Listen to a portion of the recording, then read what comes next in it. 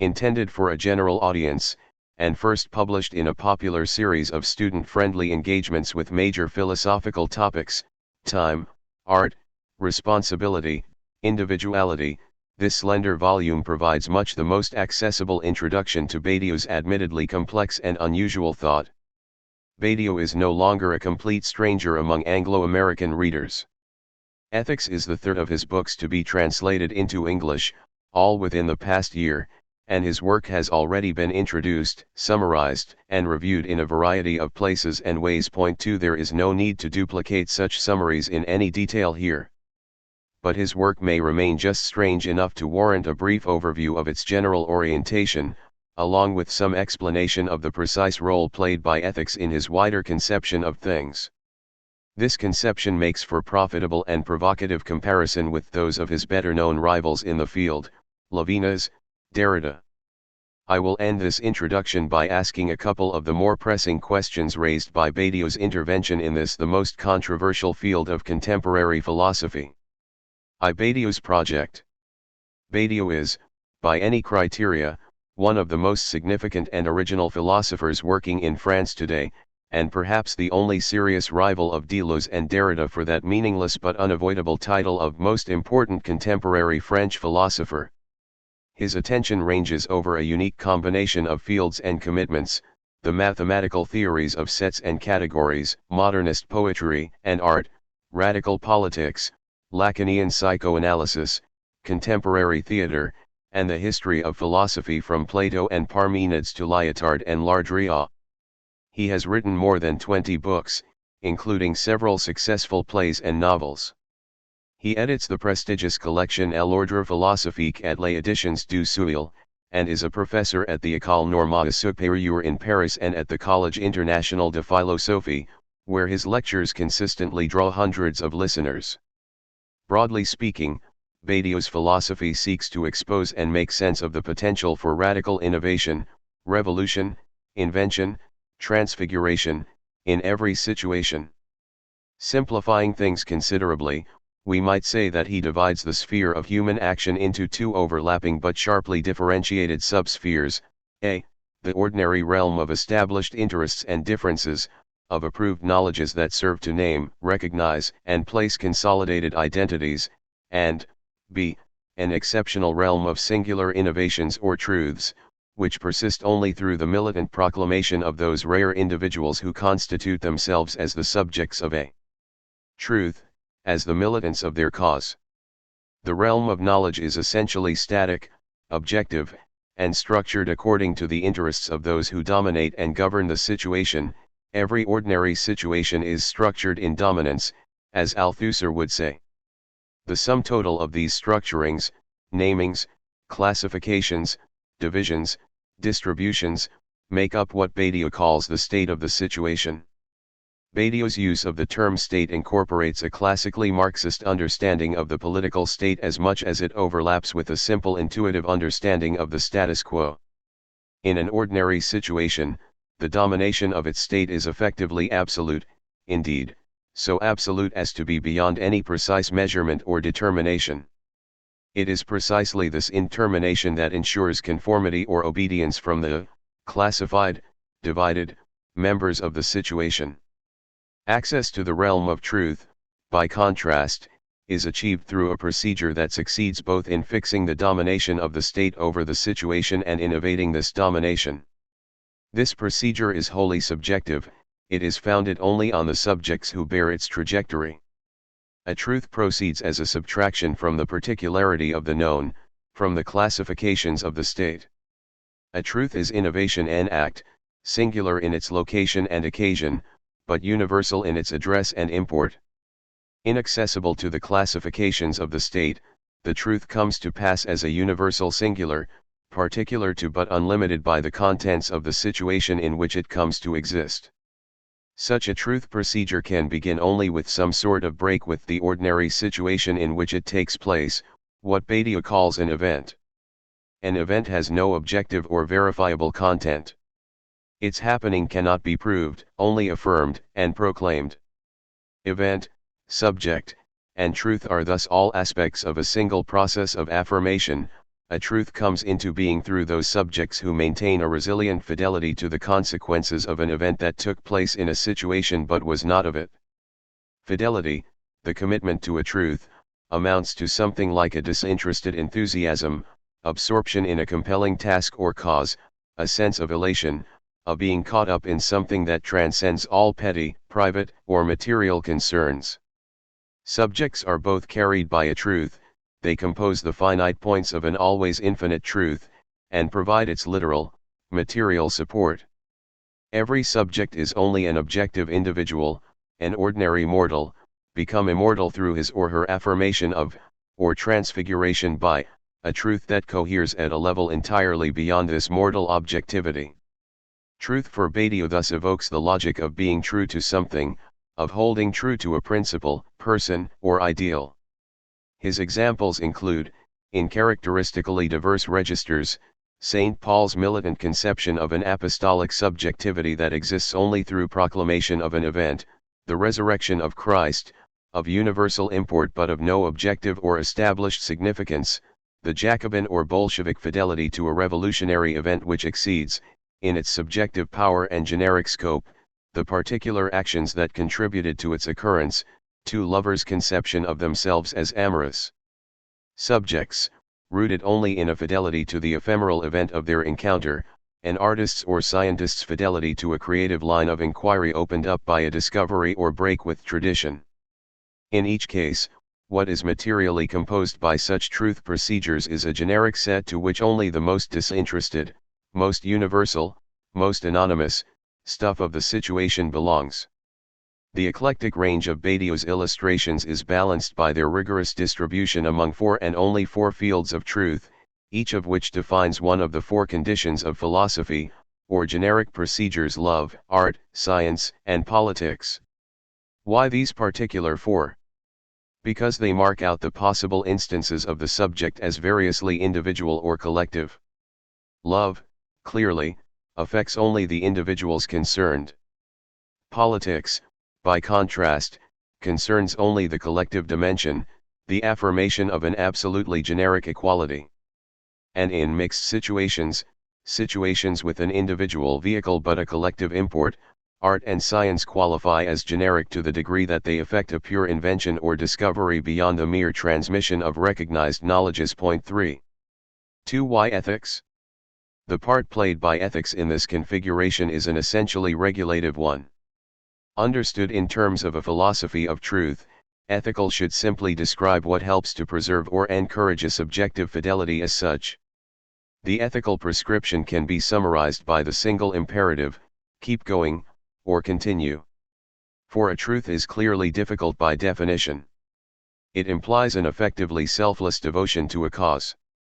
By going against the current, by going against the natural movement of time itself, it is vulnerable to various forms of erosion at every moment of its elaboration. To keep going, then, presumes the ability to identify and resist the various forms of corruption or exhaustion that can beset a fidelity to truth. This corruption defines what Badiou calls evil mal. Evil can take one of three main forms, each one a perversion of truth: a. betrayal, the renunciation of a difficult fidelity; b. delusion, the confusion of a mere simulacrum of an event with a genuine event; and c. terror, or the effort to impose the total and unqualified power of a truth. The first perversion is a fairly straightforward matter of temptation and fatigue. The second involves confusion of the necessarily universal address of every genuine event, ensured, in a somewhat technical sense, by its location at the edge of the void of the situation in which it takes place, for with a particular, differentiating address, one located in the substantial plenitude of a certain community, people, or place. The example that Badiou develops in some detail, here, is Nazism. The third perversion evokes the conventionally tragic realm of hubris. In order to keep going, the subject of truth must resist the temptation to impose an absolute, definitive order of truth, or, as Badiou will say, to force its unamiable limit. Such an imposition would effectively objectify the truth, resulting in a fatal confusion of the two realms distinguished at every stage of Badiou's philosophy, objective knowledge and subjective truth. Badiou's examples include positivism, Stalinism, and the latter stages of China's Cultural Revolution. In short, simulacrum, associated with the event, betrayal, associated with the fidelity, and the forcing of the unamiable, associated with the power of the true. These are the figures of evil, an evil which becomes an actual possibility only thanks to the sole good we recognize, a truth process. 5. An ethic of truths, then, is designed to cultivate a sense of discernment. Do not confuse the true and the false, courage and endurance, do not betray the true, moderation and restraint, resist the idea of total or substantial truth. The logic relation of good and evil is thus perfectly clear: first the good, the affirmation of a truth, then the risk of evil, as perversion of the good. The polemic thrust of the book's opening chapter follows as an equally logical consequence, for the recent liberal humanist recourse to ethics, what Badiou calls our ethical ideology, presumes the opposite derivation: first the assumption of an a priori evil, totalitarianism, violence, suffering, then the imposition of an essentially defensive ethics, a respect for negative liberties and human rights. Ethics here simply means protection from abusive interference. It amounts to an intellectual justification of the status quo. Operating exclusively in the realm of consensus, of the self-evident, ethics is intrinsically conservative. The prevailing ethical ideology has two philosophical poles. First, a vaguely Kantian, universalizing pole which, indifferent to the particularity of any given situation, proscribes in advance any possibility of an organized, militant and situated intervention in the name of some collective good. Ethics here is grounded in the abstract universality of general human attributes or rights. And second, a vaguely Levinasian, differential pole, attuned to the irreducible alterity of the other. Ethics here is expressed in an equally abstract respect for mainly cultural differences. Neither this universality nor this alterity, Badiou suggests, can be rigorously founded without tacit reference to theology. Either way, the ethical ideology conceives of man as a fundamentally passive, fragile, and mortal entity, as a potential victim to be protected, most often, as a marginalized, excluded or third-world victim, to be protected by a dutiful, efficient, and invariably Western benefactor/exploiter. By contrast, an ethic of truths presumes that every individual can be active and immortal, is indifferent to established or state-sanctioned differences, operates in the realm of practical division, for or against the event, and situates its affirmation precisely there where the state of the situation can see only the non-known and the non-obvious. Badiou's fundamentally divisive ethics makes no less of a claim to universality than does its ideological rival. Simply, its universality is a rigorously situated project in something like the Sartrean sense. It persists as an unending compilation of what, in the situation, is addressed for all, regardless of interest or privilege, regardless of state-sanctioned distinctions, and thus against those who continue to defend those privileges and distinctions. A truth compiles, step by step, everything that affirms the strictly generic universality of all members of the situation. The point is that any such generic affirmation cannot be made in theory or a priori, as the basis for an established consensus. It can take place only through an eventual break with the status quo, a break sparked by an event that eludes classification in the situation. And it can continue only through a fidelity guarded against its evil distortion. The ethic of truth, then, is fully subordinate to the particularity of a truth. There can be no ethics in general, no general principle of human rights, for the simple reason that what is universally human is always rooted in particular truths, particular configurations of active thought. The combination of trenchant polemic and exuberant affirmation makes ethics the closest thing Badiou has written to a manifesto, even more, I think, than the book entitled Manifesto for Philosophy. The polemic is directed, first and foremost, against the so-called nouveau philosophies, against André Glucksmann in particular, along with other well-known critics of La Pensée 68, Alain Renat and Luc Ferry, among others. His argument extends, however, to a, generally implicit, confrontation with positions as diverse as those of Rawls, Habermas, Ben Habib, Ricoeur, Rorty, Irigaray, and much of what is called cultural studies in North America. Against these varieties of more or less respectful humanism, Badiou takes up and defends the variously anti-humanist and progressive positions of Foucault, Althusser, and Lacan. He rejects the almost universally accepted argument that ethics should essentially concern the other as such, as potential victim of violence or misrecognition. In what will probably be the most startling sentence of the book for many Anglo-American readers, he insists, all ethical predication based on recognition of the other should be purely and simply abandoned. Why? Because the real practical and philosophical question concerns the status of the same. Differences being simply what there is. 6. The question of what ought to be must concern only what is valid for all, at a level of legitimacy that is indifferent to differences. Differences are, the same is what may come to be through the disciplined adherence to a universal truth. For a truth is not founded on some privileged part of the situation, on the basis of some particular class or community of people, rather, its site is determined by proximity to what is most vulnerable, most anonymous in the situation, i.e. what is perceived as empty or void from the perspective adopted by those who dominate the situation.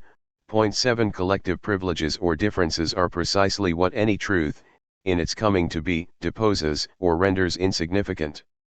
Every truth, every compiling of the same, is subtracted from, or transcends, the merely known or established, the merely different. The properly ethical question, again, emerges at that supremely dangerous point where this generic same might deteriorate into an evil uniformity or chauvinism. It is always evil to justify, as opposed to a truth founded only on what is most empty of substance, i.e. on the void of the situation, the assertion of substantial or communal conformity, and with it to justify the aggressive liquidation of difference, as opposed to a reserved indifference to differences. Against this an ethic of truths deploys its principles of courage, discernment, and reserve. In the end, Badiou's conception is very simple: ethics is what helps a truth, a compilation of the same through subtraction, to persist. 3. Lacan and Kant. The major and immediate inspiration for Badiou's ethics is his master Jacques Lacan. Lacan's search for an ethics of psychoanalysis provides Badiou with the model for a procedure-specific approach, and Lacan's famous imperative "do not give up on your desire ne pas céder sur son désir," 8 furnishes him with an abstract principle valid for every such procedure. For to be thus faithful to the peculiarity of your desire first requires a radical repudiation of a certain idea of the good. 9. That is, the repudiation of all merely consensual social norms, happiness, pleasure, health, in favor of an exceptional affirmation whose value cannot necessarily be proved or communicated. Examples from the Lacanian pantheon include Antigone in her cave, Oedipus in his pursuit of the truth, Socrates condemned to the hemlock, Thomas More in his fidelity to Catholicism, Geronimo in his refusal to yield to an inevitable defeat. 10. Desire cares no more for the approval of others than for our own happiness. Rather, the ethical question is to be articulated from the point of view of the location of man in relation to the real. 11. That is to say, the traumatic, irreducible, essentially asocial and asymbolic particularity of your experience. Since your normal conscious life, your psychological status quo, is structured around the repression of this real, access to it must be achieved through an essential encounter. 12, i.e. what Badiou will call an event, a happening which escapes all structuring normality. Ethics is what helps the subject to endure this ennui under, and its consequences. Thus guided by an ethics of the real, analysis can lead, with time, to the advent of a true speech and the realization by the subject of his history. Point 13, Beckett's stubborn persistence, "I can't go on, I will go on," is, for Badiou, exemplary of such a realization. 14. What distinguishes Badiou's philosophical ethics from Lacan's own essentially anti-philosophical stance is the precise status allocated to the real in this arrangement. Point 15. Badiou emphasizes the topological location of the real as being, in a situation, in any given symbolic field, the point of impasse, or the point of impossibility, which precisely allows us to think the situation as a whole. Point 16. The real is what seems empty or void from the perspective of those who represent and dominate the situation, i.e. from the perspective assumed by the state of the situation, rejected from any stable assignation of place. It is thereby that which calls into question the prevailing regime of place and placement. THIRD-WORLDISM. Point 17. Badiou's real is always strictly situation-specific. But from a later Lacanian perspective, the unsymbolizable real often comes to indicate general human finitude in its most elementary form, that is, death.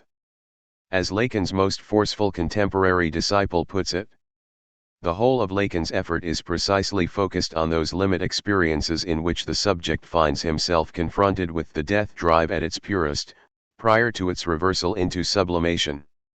What death stands for at its most radical is not merely the passing of earthly life, but the night of the world, the self-withdrawal, the absolute contradiction of subjectivity, the severing of its links with reality. Point 18.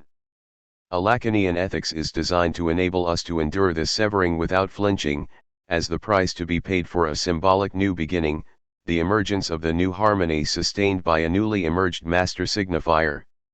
And it is at this point, Zizek continues, that Lacan parts company with Badiou, 154.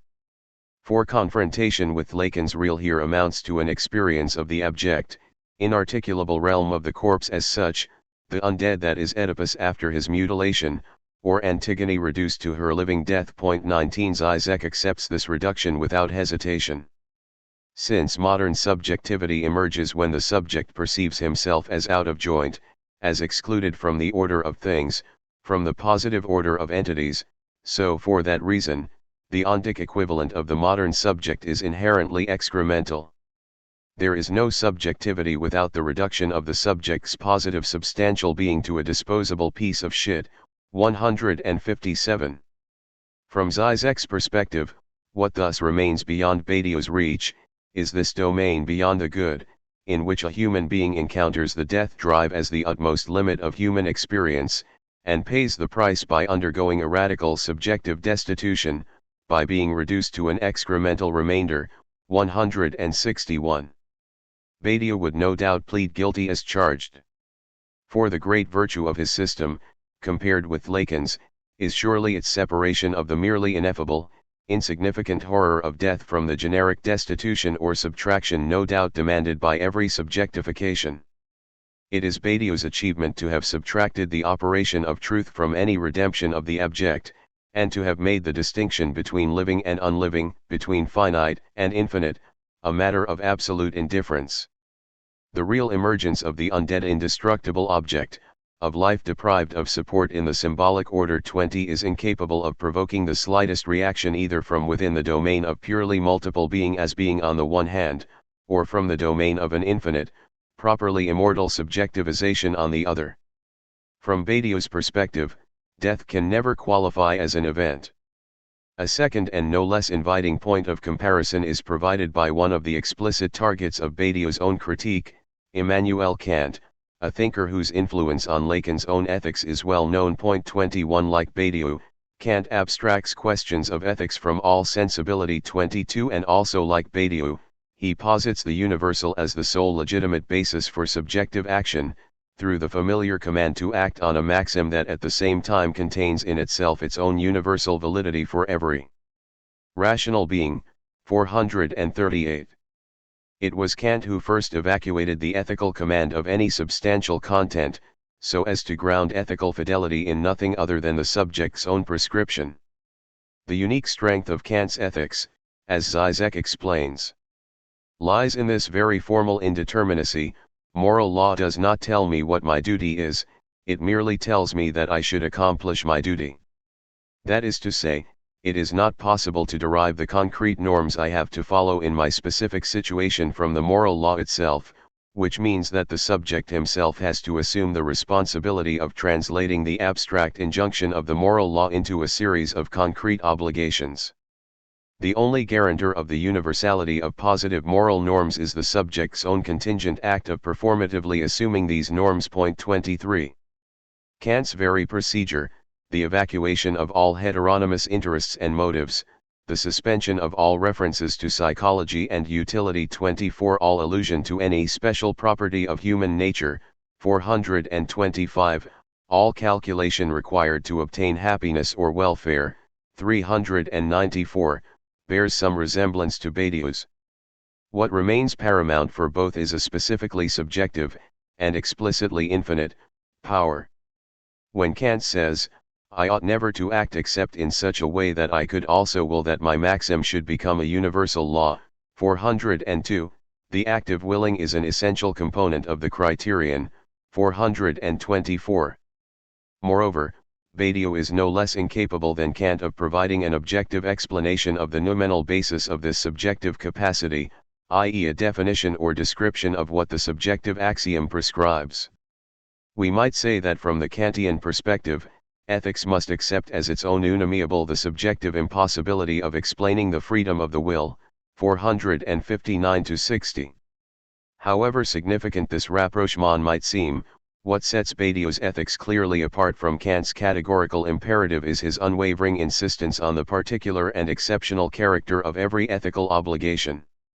What Badiou objects to in Kant is not, of course, the association of truth with an infinite reality independent of animality and the whole world of sense, but, rather, the association of this reality with a transcendental normality.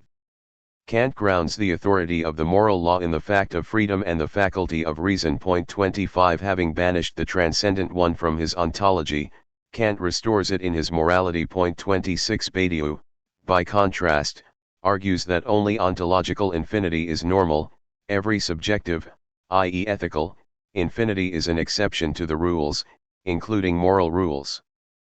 Badiou's ethics is essentially incommensurable with the whole Kantian register of legality, duty, obligation, and conformity. Nothing is less consistent with Badiou than a prescription to act for the sake of the law as such. 27 And nothing is more foreign to his notion of the subject than the idea of a will governed by purely a priori principles. 4 Abandoning the ethics of otherness.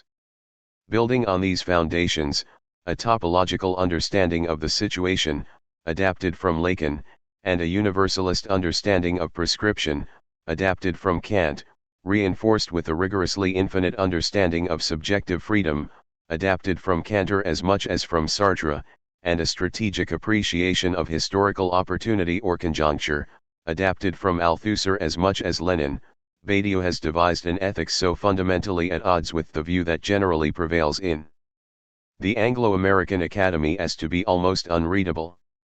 This prevailing view, adapted from quite different sources, Levinas, Derrida, Irigaray, and Spivak are among the most frequently cited names, is organized, of course, around the category of the other.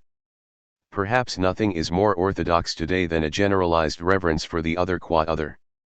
Before going any further, and at the risk of considerable simplification, it may be worth briefly outlining what is at stake in this impending controversy, which may well turn out to be one of the most telling in contemporary philosophy.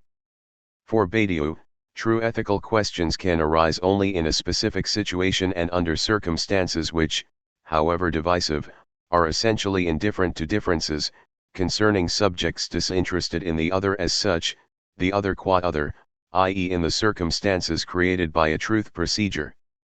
The ethical ideology, by contrast, precisely presumes to transcend all situated restrictions and to prevail in a consensual realm beyond division, all the while orientated around the imperious demands of difference and otherness qua otherness, the difference of the altogether other as much as the irreducibly incommensurable demands of every particular other. As Badiou is the first to recognize, nowhere is the essential logic more clearly articulated than in Levinas's philosophy, where the other comes to us not only out of context but also without mediation.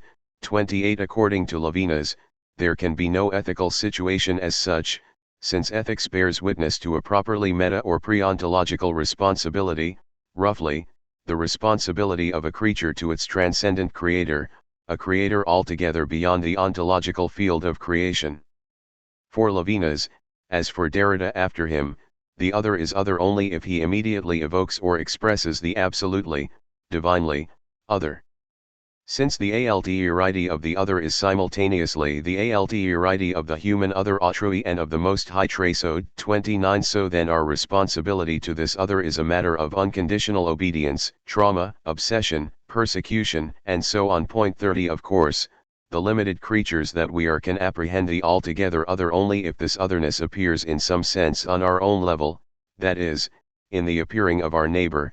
Of our neighbor's face there is only responsibility and a self, because the trace of the divinely infinite is inscribed in proximity. 31 But this inscribing in nearness in no sense dilutes the essential fact that in my non-relation with the other remains absolute and absolves itself from the relation which it enters into. 32 The relation with the other is first and foremost a relation with the transcendent beyond as such. Levinasian ethics, in short, is a form of what Badiou criticizes as anti-philosophy, that is, the reservation of pure or absolute value to a realm beyond all conceptual distinction. Although Derrida's less overtly theological thematics invite more interesting comparisons with Badiou, thanks, for instance, to his comparable emphasis on the exceptional singularity of the ethical subject, on the radical novelty of what is to come, on the necessity of a decision that remains inaccessible to knowledge or proof. 33 His recent explorations of ethical responsibility conform, in the last analysis, to a similarly anti-philosophical orientation. Couched most notably in terms of the logic of the gift, Derrida's ethical reflections circle obsessively around notions of inaccessibility and secrecy, around that which is beyond presentation or identification, around subjective impossibility, around madness and forgetting, and so on. 34 Following on from Levinas, Derrida says that I am responsible to the other, I am called to obey the call of the other, moreover, of every other, simply because the other, every other, is indeed other. Absolutely other, tout autre est tout autre. 35 This formula ensures a quasi-redemptive confusion of each or every other with the altogether other, or God. 36 God, as the holy other, is to be found everywhere there is something of the holy other. And since each of us, everyone else, each other is infinitely other in its absolute singularity, inaccessible, solitary, transcendent, non-manifest, so then my relation without relation to every other as altogether other tout autre cum tout autre, 76/78 tm, is of essentially the same order as my relation to God, or, indeed, to myself. To myself, since what God is simply that configuration of secrecy which preserves absolute alterity as such, be it the alterity within me, in so far as I never coincide with what can be known of my ego, or beyond me, in others, in so far as they, too, never coincide with their persona, or public role. 37 Whether God is thus to be situated in our apparently private structure of conscience or, rather, invested in a fully transcendent beyond, ceases to be a pertinent question. What matters, either way, is the logic of secrecy as such, a solitary secrecy that is both private and transcendent. What matters is that God looks at me and I don't see him, and it is on the basis of this gaze that singles me out. Ce regard qui me regard that my responsibility comes into being. 87/91. What matters is that we obey God, who is himself absent, hidden, and silent. What matters is that the other as absolute other, namely, God, must remain transcendent, hidden, secret, failing which, of course, he wouldn't be God, we wouldn't be dealing with the other as God or with God as holy other. 59/57, 67/67. What matters above all is secrecy itself.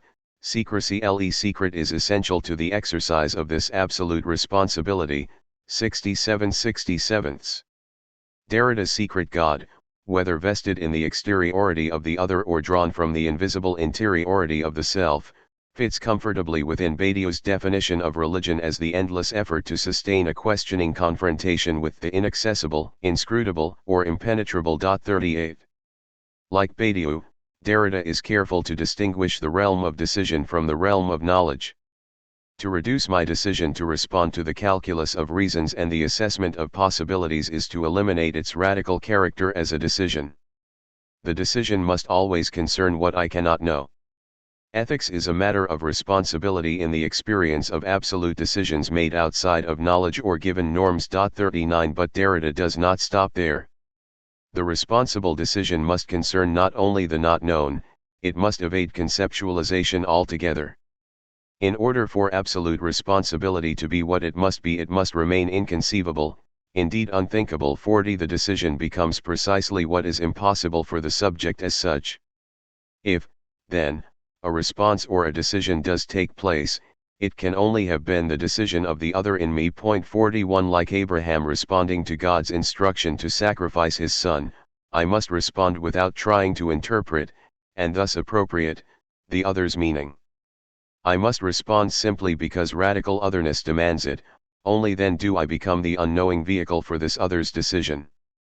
Hence the mysterium tremendum whose trembling quivers throughout Donner la Mort. We fear and tremble before the inaccessible secret of a God who decides for us although we remain responsible. 42 Hence, too, the irreducibly tragic and guilty quality of Derrida's ethical responsibility. 54, 5/51, the impasse of a responsibility to impossibly overwhelming, and impossibly incommensurable, obligations. This impasse, moreover, is only exacerbated by any attempt to justify an ethical decision. Since every such decision must be made by a fully solitary or irreplaceable subject, so then its justification according to the necessarily general or universal criteria of collective ethics threatens to dissolve my singularity in the medium of the concept, to betray my secret within the publicity of language, in short, to threaten me with replacement. 43 If it is to be a genuine decision, it seems, the decision must take place as a pure leap of faith, one that resists any location in the situation, any justification by its subject, and any conceptualization by philosophy. Badiou's emphasis on the material topology of a truth procedure, by contrast, is designed precisely to situate every such leap and to justify every apparently unjustifiable commitment in terms of its eternal and universal address. The decision is no less incalculable, no less extraordinary or extra-legal. But for Badiou, an ordinary, replaceable, individual becomes irreplaceable, becomes a singular subject, only through this very commitment itself. It is only the commitment to a truth process that induces a subject. 44 Whereas Derrida maintains that responsibility to the absolute singularity of the other, calls for a betrayal of everything that manifests itself within the order of universal generality. 45 Badiou declares that we can access the realm of singularity only through adherence to strictly universal criteria, that is, to the universality produced by a truth procedure. Derrida's responsibility keeps itself apart and secret, it holds to what is apart and secret, 33/26 tm, whereas Badiou's commitment, inspired by Lacan's logic of the matheme, the literal basis for an integral transmission of truth. 46, pursues clarity for all. Derrida's tension between singular, subject and collective justification disappears here without trace, as does every hint of pathos roused by a responsibility deemed impossible a priori. A true statement, as Badiou conceives it, is precisely one that can be made by anyone at all. 47 Again, with Badiou, impossibility is invariably thought in terms of a particular situation, that is, as the real of that situation, the void around which it is structured in its systematic entirety, and thus the point from which, through a process of eminently logical revolt. 48 It becomes possible to transform the situation as a whole. And whereas both Badiou and Derrida orientate their ethics around the advent of something to come that escapes incorporation within any logic of anticipation or figuration, Badiou's event remains situated vis-a-vis the state of the situation. The elements of the symptomal or eventicide evenemential are perfectly accessible in their own right, they are inaccessible only from within the perspective adopted by the state of the situation, whereas Derrida's messianic event is simply monstrous in the strong sense, consigned to a general formlessness. 49. What Irigaray and Spivak, to mention only two of many further voices in the varied but harmonious ethical chorus, contribute to the scheme is a more embodied quality, a more substantially othered understanding of otherness. The contrast with Badiou's orientation becomes proportionally more emphatic. As a rule, the more specified the content of what Deleuze once criticized as the other structure 50, the more vehemently Badiou denounces it. We might say that with Irigaray, Derrida's monster is given a specific sexual location, call it mucosity for short, the ecstatic indistinction achieved through penetration into the mucous membranes of the body. 51 Whereas Badiou's subject, through fidelity to an event in love, seeks to subtract a truth of sexual difference from all positive or culturally validated indicators, i.e. from what can be known of sexual difference, Irigaray's goal is precisely social and cultural sexualization. For the two sexes. 52 This effort leads her to assert women's right to their own specific culture. 53 Complete with a specifically feminine sort of social organization, a religion, a language, and either a currency of their own or a non-market economy. 54 Where Badiou pursues the extra-legal or illegal solidarity of a universal truth, Irigaray calls for laws that valorize difference. 55 Where Badiou seeks to free generic humanity from the manipulations of the state, Irigaray seeks to reinforce official classifications of sex, culminating in the legal encodification of virginity, or physical and moral integrity, as a component of female identity. 56 And whereas Badiou seeks a precise and systematic conceptual description, in love and sexual difference as in everything else, Irigaray embraces a typically anti-philosophical distrust of concepts and a deliberately anti-systematic means of presentation. 57 Not only, then, does Irigaray look forward to the day when the mutual obligations of mothers' children shall be defined by civil law. 58 She seeks to renew the essentially obscure bond of female ancestries. 59 To restore a lost era of woman's law, a time when the divine and the human were not separate. 60 There can be few better illustrations of the ethical logic Badiou so firmly opposes, reliance upon a legislative or state-brokered mechanism with a communitarian or essentialist, indeed, expressly inegalitarian, twist. 61 Space allows for only one further, and no less brutally simplified, point of comparison, with one aspect of the recent work of Gayatri Chakravorty Spivak. Broadly in line with Derrida's work on the ethical, on justice and the gift, Spivak's approach is increasingly orientated towards the singular and unverifiable margin that both discloses and refracts the presence of the wholly other.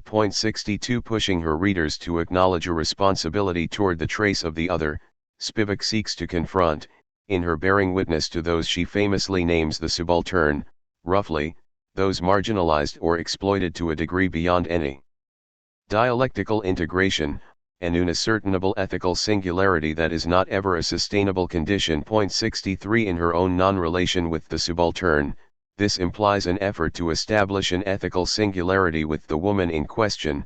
The impossible project of ethical singularity, woman on woman, is the only way we teach and learn. 64 Impossibility is again to be taken in an ultimately non-situational sense.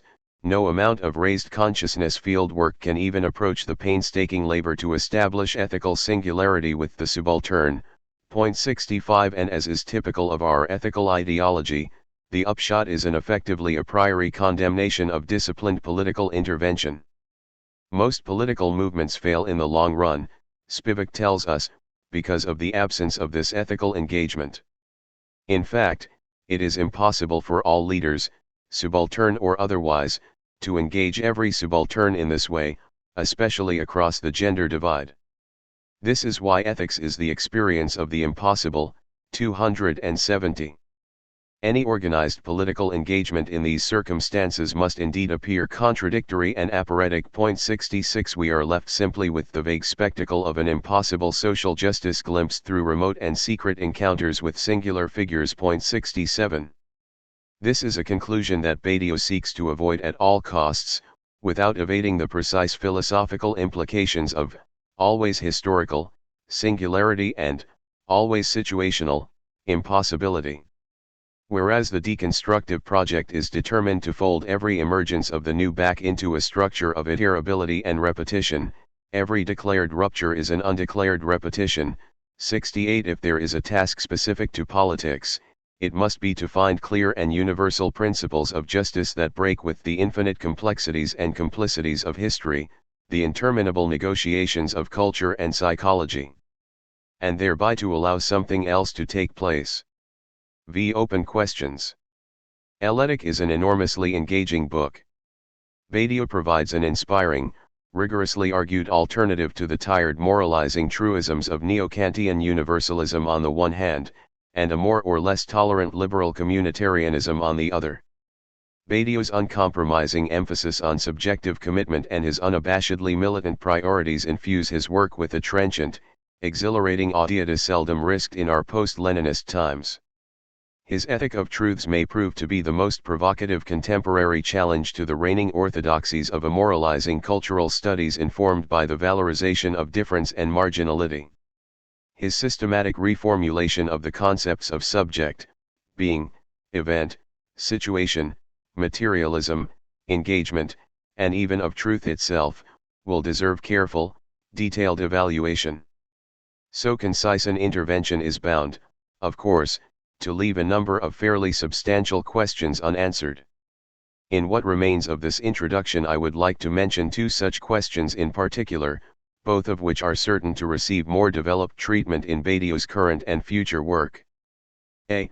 Does Badiou's theory fully account for the specificity of situations? Like any interventionist philosophy, that of Marx, Freud, Lenin, Sartre, Badiou's militant conception of truths presumes a well-defined theory of situation.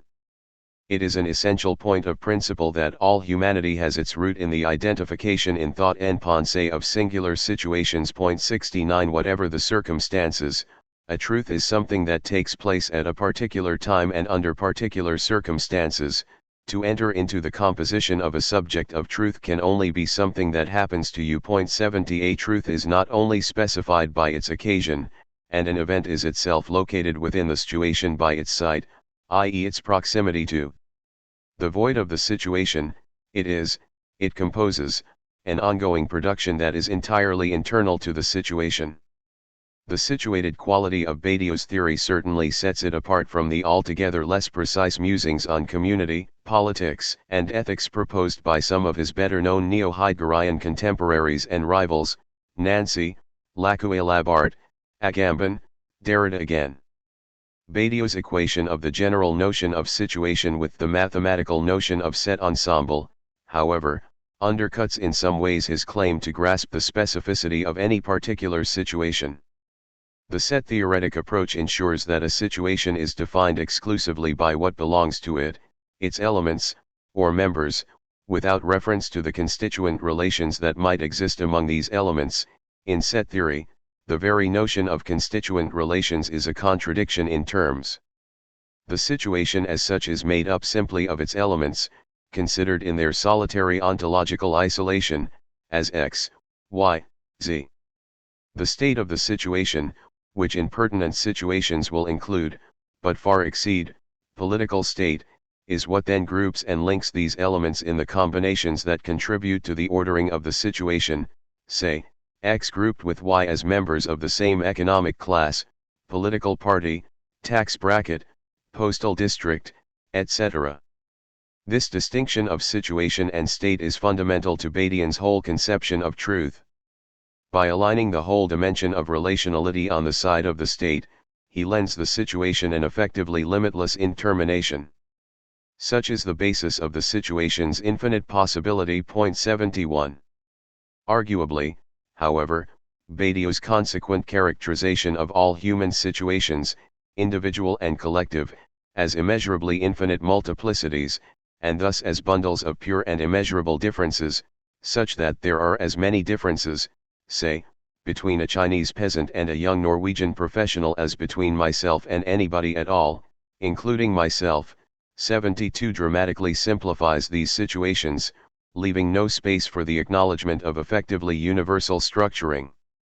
Principles, biological, cognitive, linguistic, on the one hand, or of certain specifying attributes, based on culture, religion, class, gender, on the other.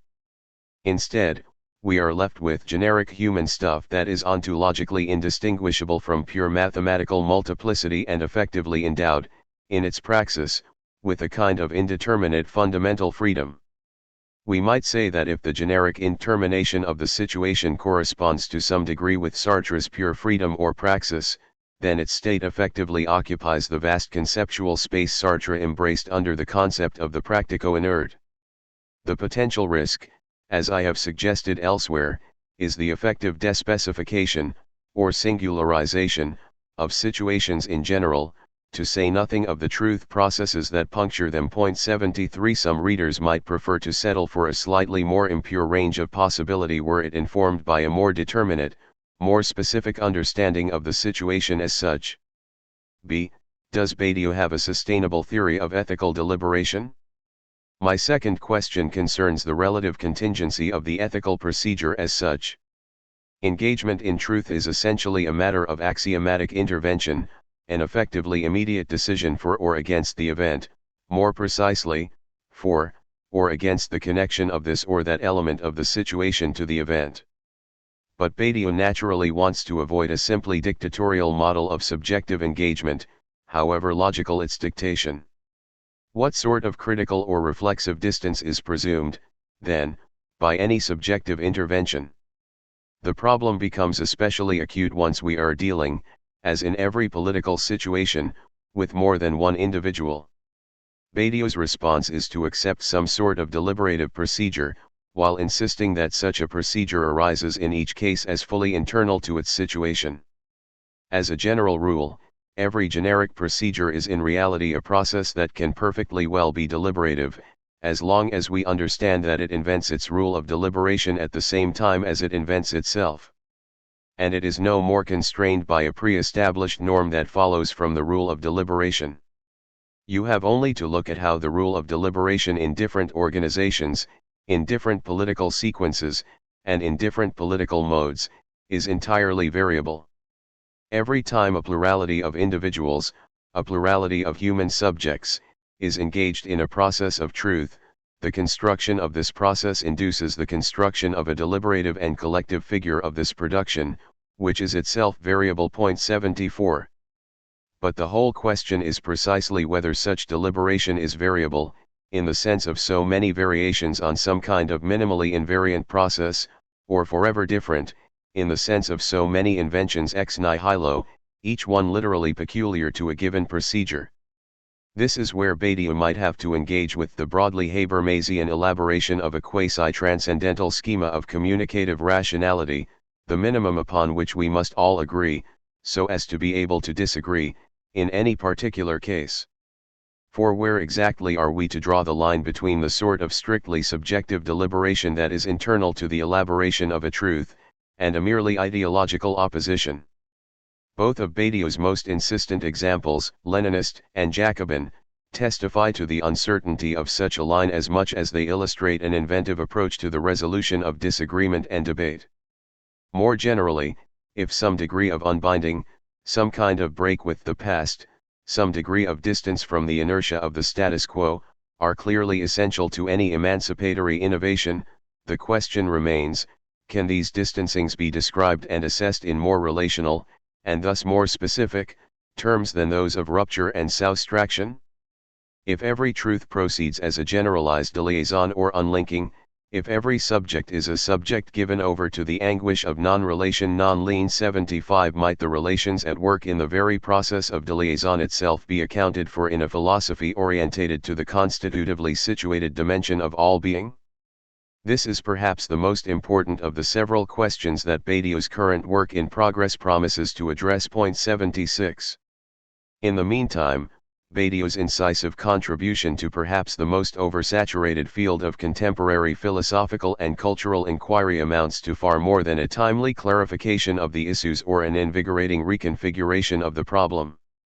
Badiou's book does nothing less than evacuate the foundation upon which every deconstructive, multicultural, or post-colonial ethics is built, the ethical category of ALTE. The whole tangled body of doctrine variously associated with the other, and developed by Levinas, Derrida, Irigaray, and Spivak, among so many others, is here simply swept away.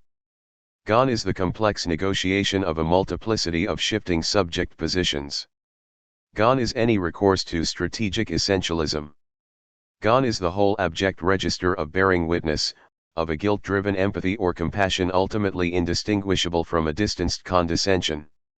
Gone are the anguished musings of an irreplaceable subject confronted with the impossibly demanding needs of the altogether other, or the impossibly inconsistent demands of many others.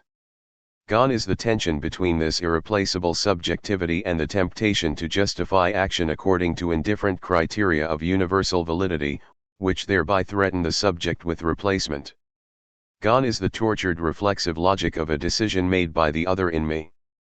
Gone is the anti-philosophical conviction that only the altogether other can know and validate this decision. Gone is the ultimately theological basis for this otherness. Gone is the pathos of finitude, the tragic obligations of the hostage and the sacrifice. Gone is the paralyzing recognition of a generalized impossibility. Gone, in short, is the theoretical association of ethics with a goodness too good for this world, along with its practical, legal, justification of this same world. With Badiou, the other, or others, is not an ethical category, for the simple reason that infinite multiplicity is the very medium of being itself. Radical difference is a matter of ethical indifference. The ethical decision holds true only if it is indifferent to differences.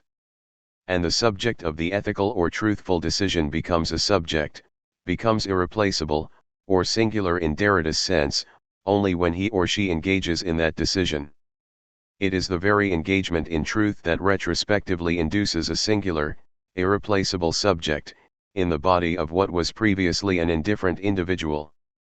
Every rigorously singular procedure articulates a thoroughly generic truth. There can be no irreplaceable subject without engagement in a process in which, in principle, any subject might take part. This book extends an invitation, indifferently addressed, to take up such a part. As a matter of emphatic principle, Badiou's philosophy is designed to be as indifferent as possible to the language in which it is conveyed. Most of the problems encountered in translating Eletic concern only its remarkable concision and frequent abstraction. There are just a few terms and stylistic choices that deserve special mention. With Badiou's consent, and for the sake of clarity, I have distinguished the always singular ethic of truths Eletic de verités from ethics Eletic in its conventional, and here pejorative, sense. Every other important element of Badiou's terminology, truth process processes de vérité, event, subject, being, situation, fidelity, void vitae, has been translated as literally as possible, even when, as occasionally with void and fidelity, these terms jar with normal English usage. I have had recourse to the slightly clumsy neologism eventual to translate his use of the word evenemential, which has little to do with either the conventional meaning of factual or the connotation made famous by Fernand Braudel and the Annals approach to historiography. To my mind, the more natural choice of eventful by Mataraz and Burkill in their translations of Badiou's Manifesto and Delos invites misleading associations, plenitude, bustle, familiarity, while simply to adopt the French word as is, on the model of Lacan's jouissance, would be to concede too much to those principles of linguistic constructivism and particularism that Badiou's universalism so vigorously rejects. An ensemble is usually translated by mathematicians as a set, and I have generally followed suit. The reader should remember, however, that the English word loses the notion of being together or collectivity implied by the French. The awkward-sounding multiple being translates Badiou's être multiple, which is synonymous with what he analyzes, in l'être et l'événement, as pure being qua being l'être en tant qu'être. This refers to the being of any indifferent thing considered in isolation from its every substantial or describable quality, that is, being reduced to purely ontological characteristics, which Badiou equates with the characteristics of multiplicity as such. Readers of French will be familiar with the double meaning of the word droit, both law and right, as in human right, though the context has usually encouraged its translation as right or rights. It is in large part the legal orientation of the term that attracts Badiou's scorn. The words pensar and penser are more difficult to render in suitably solemn English. To conceive, to conceptualize, and so on, are all off the mark, and for all their apparent naivete, to think and thought are usually the only viable options. It should be remembered that for Badiou, thinking is an activity reserved to the field of truths, and it should never be confused with the effectively thoughtless expression of recognized opinions or the state-driven manipulation of representations.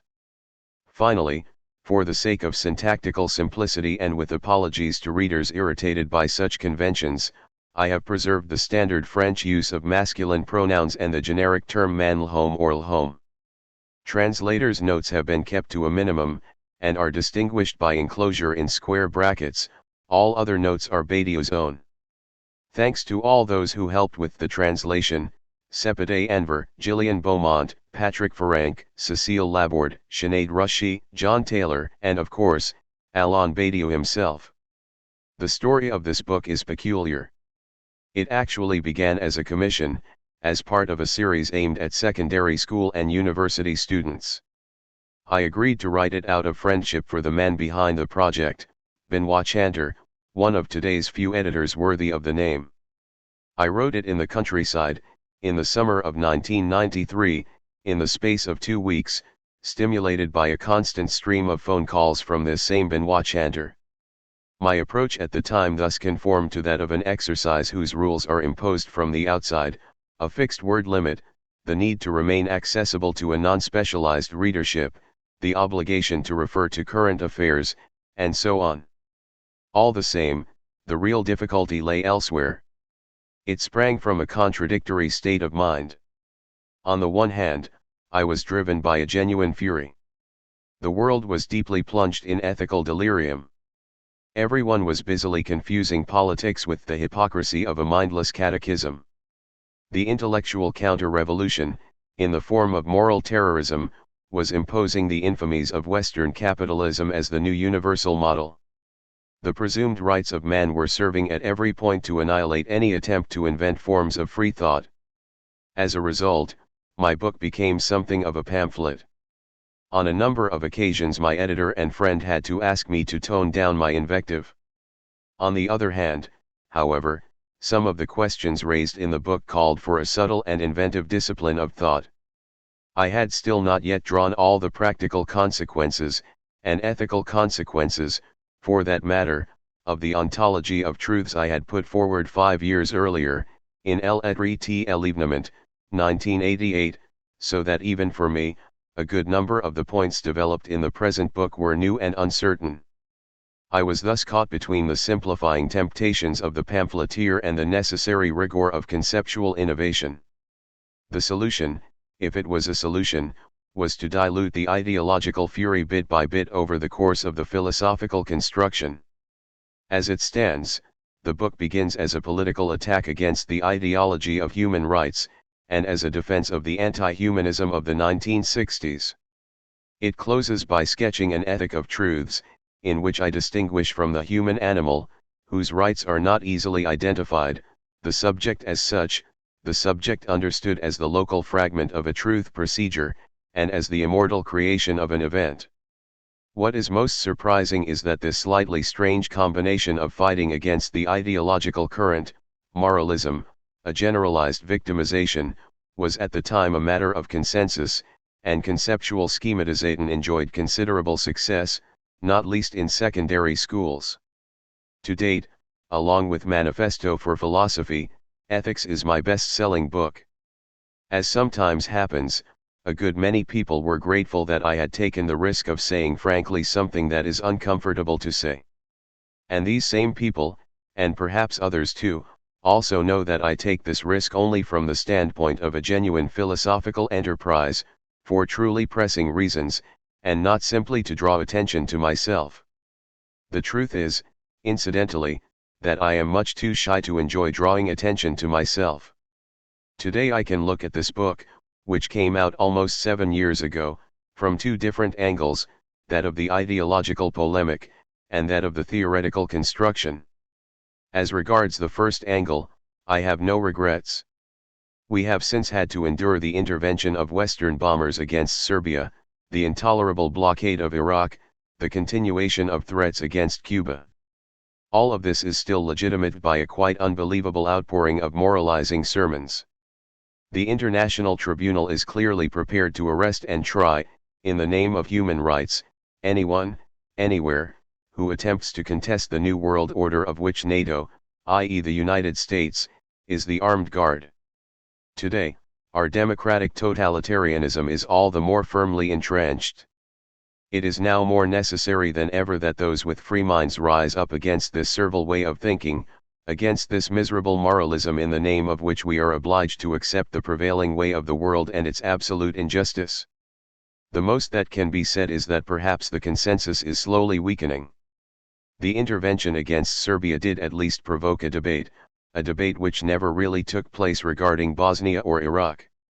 American imperialism and European servility are denounced more often now than they were a few years ago. To be sure, the enemy, comforted by the collapse of authoritarian socialism, dominates everywhere. But it is also true that we are entering into a long period of recomposition, both for emancipatory political thought and for those effective practical forces that correspond to it. We are in a position to declare, as the complementary watchwords of this recomposition, the two essential prescriptions of the day, the dissolution of NATO, and the disbanding of the International Court of Human Rights. As for the theoretical construction, it must be said that the ideas of this little book, although they are orientated in the right direction, constitute no more than a preliminary sketch. I am currently in the process of developing them, and sometimes modifying them, with respect to at least 4 points. 1. The concept of situation is especially important, since I maintain that there can be no ethics in general, but only an ethic of singular truths, and thus an ethic relative to a particular situation. I now accept that a situation cannot be understood simply as a multiple, i.e. as a set. We must also take into account the network of relations it sustains, which involves making sense of the way a multiple appears in the situation. This means that a situation must be conceived as both, in its being, a pure multiple, in keeping with the argument of l'événement, and, in its appearing, as the effect of a transcendental legislation. All this will be developed in my forthcoming book, entitled Logiques du monde, Logics of the World, which I conceive as the sequel to l'événement. Today I can no longer maintain that the only trace left by an event in the situation it affects is the name given to that event. This idea presumed, in effect, that there were two events rather than one, the event and the event naming, and likewise two subjects rather than one, the subject who names the event, and the subject who is faithful to this naming. So I now posit that an event is implicative, in the sense that it enables the detachment of a statement which will subsist as such once the event itself has disappeared. This statement was previously undecided, or of an uncertain value. When it takes place, the event decides its value, it determines its truthfulness and, in so doing, modifies the entire logic of the situation, its entire transcendental regime. Here again, in other words, the ontological theory of the event needs to be completed by a logical theory. These points were developed in detail in my seminars of 1996-97 and 1997-98, and will be reworked in Logiques du monde. 3. The subject cannot be conceived exclusively as the subject faithful to the event. This point in particular has significant ethical implications. For I was previously unable to explain the appearance of reactionary innovations. My whole theory of the new confined it to the truth procedures. But when all is said and done, it is obvious that reaction, and even the powers of death, can be stamped with the creative force of an event. I had already emphasized the fact that Nazism was inexplicable without reference to communism, and more precisely to the revolution of October 1917. I was then obliged to admit that the event opens a subjective space in which not only the progressive and truthful subjective figure of fidelity but also other figures every bit as innovative, albeit negative, such as the reactive figure, or the figure I call the obscure subject, take their place. For the trajectory of a truth, finally, should not be referred back solely to the multiple consistency of the situation, nor to its encyclopedia of knowledges. We need to understand how it deals with logical transformations. This brings us back to the question of how truths appear, whereas up to this point I had considered only their being, i.e. the fact that truths are generic multiplicities. So you can see that the theoretical basis of the present book has evolved somewhat. But to my mind it remains solid enough on the essential points, and still offers an introduction that is both lively and coherent to a far-reaching enterprise which, I hope, will redefine what is at stake in contemporary philosophy.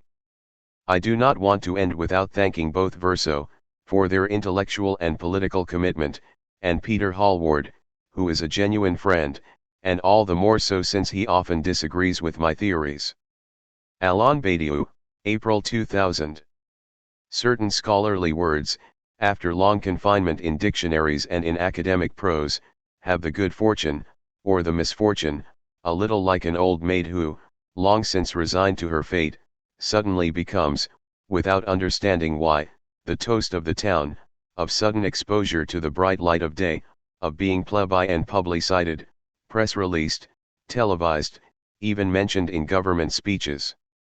The word ethics, which smacks so strongly of philosophy courses and its Greek root, which evokes Aristotle, the Nicomachean Ethics, one of the great bestsellers, has today taken center stage. Ethics concerns, in Greek, the search for a good way of being, for a wise course of action. On this account, ethics is a part of philosophy, that part which organizes practical existence around representation of the good. The Stoics were no doubt the most dedicated of those who made of ethics not only a part of philosophical wisdom but its very core.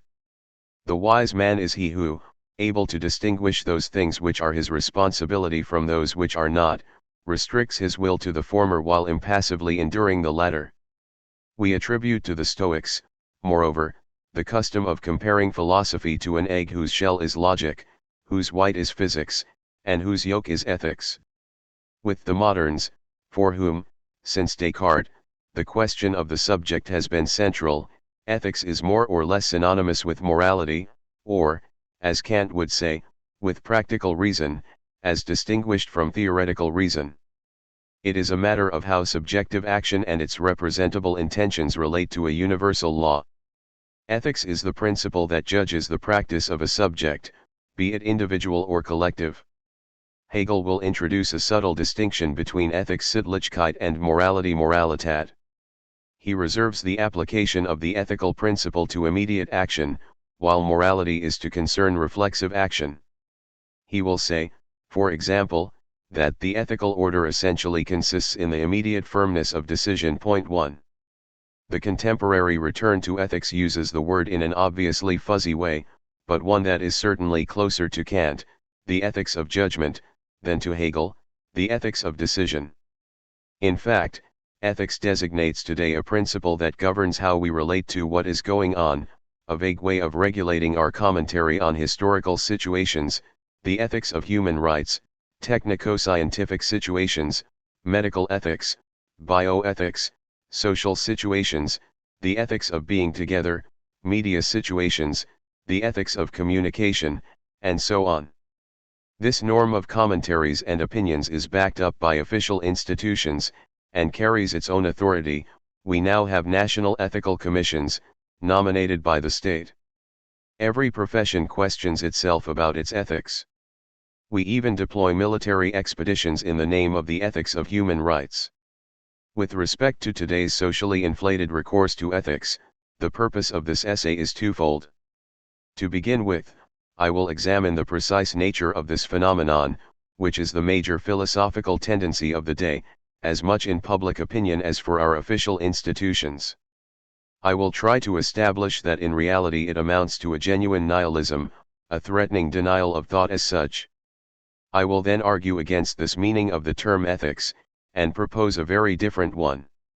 Rather than link the word to abstract categories, man or human, right or law, the other, it should be referred back to particular situations. Rather than reduce it to an aspect of pity for victims, it should become the enduring maxim of singular processes. Rather than make of it merely the province of conservatism with a good conscience, it should concern the destiny of truths, in the plural. According to the way it is generally used today, the term ethics relates above all to the domain of human rights, the rights of man, or, by derivation, the rights of living beings. We are supposed to assume the existence of a universally recognizable human subject possessing rights that are in some sense natural, the right to live, to avoid abusive treatment, to enjoy fundamental liberties, of opinion, of expression, of democratic choice in the election of governments, etc. These rights are held to be self-evident, and the result of a wide consensus. Ethics is a matter of busying ourselves with these rights, of making sure that they are respected. This return to the old doctrine of the natural rights of man is obviously linked to the collapse of revolutionary Marxism, and of all the forms of progressive engagement that it inspired. In the political domain, deprived of any collective political landmark, stripped of any notion of the meaning of history and no longer able to hope for or expect a social revolution, many intellectuals, along with much of public opinion, have been won over to the logic of a capitalist economy and a parliamentary democracy. In the domain of philosophy, they have rediscovered the virtues of that ideology constantly defended by their former opponents, humanitarian individualism and the liberal defense of rights against the constraints imposed by organized political engagement. Rather than seek out the terms of a new politics of collective liberation, they have, in sum, adopted as their own the principles of the established Western order. In so doing, they have inspired a violently reactionary movement against all that was thought and proposed in the 1960s. The death of man? In those years, Michel Foucault outraged his readers with the declaration that man, in the sense of constituent subject, was a constructed historical concept peculiar to a certain order of discourse, and not a timelessly self-evident principle capable of founding human rights or a universal ethics. He announced the end of this concept's relevance, once the kind of discourse which alone had made it meaningful became historically obsolete. Likewise, Louis Althusser declared that history was not, as Hegel had thought, the absolute development devenir of spirit, nor the advent of a subject substance, but a rational, regulated process which he called a process without a subject, and which could be grasped only through a particular science, the science of historical materialism. It followed that the humanism of human rights and ethics in the abstract sense were merely imaginary constructions, ideologies, and that we should develop, rather, what he called a theoretical anti-humanism. At the same time, Jacques Lacan strove to disentangle psychoanalysis from all its psychological and normative tendencies. He demonstrated how it was essential to distinguish the ego, a figure of only imaginary unity, from the subject. He showed that the subject had no substance, no nature, being a function both of the contingent laws of language and of the always singular history of objects of desire. It followed that any notion of analytic treatment as a means for the reinstatement of a normal kind of desire was a fraud, and that, more generally, there existed no norm that could ground the idea of a human subject, a norm whose rights and duties it would have been the task of philosophy to articulate. What was contested in this way was the idea of a natural or spiritual identity of man, and with it, as a consequence, the very foundation of an ethical doctrine in today's sense of the word, a consensual lawmaking concerning human beings in general, their needs, their lives, and their deaths, and, by extension, the self-evident, universal demarcation of evil, of what is incompatible with the human essence. Is this to say, then, that Foucault, Althusser and Lacan extol an acceptance of the status quo, a kind of cynicism, an indifference to what people suffer? Thanks to a paradox which we will explain in what follows, the truth is exactly the opposite. All three were, each in his own way, and far more than those who uphold the cause of ethics and human rights today, the attentive and courageous militants of a cause. Michel Foucault, for example, maintained a particularly rigorous engagement to a revision of the status of prisoners, and devoted to this question much of his time and the whole of his immense talent as an organizer and an agitator. Althusser's sole purpose was to redefine a genuinely emancipatory politics. Lacan himself, beyond the fact that he was a total clinical analyst who spent the best part of his life listening to people, conceived of his struggle against the normative orientation of American psychoanalysis, and the degrading subordination of thought to the American way of life one as a decisive commitment engagement. For Lacan, questions of organization and polemic were always of a piece with questions of theory. When those who uphold the contemporary ideology of ethics tell us that the return to man and his rights has delivered us from the fatal abstractions inspired by the ideologies of the past, they have some nerve. I would be delighted to see today so constant an attention paid to concrete situations, so sustained and so patient a concern for the real, so much time devoted to an activist inquiry into the situation of the most varied kinds of people, often the furthest removed, it might seem, from the normal environment of intellectuals, as that we witnessed in the years between 1965 and 1980. In reality, there is no lack of proof for the fact that the thematics of the death of man are compatible with rebellion, a radical dissatisfaction with the established order, and a fully committed engagement in the real of situations dans les real de situations, while by contrast, the theme of ethics and of human rights is compatible with the self-satisfied egoism of the affluent West, with advertising and with service rendered to the powers that be. Such are the facts. To elucidate these facts, we must examine the foundations of today's ethical orientation. 2. The foundations of the ethic of human rights. The explicit reference of this orientation, in the corpus of classical philosophy, is Kant. Point 2. Our contemporary moment is defined by an immense return to Kant. In truth, the variety and the detail of this return are labyrinthine in their complexity. Here I will concern myself only with the average version of the doctrine.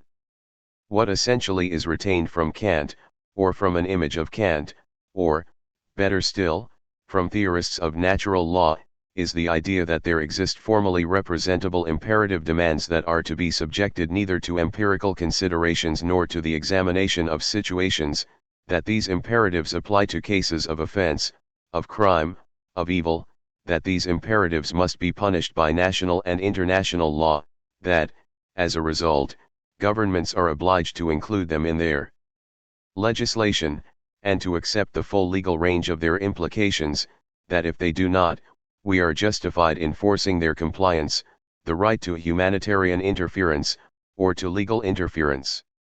Ethics is conceived here both as an a priori ability to discern evil, for according to the modern usage of ethics, evil, or the negative, is primary, we presume a consensus regarding what is barbarian, and as the ultimate principle of judgment, in particular political judgment, good is what intervenes visibly against an evil that is identifiable a priori. Law droit itself is first of all law against evil. If the rule of law état de droit is obligatory, that is because it alone authorizes a space for the identification of evil. This is the freedom of opinion which, in the ethical vision, is first and foremost the freedom to designate evil, and provides the means of arbitration when the issue is not clear, the apparatus of judicial precautions. The presuppositions of this cluster of convictions are clear. 1. We posit a general human subject, such that whatever evil befalls him is universally identifiable, even if this universality often goes by the altogether paradoxical name of public opinion, such that this subject is both, on the one hand, a passive, pathetic, or reflexive subject, he who suffers, and, on the other, the active, determining subject of judgment, he who, in identifying suffering, knows that it must be stopped by all available means. 2. Politics is subordinated to ethics, to the single perspective that really matters in this conception of things, the sympathetic and indignant judgment of the spectator of the circumstances. 3. Evil is that from which the good is derived, not the other way round. 4. Human rights are rights to non-evil, rights not to be offended or mistreated with respect to one's life, the horrors of murder and execution, one's body, the horrors of torture, cruelty, and famine, or one's cultural identity, the horrors of the humiliation of women, of minorities, etc. The power of this doctrine rests, at first glance, in its self-evidence. Indeed, we know from experience that suffering is highly visible.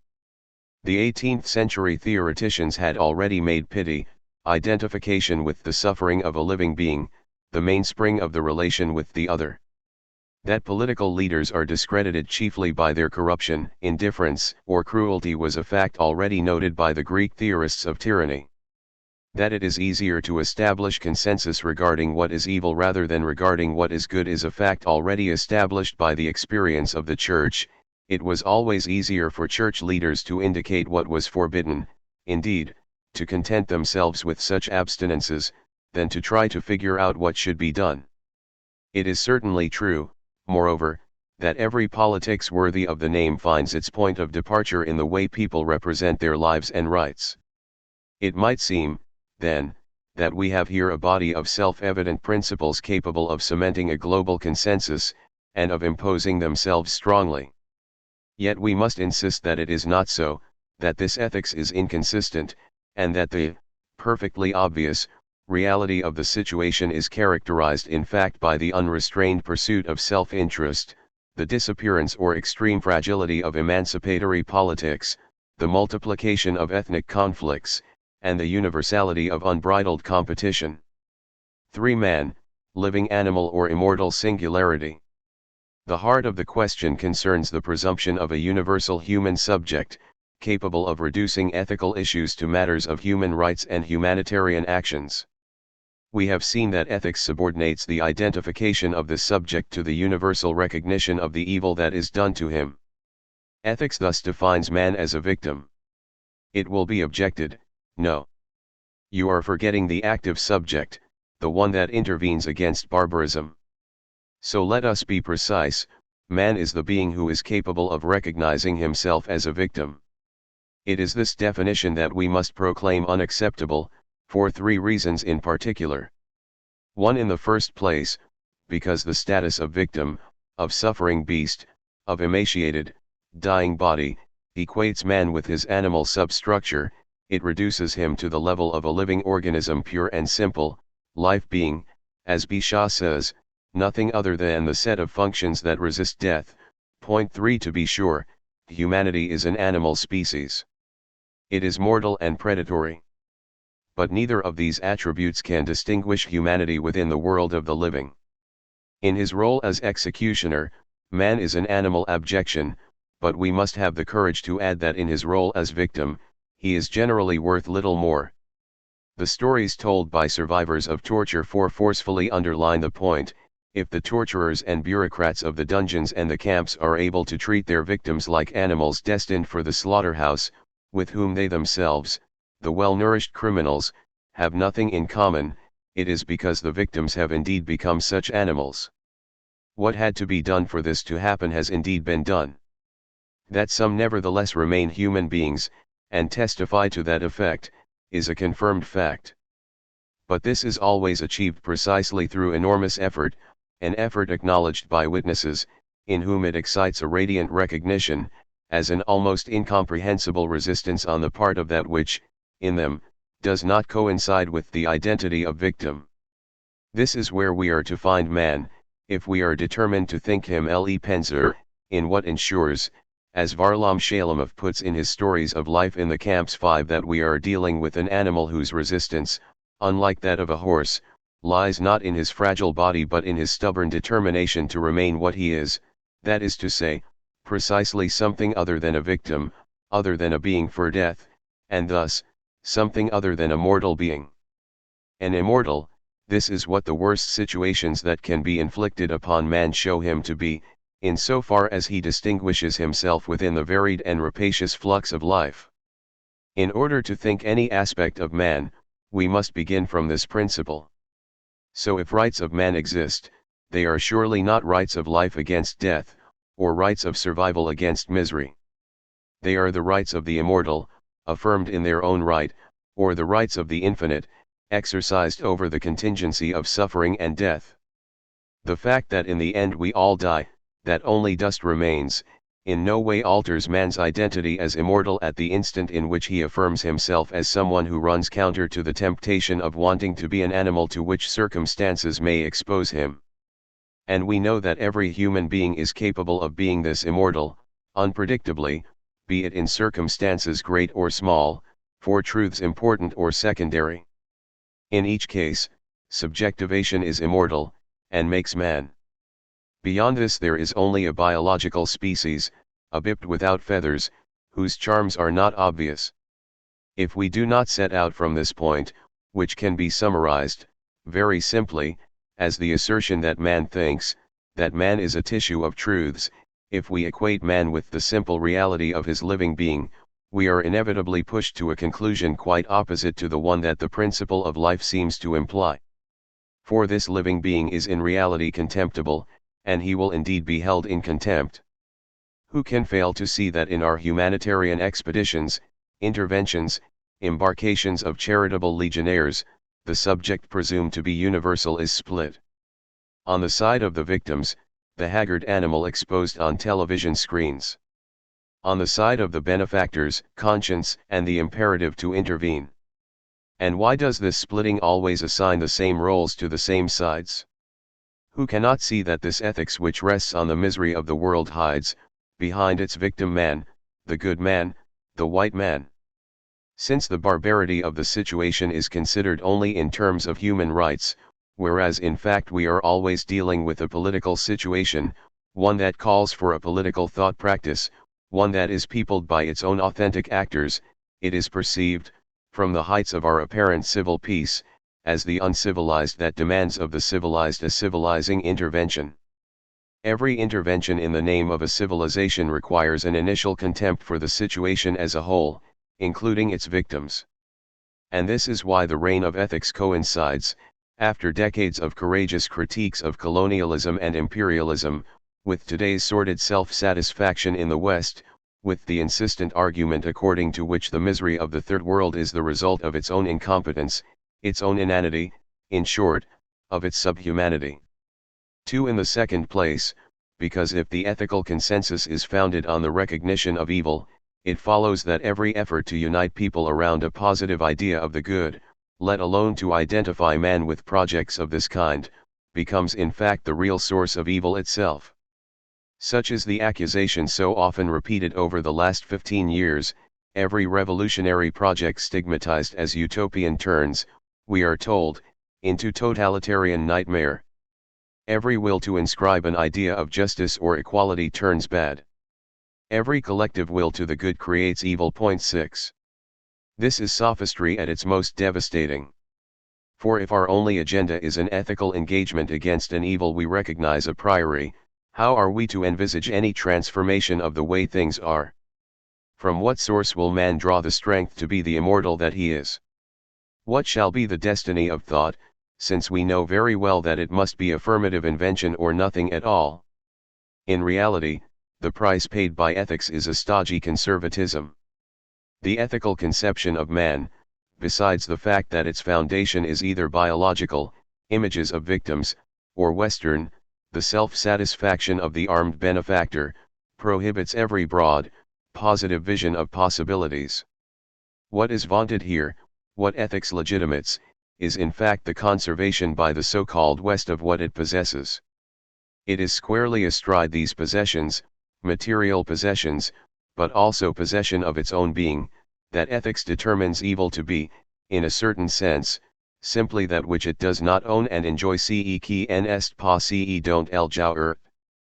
But man, as immortal, is sustained by the incalculable and the unpossessed. He is sustained by non-being non-atent. To forbid him to imagine the good, to devote his collective powers to it, to work towards the realization of unknown possibilities, to think what might be in terms that break radically with what is quite simply to forbid him humanity as such. 3. Finally, thanks to its negative and a priori determination of evil, ethics prevents itself from thinking the singularity of situations as such, which is the obligatory starting point of all properly human action. Thus, for instance, the doctor won over to ethical ideology will ponder, in meetings and commissions, all sorts of considerations regarding the sick, conceived of in exactly the same way as the partisan of human rights conceives of the indistinct crowd of victims, the human totality of subhuman entities reals. But the same doctor will have no difficulty in accepting the fact that this particular person is not treated at the hospital, and accorded all necessary measures, because he or she is without legal residency papers, or not a contributor to Social Security. Once again, collective responsibility demands it. What is erased in the process is the fact that there is only one medical situation, the clinical situation 7, and there is no need for an ethics, but only for a clear vision of the situation, to understand that in these circumstances a doctor is a doctor only if he deals with the situation according to the rule of maximum possibility, to treat this person who demands treatment of him, no intervention here, as thoroughly as he can, using everything he knows and with all the means at his disposal, without taking anything else into consideration. And if he is to be prevented from giving treatment because of the state budget, because of death rates or laws governing immigration, then let them send for the police. Even so, his strict Hippocratic duty would oblige him to resist them, with force if necessary. Ethical commissions and other ruminations on healthcare expenses or managerial responsibility, since they are radically exterior to the one situation that is genuinely medical, can in reality only prevent us from being faithful to it. For to be faithful to the situation means, to treat it right to the limit of the possible. Or, if you prefer, to draw from this situation, to the greatest possible extent, the affirmative humanity that it contains. Or again, to try to be the immortal of this situation. As a matter of fact, bureaucratic medicine that complies with ethical ideology depends on the sick conceived as vague victims or statistics, but is quickly overwhelmed by any urgent, singular situation of need. Hence the reduction of managed, responsible and ethical healthcare to the abject task of deciding which sick people the French medical system can treat and which others, because the budget and public opinion demand it, it must send away to die in the shanty towns of Kinshasa. For some principles, we must reject the ideological framework of ethics, and concede nothing to the negative and victimary definition of man. This framework equates man with a simple mortal animal. It is the symptom of a disturbing conservatism, and, because of its abstract, statistical generality, it prevents us from thinking the singularity of situations. I will advance 3 opposing theses. Thesis 1, man is to be identified by his affirmative thought, by the singular truths of which he is capable, by the immortal which makes of him the most resilient, resistant and most paradoxical of animals. Thesis 2, it is from our positive capability for good, and thus from our boundary-breaking treatment of possibilities and our refusal of conservatism, including the conservation of being, that we are to identify evil, not vice versa. Thesis 3, all humanity has its root in the identification in thought and pensée of singular situations. There is no ethics in general. There are only, eventually, ethics of processes by which we treat the possibilities of a situation. At this point the refined man of ethics will object, murmuring, wrong. Wrong from the beginning. Ethics is in no sense founded on the identity of the subject, not even on his identity as recognized victim. From the beginning, ethics is the ethics of the other, it is the principle opening to the other, it subordinates identity to difference. Let us examine this line of argument. Does it contribute something new? The conception of ethics as the ethics of the other or the ethics of difference has its origin in the theses of Emmanuel Levinas rather than in those of Kant. Levinas has devoted his work, after a brush with phenomenology, an exemplary confrontation between Husserl and Heidegger, to the deposing destitution of philosophy in favor of ethics. It is to him that we owe, long before the current fashion, a kind of ethical radicalism. 1. Ethics according to Levinas. Roughly speaking, Levinas maintains that metaphysics, imprisoned by its Greek origins, has subordinated thought to the logic of the same, to the primacy of substance and identity. But, according to Levinas, it is impossible to arrive at an authentic thought of the other, and thus an ethics of the relation to the other, from the despotism of the same, which is incapable of recognizing this other. The dialectic of the same and the other, conceived ontologically under the dominance of self-identity identité soi, ensures the absence of the other in effective thought, suppresses all genuine experience of the other, and bars the way to an ethical opening to THIRD. So we must push thought over to a different origin, a non-Greek origin, one that proposes a radical, primary opening to the other conceived as ontologically anterior to the construction of identity. It is in the Jewish tradition that Levinas finds the basis for this pushing over.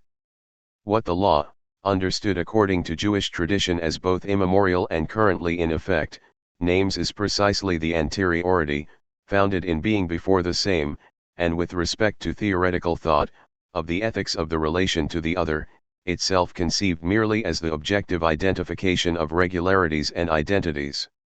The law, indeed, does not tell me what is, but what is imposed by the existence of others. This law, of the other, might be opposed to the laws, of the real.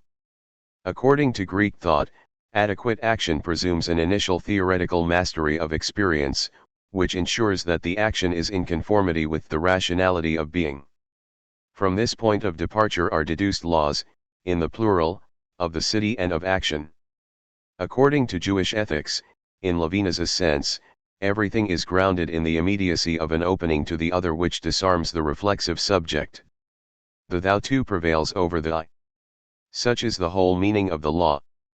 Levinas proposes a whole series of phenomenological themes for testing and exploring the originality of the other, at the center of which lies the theme of the face, of the singular giving donation of the other in person, through his fleshly epiphany, which does not test mimetic recognition, the other as similar, identical to me, but, on the contrary, is that from which I experience myself ethically as pledged to the appearing of the other, and subordinated in my being to this pledge.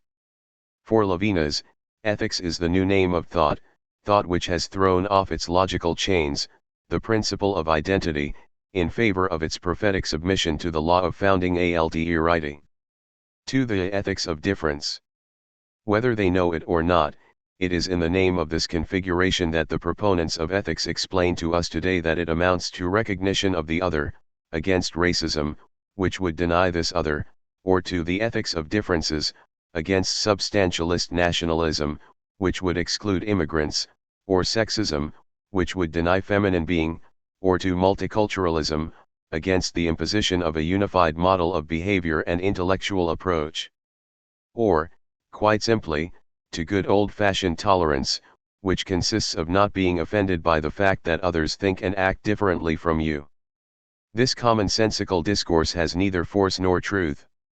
It is defeated in advance in the competition it declares between tolerance and fanaticism, between the ethics of difference and racism, between recognition of the other and identitarian fixity.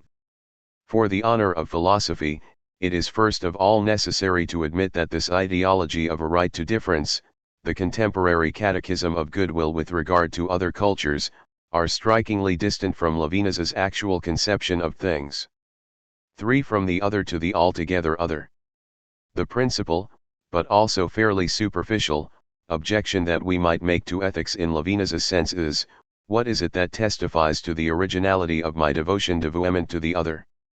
The phenomenological analyses of the face, of the caress, of love, cannot by themselves ground the anti-ontological, or anti-identitarian, thesis of the author of totality and infinity. A mimetic conception that locates original access to the other in my own redoubled image also sheds light on that element of self-forgetting that characterizes the grasping of this other.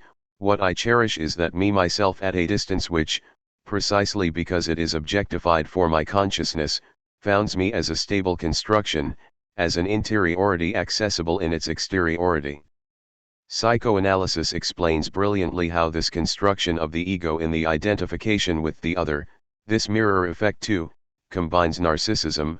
I delight in the exteriority of the other in so far as he figures as myself made visible to myself, and aggressivity. I invest in the other my death drive, my own archaic desire for self-destruction. Here, however, we are a very long way from what Levinas wants to tell us. As always, the pure analysis of phenomenal appearing cannot decide between divergent orientations of thought. We need, in addition, to make explicit the axioms of thought that decide an orientation. The difficulty, which also defines the point of application for these axioms, can be explained as follows. The ethical primacy of the other over the same requires that the experience of a THIRD be ontologically guaranteed as the experience of a distance, or of an essential non-identity, the traversal of which is the ethical experience itself. But nothing in the simple phenomenon of the other contains such a guarantee. And this simply because the finitude of the other's appearing certainly can be conceived as resemblance, or as imitation, and thus lead back to the logic of the same. The other always resembles me too much for the hypothesis of an originary exposure to his THIRD to be necessarily true. The phenomenon of the other, his face, must then attest to a radical THIRD which he nevertheless does not contain by himself. The other, as he appears to me in the order of the finite, must be the epiphany of a properly infinite distance to the other, the traversal of which is the originary ethical experience. This means that in order to be intelligible, ethics requires that the other be in some sense carried by a principle of THIRD which transcends mere finite experience. Levinas calls this principle the altogether other, and it is quite obviously the ethical name for God. There can be no other if he is not the immediate phenomenon of the altogether other. There can be no finite devotion to the non-identical if it is not sustained by the infinite devotion of the principle to that which subsists outside it. There can be no ethics without God the ineffable. In Levinas's enterprise, the ethical dominance of the other over the theoretical ontology of the same is entirely bound up with the religious axiom. To believe that we can separate what Levinas's thought unites is to betray the intimate movement of this thought, its subjective rigor. In truth, Levinas has no philosophy, not even philosophy as the servant of theology. Rather, this is philosophy, in the Greek sense of the word, annulled by theology, itself no longer a theology. The terminology is still too Greek, and presumes proximity to the divine via the identity and predicates of God, but, precisely, an ethics. To make of ethics the ultimate name of the religious as such, i.e. of that which relates really to the other under the ineffable authority of the altogether other, is to distance it still more completely from all that can be gathered under the name of philosophy. To put it crudely, Levinas's enterprise serves to remind us, with extraordinary insistence, that every effort to turn ethics into the principle of thought and action is essentially religious. We might say that Levinas is the coherent and inventive thinker of an assumption that no academic exercise of veiling or abstraction can obscure, distanced from its Greek usage, according to which it is clearly subordinated to the theoretical, and taken in general, ethics is a category of pious discourse. For ethics as decompose religion. What then becomes of this category if we claim to suppress, or mask, its religious character, all the while preserving the abstract arrangement of its apparent constitution, recognition of the other, etc.? The answer is obvious: a dog's dinner de la bouillie pour les chats. We are left with a pious discourse without piety, a spiritual supplement for incompetent governments, and a cultural sociology preached, in line with the New Style sermons, in lieu of the late class struggle.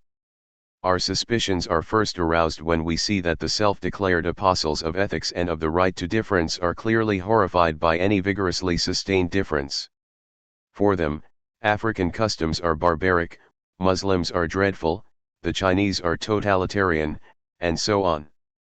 As a matter of fact, this celebrated other is acceptable only if he is a good other, which is to say what, exactly, if not the same as us? Respect for differences, of course.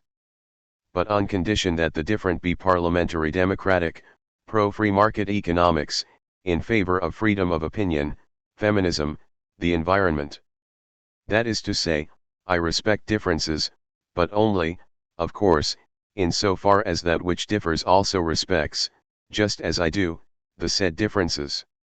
Just as there can be no freedom for the enemies of freedom, so there can be no respect for those whose difference consists precisely in not respecting differences. To prove the point, just consider the obsessive resentment expressed by the partisans of ethics regarding anything that resembles an Islamic fundamentalist. The problem is that the respect for differences and the ethics of human rights do seem to define an identity.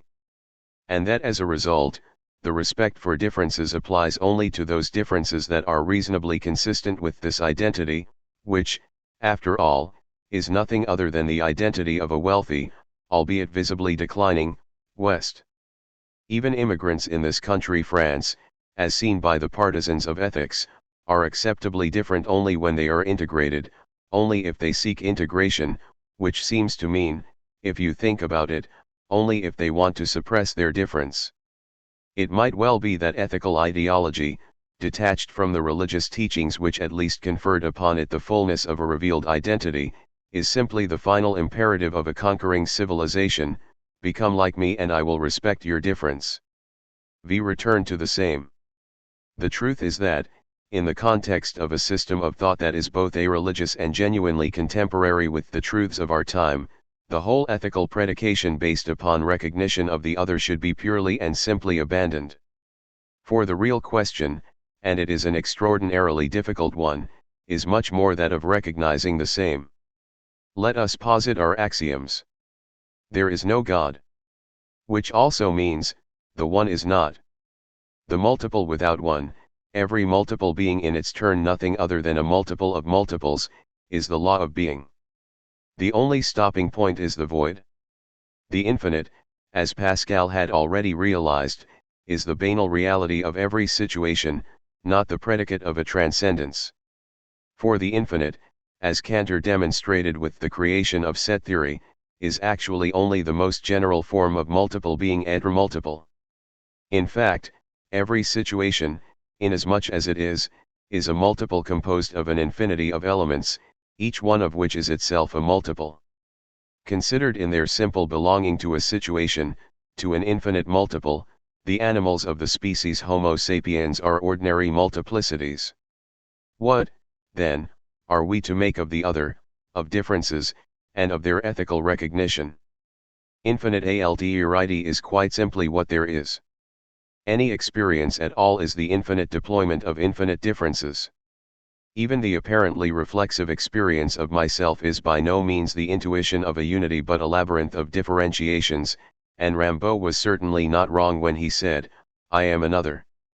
There are as many differences, say, between a Chinese peasant and a young Norwegian professional as between myself and anybody at all, including myself.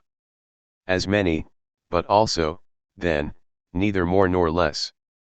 6. Cultural differences and culturalism.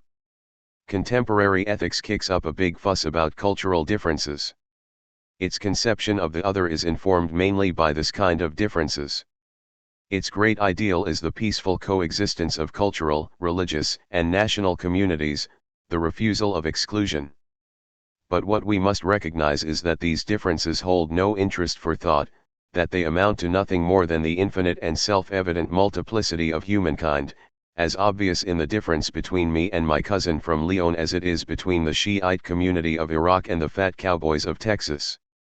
The objective, or historical, foundation of contemporary ethics is culturalism, in truth a tourist's fascination for the diversity of morals, customs, and beliefs.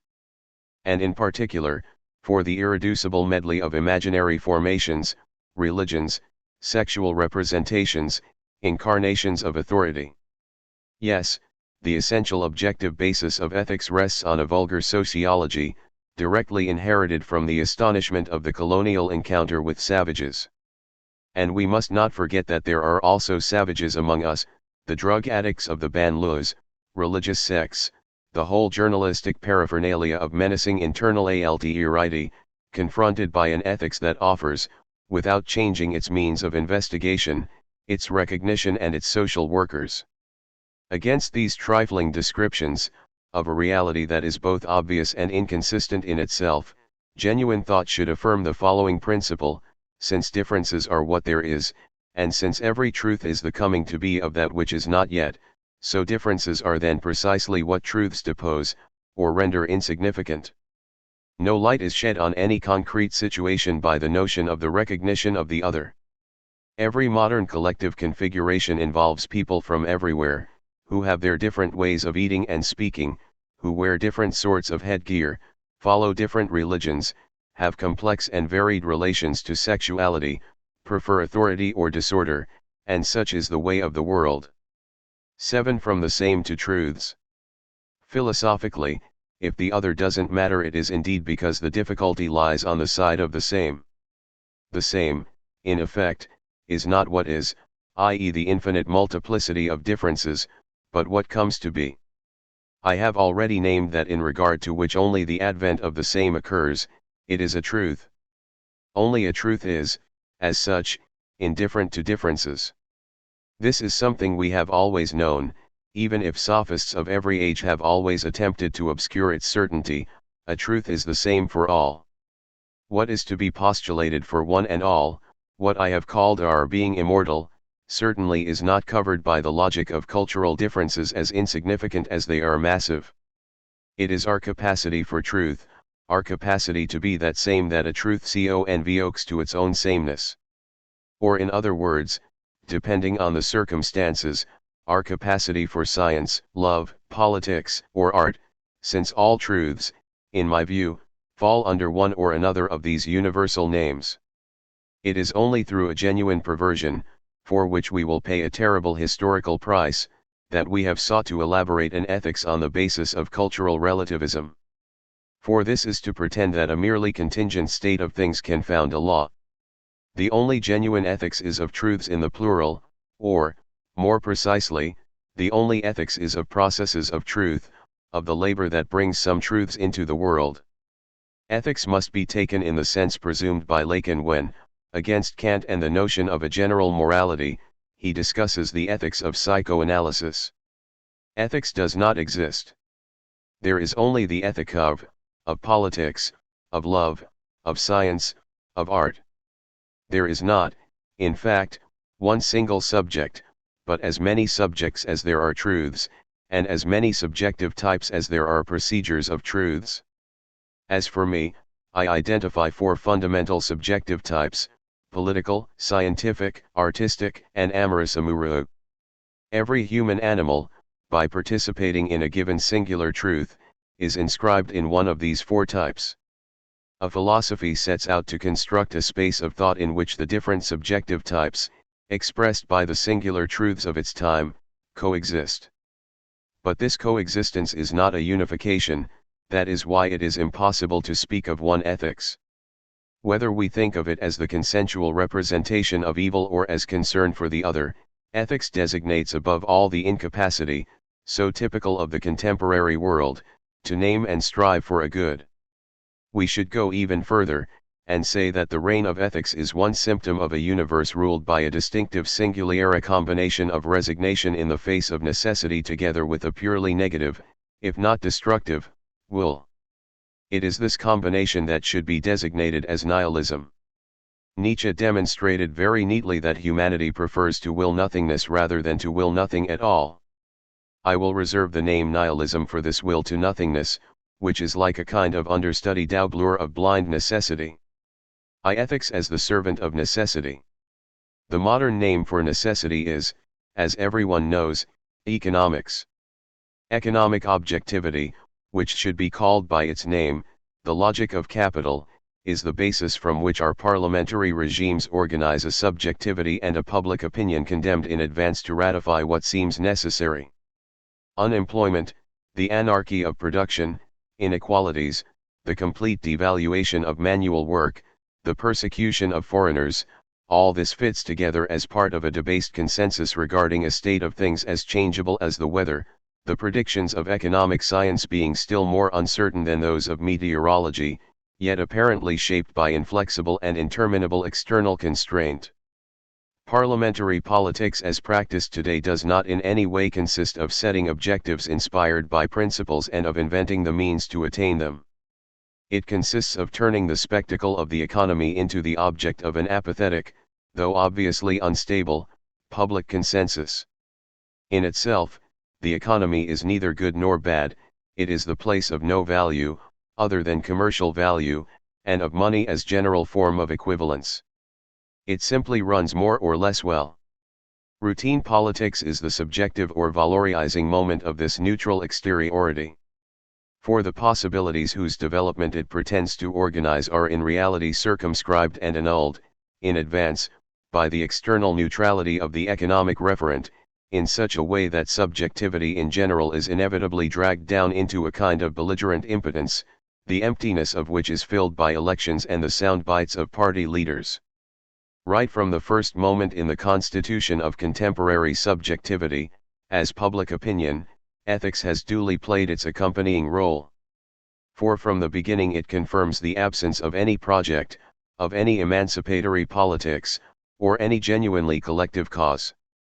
By blocking, in the name of evil and of human rights, the way towards the positive prescription of possibilities, the way towards the good as the superhumanity of humanity, towards the immortal as the master of time, it accepts the play of necessity as the objective basis for all judgments of value.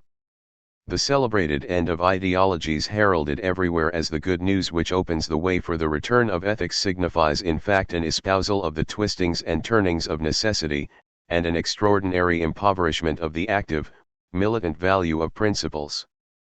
The very idea of a consensual ethics, stemming from the general feeling provoked by the sight of atrocities, which replaces the old ideological divisions, is a powerful contributor to subjective resignation and acceptance of the status quo. For what every emancipatory project does, what every emergence of hitherto unknown possibilities does, is to put an end to consensus.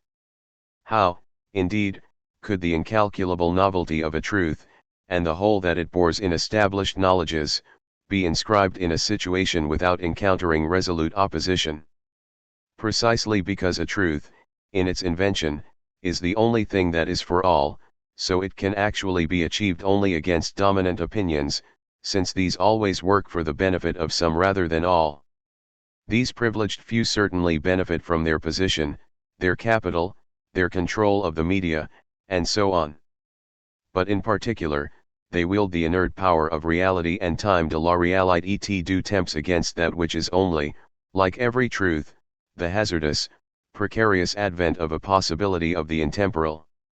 As Mao Zedong used to say, with his customary simplicity, if you have an idea, one will have to split into two.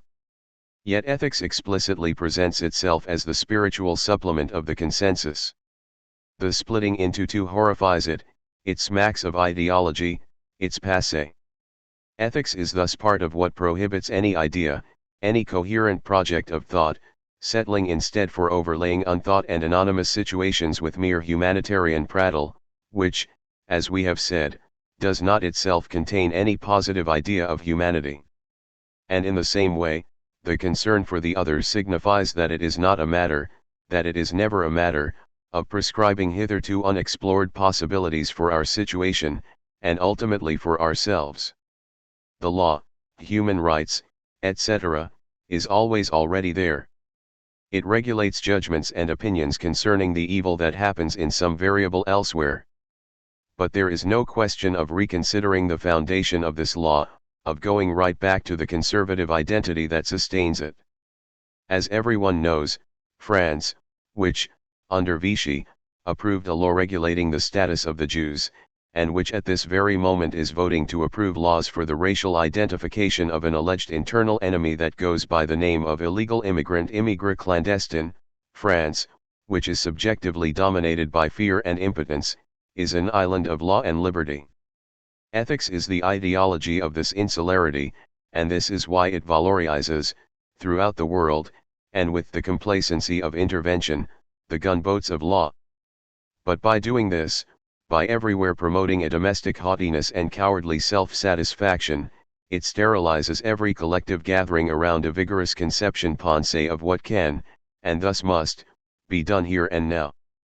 And in this, once again, it is nothing more than a variant of the conservative consensus.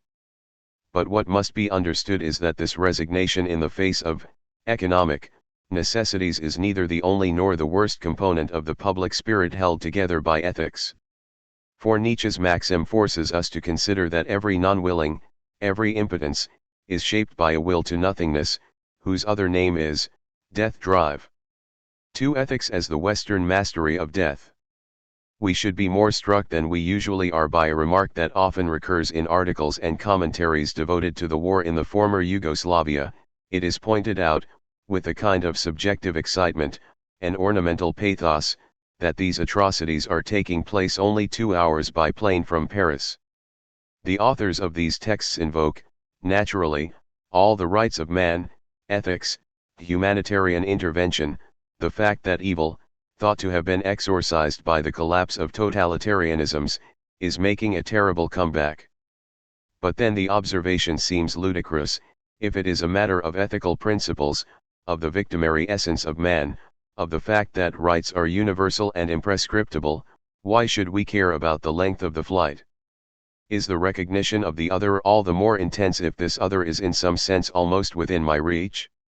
In this pathos of proximity, we can almost sense the trembling equivocation, halfway between fear and enjoyment, of finally perceiving so close to us horror and destruction, war and cynicism. Here ethical ideology has at its disposal, almost knocking on the protected gates of civilized shelter, the revolting yet delicious combination of a complex other, Croats, Serbs, and those enigmatic Muslims of Bosnia, and an avowed evil. History has delivered the ethical dish to our very door. Ethics feeds too much on evil and the other not to take silent pleasure in seeing them close up, in a silence that is the abject underside of its prattle. For at the core of the mastery internal to ethics is always the power to decide who dies and who does not. Ethics is nihilist because its underlying conviction is that the only thing that can really happen to someone is death. And it is certainly true that insofar as we deny truths, we thereby challenge the immortal disjunction that they effect in any given situation. Between man as the possible basis for the uncertainty alia of truths, or man as being for death, or being for happiness, it is the same thing, you have to choose. It is the same choice that divides philosophy from ethics, or the courage of truths from nihilism. 3. Bioethics. This, no doubt, is what explains the privilege that ethics grants, among the social issues that spice up our daily routine, and all the more so, in that none of them makes the slightest sense, to the never-ending debate on euthanasia. The word euthanasia poses the question very clearly, when and how, in the name of our idea of happiness, may we kill someone? It names the stable core on which ethical sentiment depends. We all know the constant reference ethical thought makes to human dignity. And the combination of being for death and dignity constructs precisely the idea of a dignified death. Commissions, reporters, judges, politicians, priests, doctors, debate the ethical definition, sanctioned by law, of a death administered with dignity. To be sure, suffering and degeneration are not dignified, do not conform to the smooth, young, well-nourished image that we have of man and his rights. Who can fail to see that the debate on euthanasia points above all to the radical poverty of the symbols available today for old age and death? To the unbearable character of the latter as a site for the living? Here ethics is at the junction of two only apparently contradictory drives, since it defines man by non-evil, and thus by happiness and life, it is simultaneously fascinated by death yet incapable of inscribing it in thought.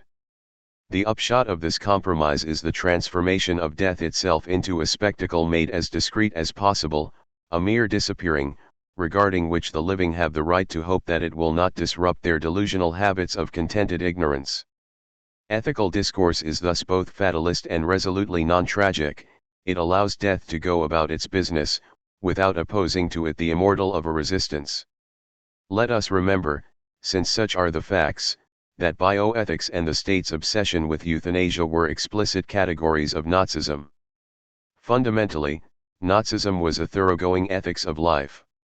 It had its own concept of dignified life, and it accepted, implacably, the necessity of putting an end to undignified lives. Nazism isolated and carried to its ultimate conclusion the nihilist core of the ethical disposition once it has at its disposal the political means to be something other than prattle. In this respect, the appearance in our country of major state commissions on bioethics bodes ill. Here there will be loud cries of protest. It will be said that it is precisely because of Nazism that it is necessary to lay down the law protecting the right to life and to dignity, once the impetuous advances of science give us the means to practice all sorts of genetic manipulations. We should not be impressed by these cries. We should argue strongly that the necessity of such state commissions and such laws indicates that, in the configuration of public and private minds, the whole problematic remains essentially suspect. The conjunction of ethics and bio is in itself threatening. So is the similarity of prefixes between evil, eugenics, and respectable, euthanasia. A hedonistic doctrine of dying well will make for no defense against the powerful and genuinely murderous aspiration of generating well, an obvious component of living well. The root of the problem is that, in a certain way, every definition of man based on happiness is nihilist. It is clear that the external barricades erected to protect our sickly prosperity have as their internal counterpart, against the nihilist drive, the derisory and complicit barrier of ethical commissions. When a prime minister, the political eulogist of a civic ethics, declares that France cannot welcome all the misery of the world, he is careful not to tell us about the criteria and the methods that will allow us to distinguish the part of the said misery that we welcome from that part which we will request, no doubt from within detention centers, to return to its place of death, so that we might continue to enjoy those unshared riches which, as we know, condition both our happiness and our ethics. And in the same way, it is certainly impossible to settle on stable, responsible, and of course collective criteria in the name of which commissions on bioethics will distinguish between eugenics and euthanasia, between the scientific improvement of the white man and his happiness, and the elimination with dignity of monsters, of those who suffer or become unpleasant to behold. Chance, the circumstances of life, the tangle of beliefs, combined with the rigorous and impartial treatment without exception of the clinical situation, is worth 1,000 times more than the pompous, made for media conscription of bioethical authorities' instances, a conscription whose place of work, whose very name, have a nasty smell about them. 4. Ethical nihilism between conservatism and the death drive. Considered as a figure of nihilism, reinforced by the fact that our societies are without a future that can be presented as universal, ethics oscillates between two complementary desires: a conservative desire, seeking global recognition for the legitimacy of the order peculiar to our Western position, the interweaving of an unbridled and impassive economy objective savage with a discourse of law, and a murderous desire that promotes and shrouds, in one and the same gesture, an integral mastery of life, or again, that dooms what is to the Western mastery of death. This is why ethics would be better named, since it speaks Greek, aiouidnos, a smug nihilism. Against this we can set only that which is not yet in being, but which our thought declares itself able to conceive. Every age, and in the end, none is worth more than any other, has its own figure of nihilism. The names change, but always under these names, ethics. For example, we find the articulation of conservative propaganda with an obscure desire for catastrophe. It is only by declaring that we want what conservatism decrees to be impossible, and by affirming truths against the desire for nothingness, that we tear ourselves away from nihilism. The possibility of the impossible, which is exposed by every loving encounter, every scientific refoundation, every artistic invention and every sequence of emancipatory politics, is the sole principle, against the ethics of living well whose real content is the deciding of death, of an ethic of truths. It is a difficult task, for the philosopher, to pull names away from a usage that prostitutes them. Already Plato had to take all possible pains to hold his ground with the word justice, against the sophists' quibbling and devious usage. Let us nevertheless try to preserve this word ethics, in spite of all that has preceded this chapter, since those who, after Aristotle, have used the word in a reasonable way make up a long and honorable lineage. I being, event, truth, subject. If there is no ethics in general, that is because there is no abstract subject, who would adopt it as his shield. There is only a particular kind of animal, convoced by certain circumstances to become a subject, or rather, to enter into the composing of a subject. This is to say that at a given moment, everything he is, his body, his abilities, is called upon to enable the passing of a truth along its path. This is when the human animal is convoked request to be the immortal that he was not yet. What are these circumstances? They are the circumstances of a truth. But what are we to understand by that?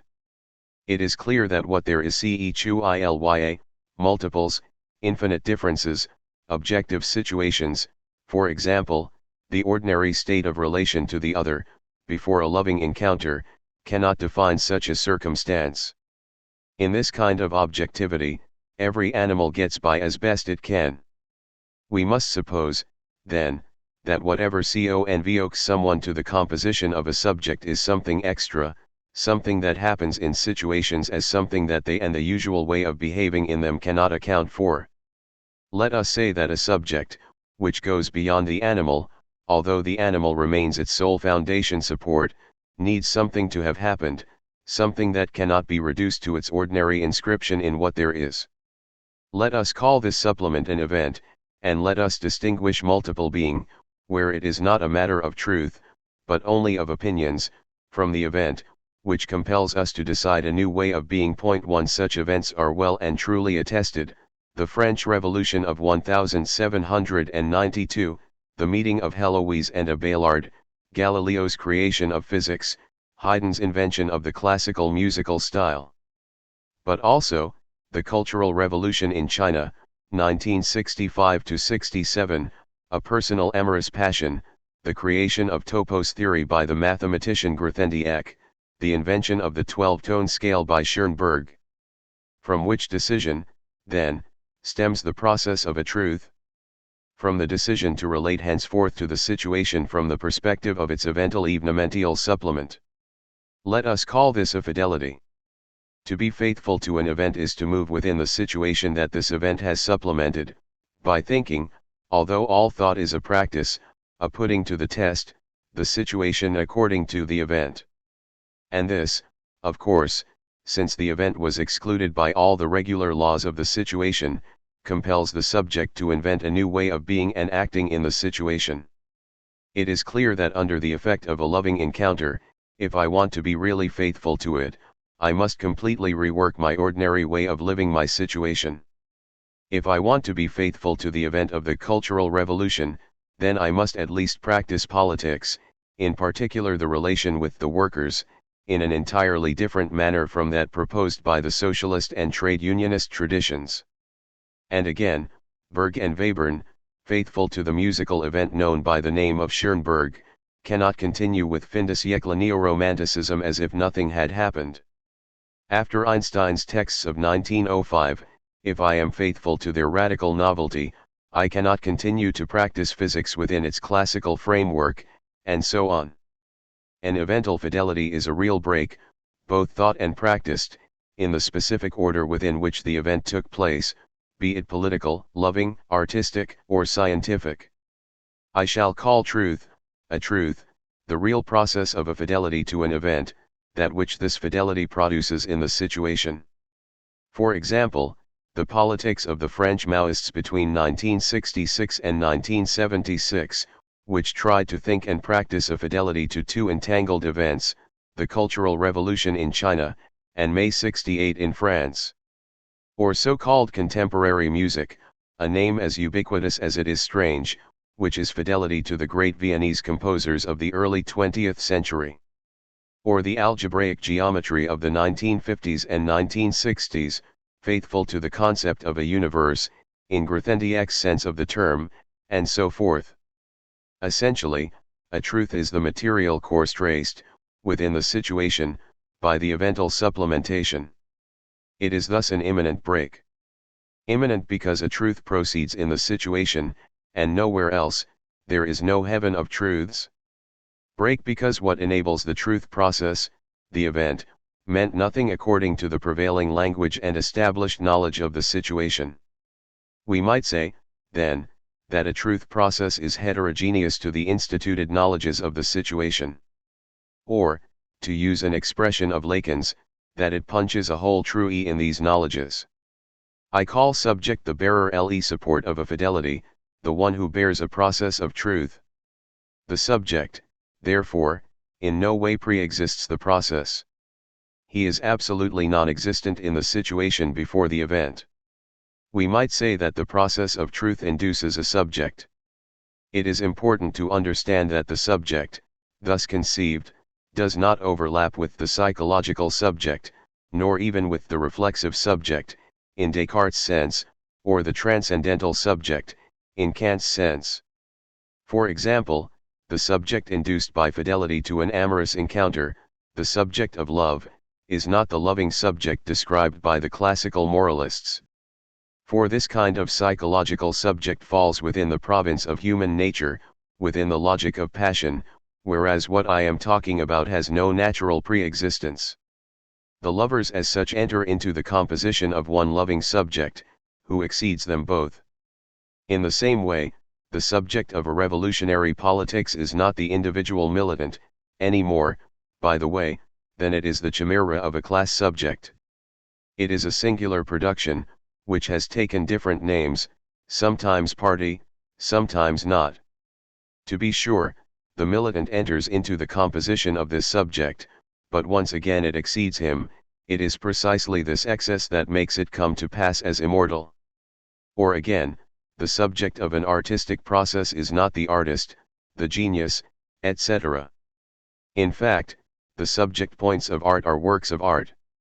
And the artist enters into the composition of these subjects, the works are his, without our being able in any sense to reduce them to him, and besides, which him would this be?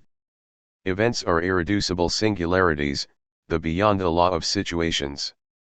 Each faithful truth process is an entirely invented immanent break with the situation.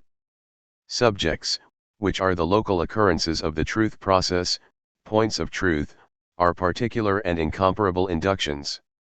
It is with respect to subjects of this kind that it is, perhaps, legitimate to speak of an ethic of truths. 2. Formal definition of the ethic of a truth. What I will call, in general, the ethic of a truth is the principle that enables the continuation of a truth process, or, to be more precise and complex, that which lends consistency to the presence of someone in the composition of the subject induced by the process of this truth. Let us unpack this formula. 1. What is to be understood by someone? Someone is an animal of the human species, this kind of particular multiple that established knowledges designate as belonging to the species.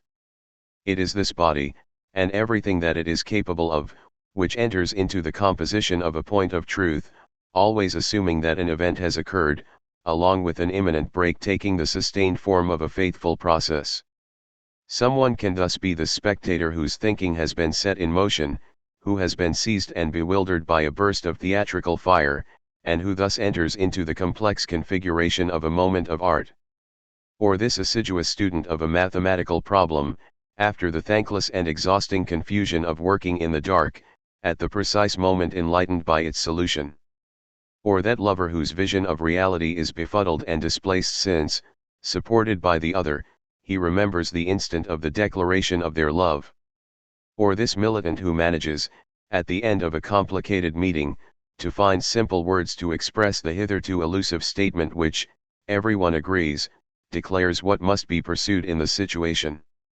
The someone thus caught up in what attests that he belongs to the truth process as one of its foundation points is simultaneously himself, nothing other than himself, a multiple singularity recognizable among all others, and in excess of himself, because the uncertain course trace aléatoire of fidelity passes through him, transfixes his singular body and inscribes him, from within time, in an instant of eternity.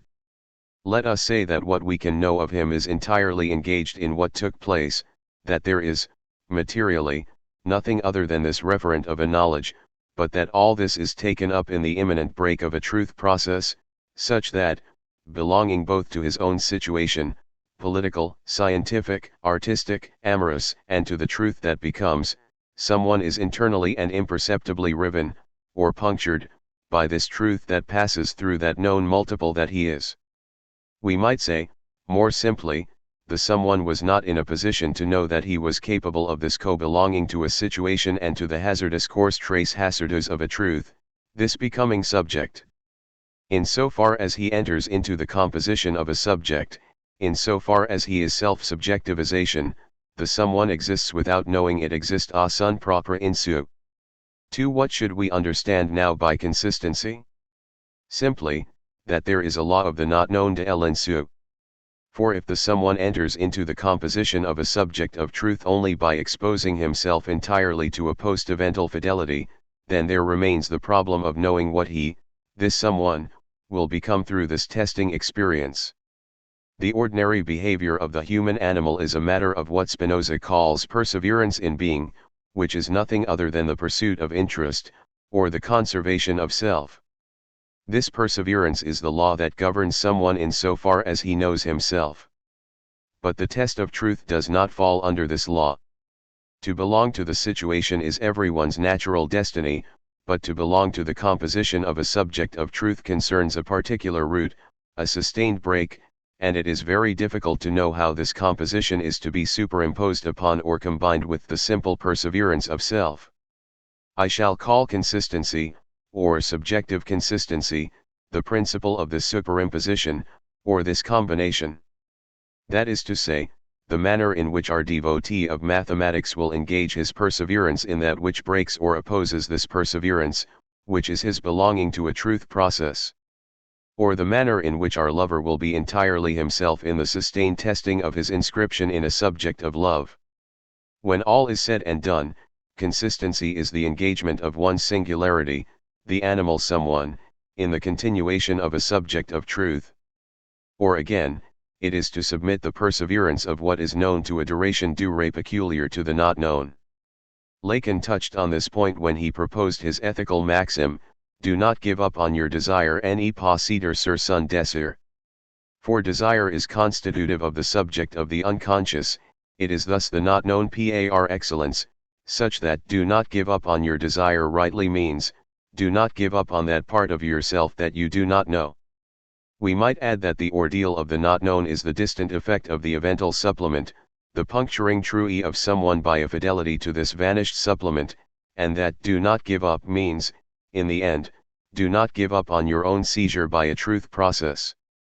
But since the truth process is fidelity, then if do not give up is the maxim of consistency, and thus of the ethic of a truth, we might well say that it is a matter, for the someone, of being faithful to a fidelity.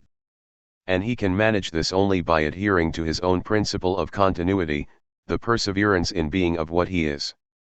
By linking, for such, precisely, is consistency, the known by the not known.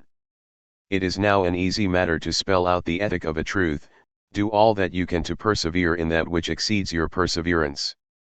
Persevere in the interruption. Seize in your being that which has seized and broken you. The technique of consistency is singular in each case, depending on the animal traits of the someone.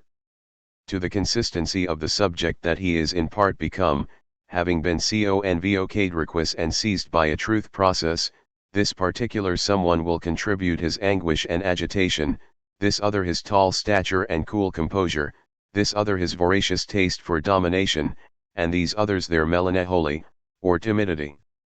All the material of human multiplicity can be fashioned, linked, by a consistency, while at the same time, of course, it opposes to this fashioning the worst kinds of inertia, and exposes the someone to the permanent temptation of giving up, of returning to the mere belonging to the ordinary situation, of erasing the effects of the not known. The place of ethics is indicated by the chronic conflict between two functions of the multiple material that makes up the whole being of a someone, on the one hand, its simple deployment, his belonging to the situation, or what we might call the principle of interest, on the other, consistency, the linking of the known by the not known, or what we might call the subjective principle. It is now a simple matter to describe the manifestations of consistency, to sketch a phenomenology of the ethic of truths. 3. The experience of ethical consistency.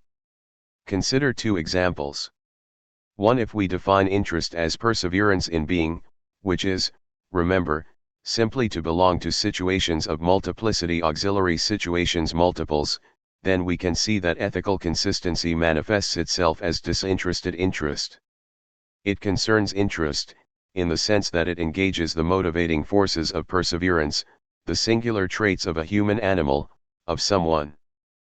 but it is disinterested in a radical sense, since it aims to link these traits in a fidelity, which in its turn is addressed to a primary fidelity, the one that constitutes the truth process and which, in itself, has nothing to do with the interests of the animal, which is indifferent to its perpetuation, which has eternity for its destiny.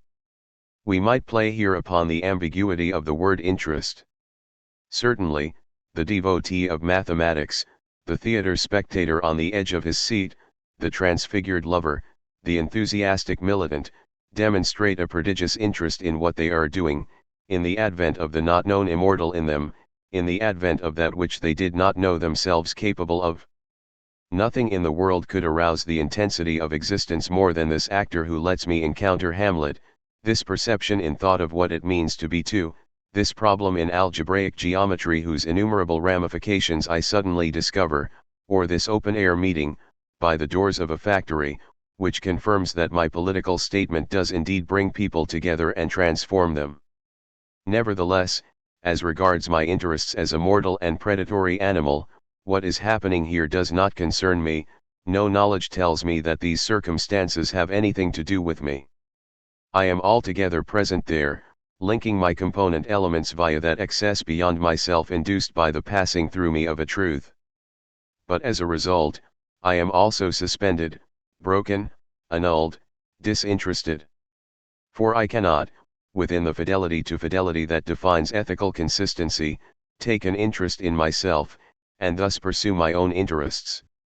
All my capacity for interest, which is my own perseverance in being, has poured out into the future consequences of the solution to this scientific problem, into the examination of the world in the light of love's being too, into what I will make of my encounter, one night, with the eternal Hamlet, or into the next stage of the political process, once the gathering in front of the factory has dispersed.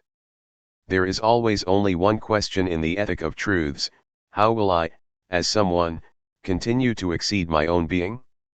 How will I link the things I know, in a consistent fashion, via the effects of being seized by the not known? One might also put it like this: how will I continue to think? That is, to maintain in the singular time of my multiple being, and with the sole material resources of this being, the immortal that a truth brings into being through me in the composition of a subject. To every truth, as we have seen, deposes constituted knowledges, and thus opposes opinions. For what we call opinions are representations without truth, the anarchic debris of circulating knowledge. Now opinions are the cement of socialite. They are what sustain all human animals, without exception, and we cannot function otherwise. The weather, the latest film, children's diseases, poor salaries, the government's villainy, the performance of the local football team, television, holidays, atrocities far away or close to home, the setbacks suffered by the Republican school system, the latest album by some hard rock group, the delicate state of one's soul, whether or not there are too many immigrants, neurotic symptoms. Institutional success, good little recipes, what you've been reading, shops in which you find what you need at a good price, cars, sex, sunshine. What would become of us, miserable creatures, if all this did not circulate and recur among the animals of the city? To what depressing silence would we condemn ourselves? Opinion is the primary material of all communication. We are all familiar with the prestige enjoyed by this term today, and we know that some see in it the foundation of democracy and ethics. Yes, it is often maintained that what matters is to communicate, that all ethics is communicative ethics. Point 2: if we ask, communicate, fine, but communicate what? Then it is easy to answer, opinions. Opinions regarding the whole expanse of multiples that this special multiple, the human animal, explores in the stubborn determination of his interests. Opinions without an ounce of truth, or, indeed, of falsehood. Opinion is beneath the true and the false, precisely because its sole office is to be communicable. What arises from a truth process, by contrast, cannot be communicated nese communique pas. Communication is suited only to opinions, and again, we are unable to manage without them. In all that concerns truths, there must be an encounter. The immortal that I am capable of being cannot be spurred in me by the effects of communicative sociality, it must be directly seized by fidelity. That is to say, broken, in its multiple being, by the course of an imminent break, and convocatrequis, finally, with or without knowing it, by the evental supplement. To enter into the composition of a subject of truth can only be something that happens to you. Confirmation of the point is provided by the concrete circumstances in which someone is seized by a fidelity, an amorous encounter, the sudden feeling that this poem was addressed to you, a scientific theory whose initially obscure beauty overwhelms you, or the active intelligence of a political place. Philosophy is no exception here, since everyone knows that to endure the requirement of a philosophically disinterested interest, you have to have encountered, at least once in your life, the voice of a master. As a result, the ethic of a truth is the complete opposite of an ethics of communication. It is an ethic of the real, if it is true that, as Lacan suggests, all access to the real is of the order of an encounter. And consistency, which is the content of the ethical maxim keep going. Continuer, keeps going only by following the thread of this real. We might put it like this: never forget what you have encountered. But we can say this only if we understand that not forgetting is not a memory, the unbearable, journalistic ethics of memory. Not forgetting consists of thinking and practicing the arrangement of my multiple being according to the immortal which it holds, and which the piercing through transpersement of an encounter has composed as subject. In one of my previous books, my formula was, love what you will never believe twice. Aimez jamais vous ne croirez deux fois. Point 3. In this, the ethic of a truth is absolutely opposed to opinion, and to ethics in general, which is itself nothing but a schema of opinion. For the maxim of opinion is, love only that which you have always believed. For asceticism. Is the ethic of truths ascetic? Does it always demand of us a renunciation? From the dawn of philosophy, this has been a crucial debate. It was already one of Plato's concerns, in his determination to prove that the philosopher, the man of truths, was happier than the hedonistic tyrant, and that as a result, the sensual animal renounces nothing essential by dedicating its life to ideas. Let us call renunciation the belief that we must cut back on the pursuit of our interests, the pursuit which, outside truth, constitutes the whole of our multiple being. Is there renunciation when a truth seizes me? Certainly not, since the seizure manifests itself by unequaled intensities of existence. We can name them: in love, there is happiness; in science, there is joy; in Spinoza's sense, intellectual beatitude; in politics, there is enthusiasm; and in art, there is pleasure. These affects of truth, at the same moment that they signal the entry of someone into a subjective composition, render empty all considerations of renunciation. Experience amply demonstrates the point, more than amply. But ethics is not of the order of pure seizure. It regulates subjective consistency, inasmuch as its maxim is, keep going. And we have seen that this continuation presumes a genuine subversion détournement of the perseverance in being. The materials of our multiple being are now organized by the subjective composition, by fidelity to a fidelity, and no longer by the simple pursuit of our interest. Does this subversion amount to renunciation? Here we have, it must be said, a properly undecidable question. Undecidable means that no calculation allows us to decide whether or not some essential renunciation is involved. On the one hand, it is certain that the ethic of truths compels so considerable a distance from opinions that it must be called literally asocial. This asociality has always been recognized for what it is, in the image of Thales falling into a well because he seeks to penetrate the secret of celestial movement, for in the proverb lovers have eyes only for each other, in the isolated destiny of the great revolutionary militants, in the theme of solitary genius, and so on. At the lowest level, you can see it in contemporary sarcasms about intellectuals, or the inevitable representation of the militant as dogmatic or terrorist. Now, asociality is constantly restricted in its pursuit of interests, because this pursuit is governed precisely by the social game, and by communication. It is not so much a question of repression here, although this obviously exists, and can take extreme forms, as of an insurmountable, properly ontological clash between post-evental fidelity and the normal pace of things, between truth and knowledge. On the other hand, we must recognize that the myself engaged in the subjective composition is identical to the one that pursues his interest. There cannot be, for us, two distinct figures of the someone. It is the same living multiples that are convocatrices in every case.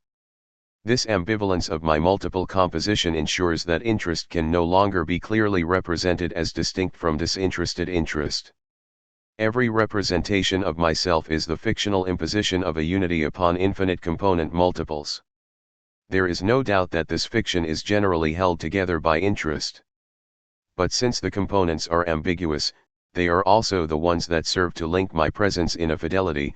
It can happen that, under the same rule of interest, the fictional unity is organized as such around the subject, around the immortal, and not around the socialized animal.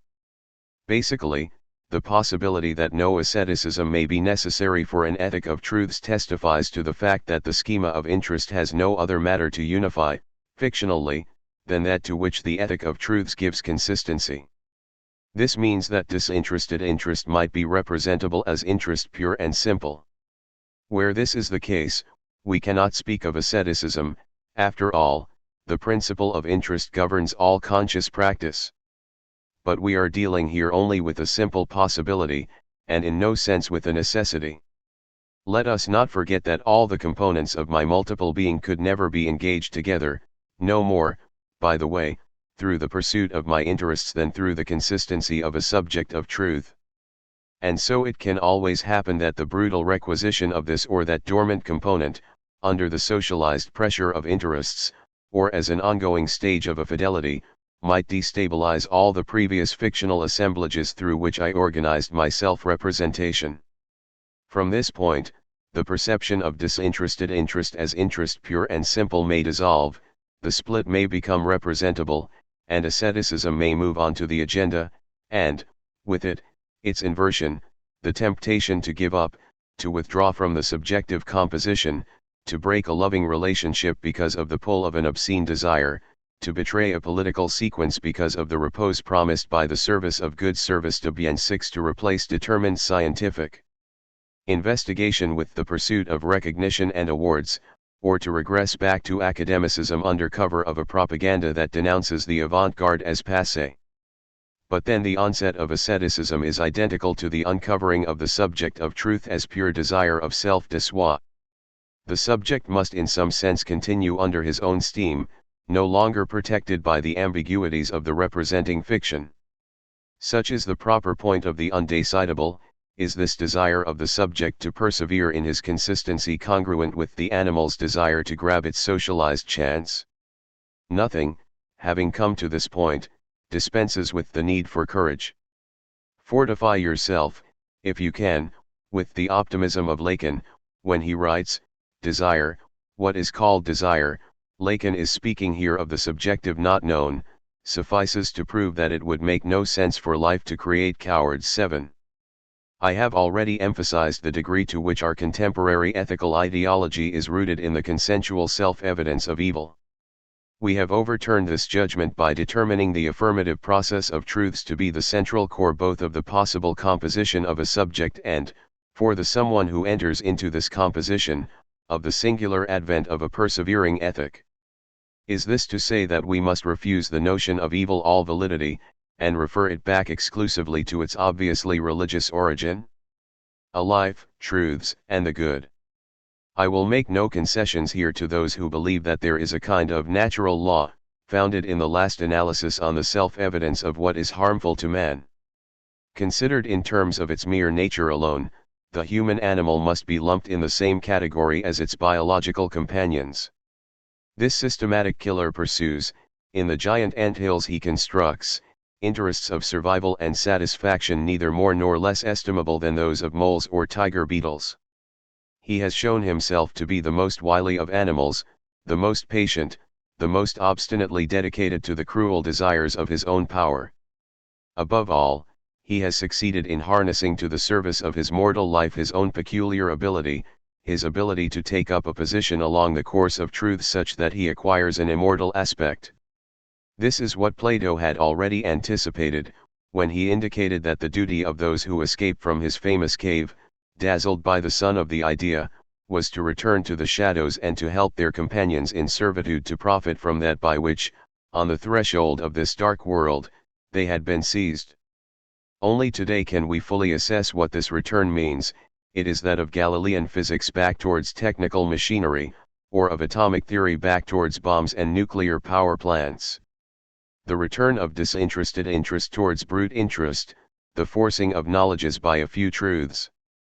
At the end of which the human animal has become the absolute master of his environment, which is, after all, nothing but a fairly mediocre planet.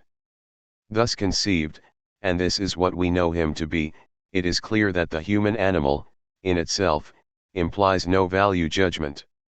Nietzsche is no doubt right, once he has assessed humanity in terms of the norm of its vital power, to declare it essentially innocent, foreign in itself to both good and evil. His delusion is to imagine a superhumanity restored to this innocence, once delivered from the shadowy, life-destroying enterprise led by the powerful figure of the priest. 1 No life, no natural power, can be beyond good and evil. We should say, rather, that every life, including that of the human animal, is beneath good and evil. What provokes the emergence of the good, and, by simple consequence, evil, exclusively concerns the rare existence of truth processes. Transfixed by an imminent break, the human animal finds its principle of survival, its interest, disorganized. We might say, then, if we accept that someone can enter into the composition of a subject of truth, that the good is, strictly speaking, the internal norm of a prolonged disorganization of life. In any case, everyone knows this, the routines of survival are indifferent to any good you might care to mention. Every pursuit of an interest has success as its only source of legitimacy. On the other hand, if I fall in love, the word fall indicates disorganization in the walk of life, or if I am seized by the sleepless fury of a thought pensée, or if some radical political engagement proves incompatible with every immediate principle of interest, then I find myself compelled to measure life, my life as a socialized human animal, against something other than itself. And this above all when, beyond the joyful or enthusiastic clarity of the seizing, it becomes a matter of finding out if, and how, I am to continue along the path of vital disorganization, thereby granting to this primordial disorganization a secondary and paradoxical organization, that very organization which we have called ethical consistency. If evil exists, we must conceive it from the starting point of the good. Without consideration of the good, and thus of truths, there remains only the cruel innocence of life, which is beneath good and beneath evil. As a result, and however strange the suggestion may seem, it is absolutely essential that evil be a possible dimension of truths. We cannot be satisfied, on this point, with the overly facile Platonic solution, evil as the simple absence of truth, evil as ignorance of the good. For the very idea of ignorance is hard to grasp. For whom is a truth absent? For the human animal as such, absorbed in the pursuit of his interests, there is no truth, only opinions, through which he is socialized. As for the subject, the immortal, he cannot lack the truth, since it is from the truth and the truth alone, given as faithful trajectory, that he constitutes himself. If evil is, all the same, identifiable as a form of multiple being, it must then be that it arises as the possible effect of the good itself. That is to say, it is only because there are truths, and only to the extent that there are subjects of these truths, that there is evil.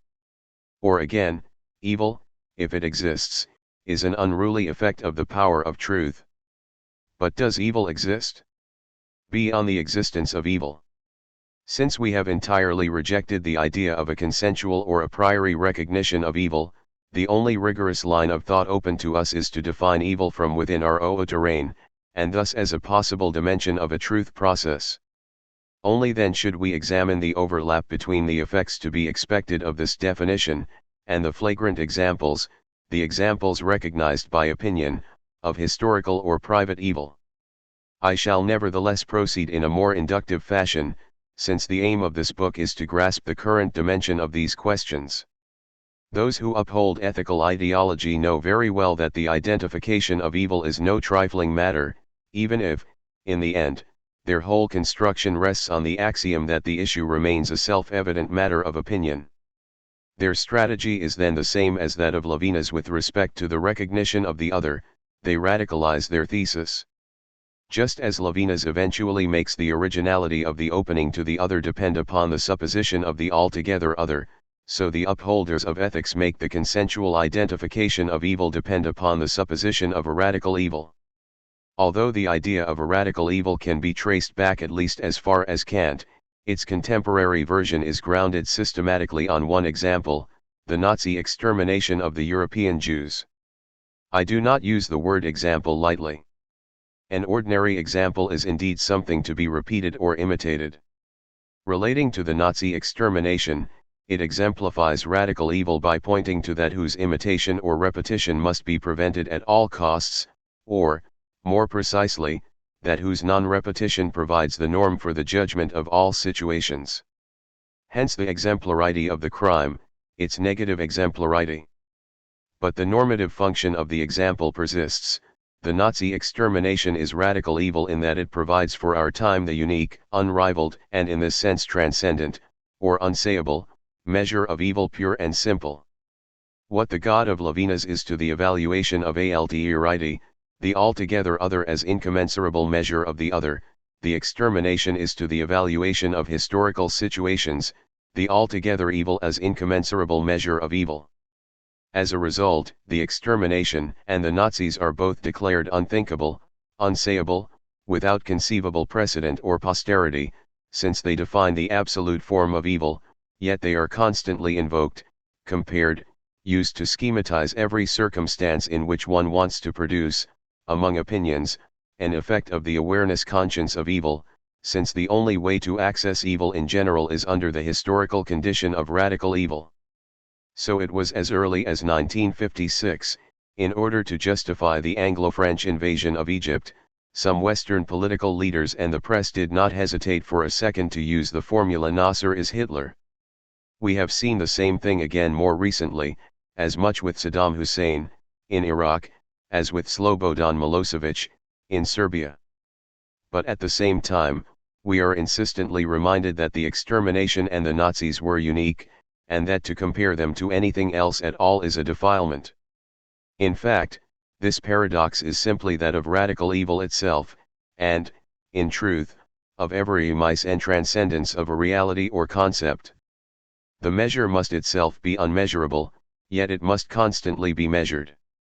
The extermination is indeed both that which measures all the evil our time is capable of, being itself beyond measure, and that to which we must compare everything, thus measuring it unceasingly, that we say is to be judged in terms of the manifest certainty of evil. As the supreme negative example, this crime is inimitable, but every crime is an imitation of it. To get out of this circle, to which we are condemned by the fact that we want to subordinate the question of evil to a consensual judgment of opinion, a judgment that then has to be pre-structured by the supposition of a radical evil, we obviously have to abandon the theme of radical evil, of the measure without measure. This theme, like that of the altogether other, belongs to religion.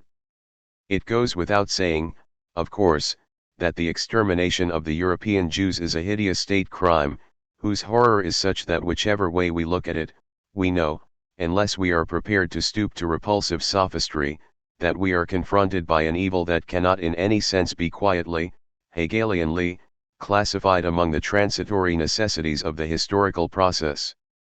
I further accept, without reservation, the singularity of the extermination. The bland category of totalitarianism was forged in order to group under a single concept the politics of Nazism and of Stalinism, the extermination of the European Jews and the massacres in Siberia. This amalgamation does nothing to clarify our thinking, not even our thinking about evil. We must accept the irreducibility of the extermination, just as we must accept the irreducibility of the Stalinist party state. But then the whole point is to situate localiza or the singularity. Fundamentally, those who uphold the ideology of human rights try to situate it directly in evil, in keeping with their objectives of pure opinion. We have seen that this attempt at the religious absolutization of evil is incoherent. Moreover, it is very threatening, like anything that puts thought up against an impassable limit. For the reality of the inimitable is constant imitation, and by dint of seeing Hitlers everywhere we forget that he is dead, and that what is happening before our eyes is the creation of new singularities of evil. In fact, to think the singularity of the extermination is to think, first of all, the singularity of Nazism as a political sequence. This is the whole problem. Hitler was able to conduct the extermination as a colossal militarized operation because he had taken power, and he took power in the name of a politics whose categories included the term Jew. The defenders of ethical ideology are so determined to locate the singularity of the extermination directly in evil that they generally deny, categorically, that Nazism was a political sequence. But this position is both feeble and cowardly. Feeble, because the constitution of Nazism as a massive subjectivity integrating the word Jew as part of a political configuration is what made the extermination possible, and then inevitable. Cowardly, because it is impossible to think politics through to the end if we refuse to envisage the possibility of political sequences whose organic categories and subjective prescriptions are criminal.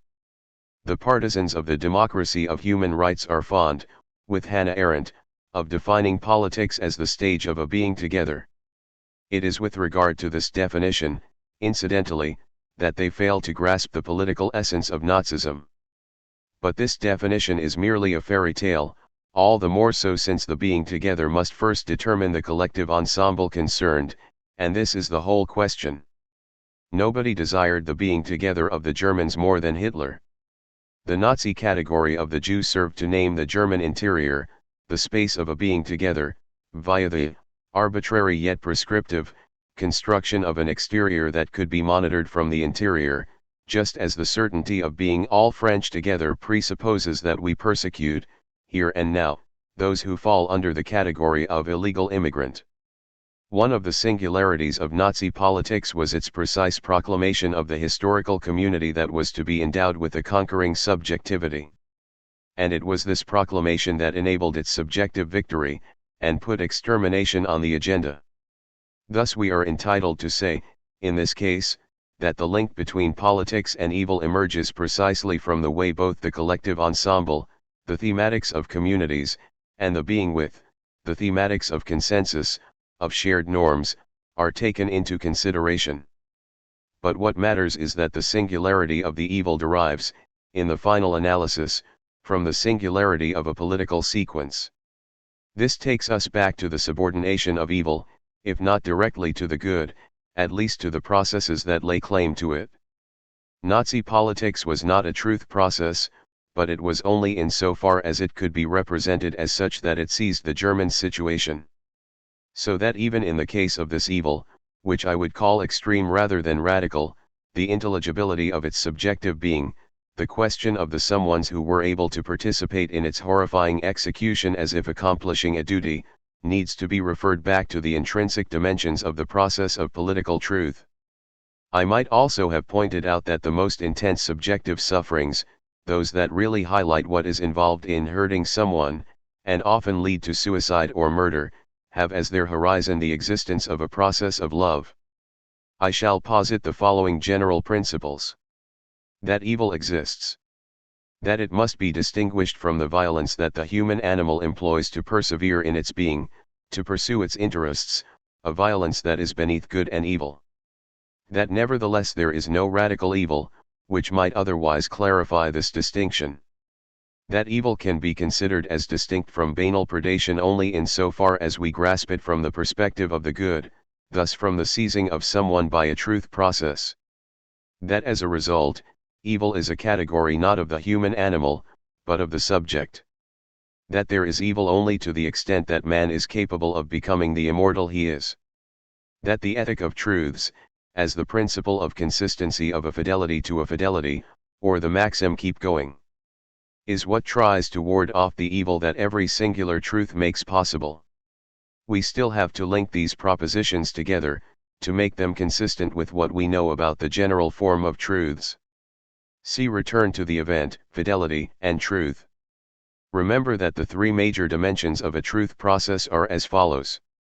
The event, which brings to pass something other than the situation, opinions, instituted knowledges.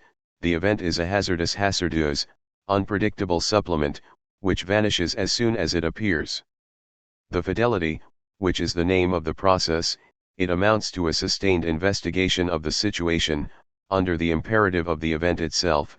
It is an imminent and continuing break. The truth as such, that is, the multiple, internal to the situation, that the fidelity constructs, bit by bit, it is what the fidelity gathers together and produces.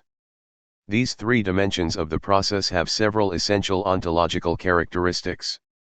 1. The event is both situated, it is the event of this or that situation, and supplementary, thus absolutely detached from, or unrelated to, all the rules of the situation. Hence the emergence of the classical style, with Haydn, or under the name of this someone, Haydn, concerns the musical situation and no other, a situation then governed by the predominance of the Baroque style. It was an event for this situation. But in another sense, what this event was to authorize in terms of musical configurations was not comprehensible from within the plenitude achieved by the Baroque style. It really was a matter of something else.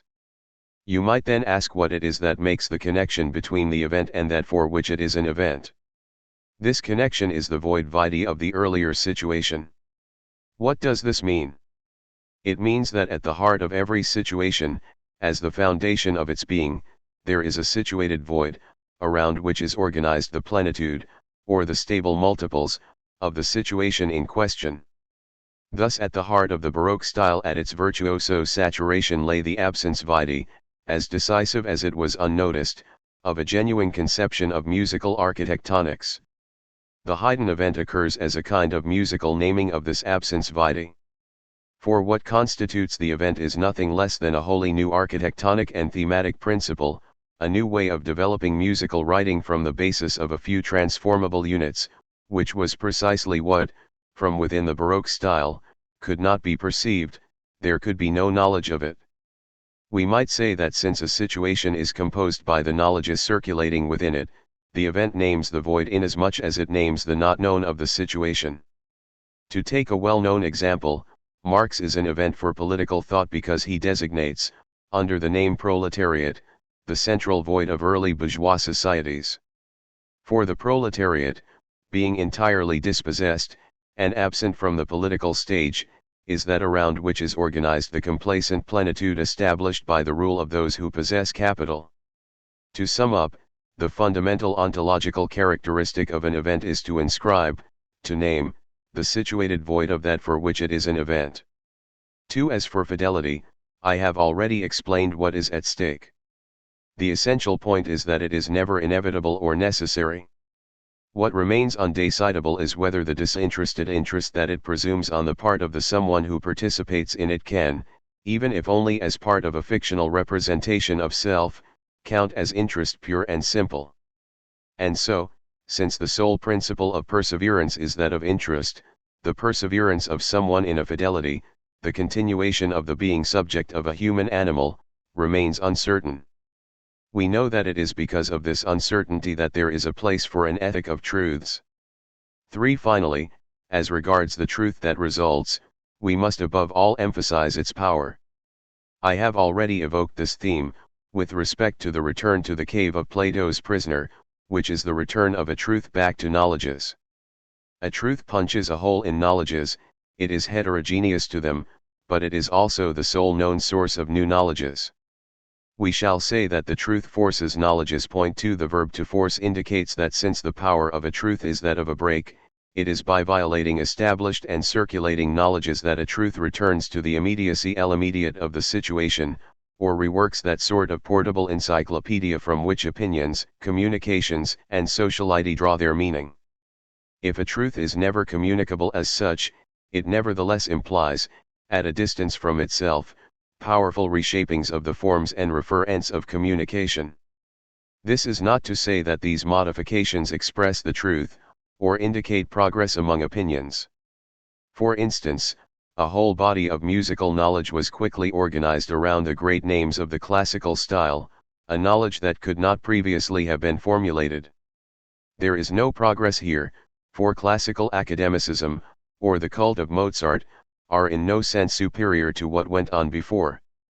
But it marks a forcing of knowledges, an often extensive modification of the codes of communication, or the opinions on music that human animals swap.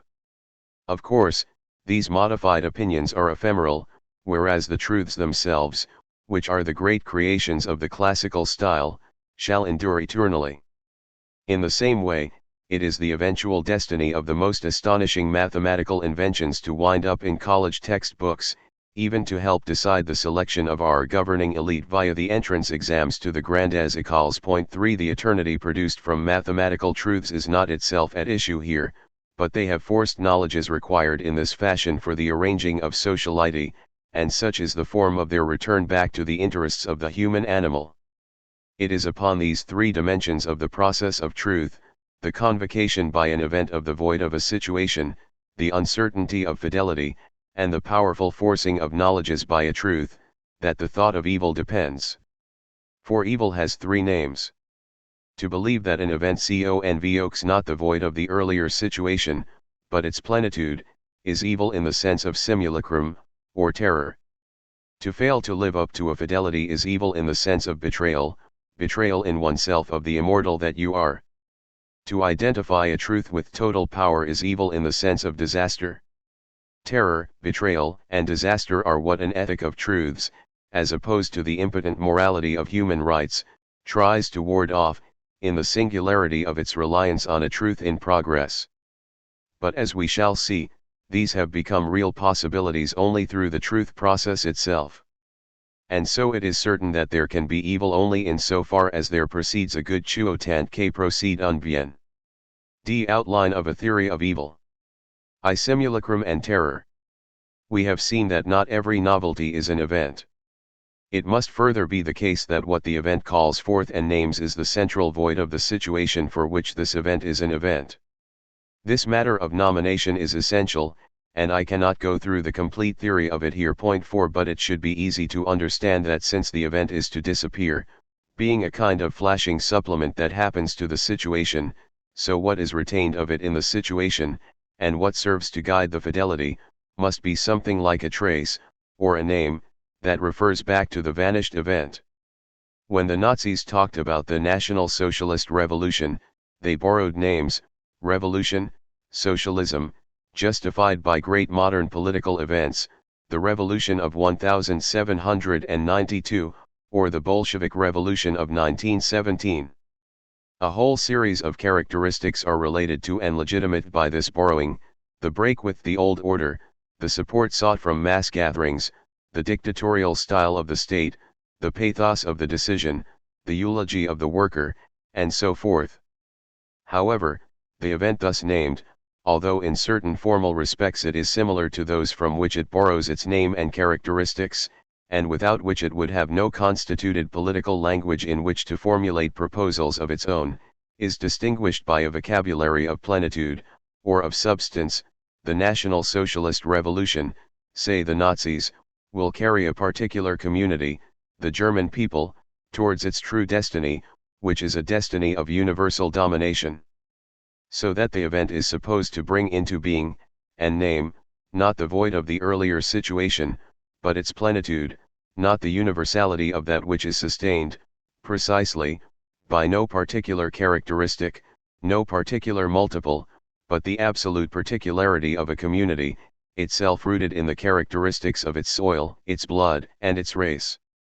What allows a genuine event to be at the origin of a truth, which is the only thing that can be for all, and can be eternally, is precisely the fact that it relates to the particularity of a situation only from the bias of its void. The void, the multiple of nothing, neither excludes nor constrains anyone. It is the absolute neutrality of being, such that the fidelity that originates in an event, although it is an imminent break within a singular situation, is nonetheless universally addressed.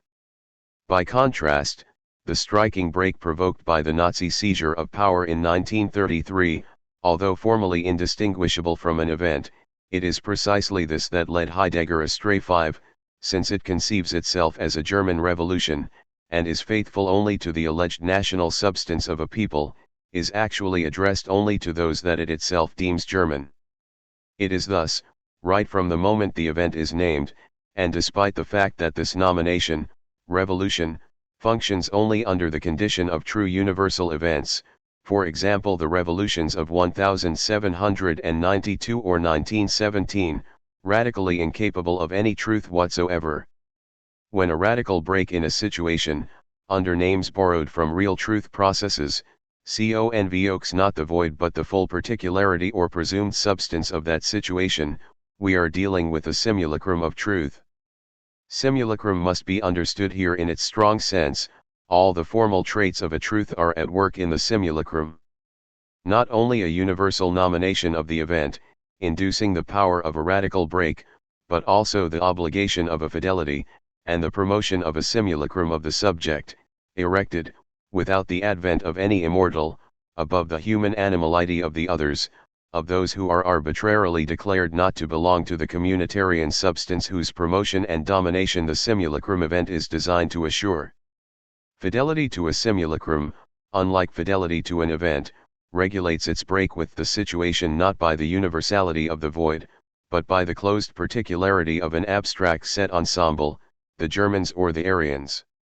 Its invariable operation is the unending construction of this set, and it has no other means of doing this than that of voiding what surrounds it. The void, avoided chassé by the simulacrous promotion of an event substance, here returns, with its universality, as what must be accomplished in order that this substance can be.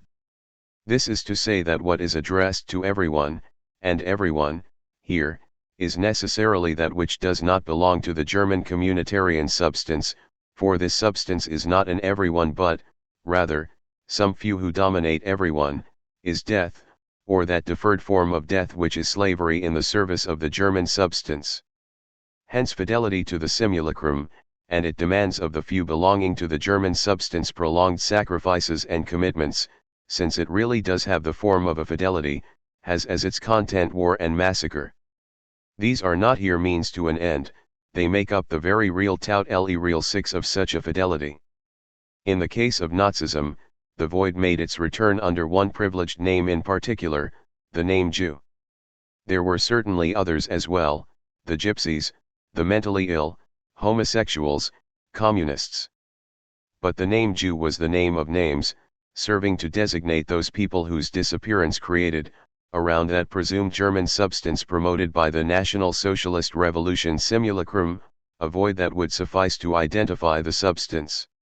The choice of this name relates, without any doubt, to its obvious link with universalism, in particular with revolutionary universalism, to what was in effect already void vitae about this name, that is, what was connected to the universality and eternity of truths. Nevertheless, inasmuch as it served to organize the extermination, the name Jew was a political creation of the Nazis, without any pre-existing referent. It is a name whose meaning no one can share with the Nazis, a meaning that presumes the simulacrum and fidelity to the simulacrum, and hence the absolute singularity of Nazism as a political sequence.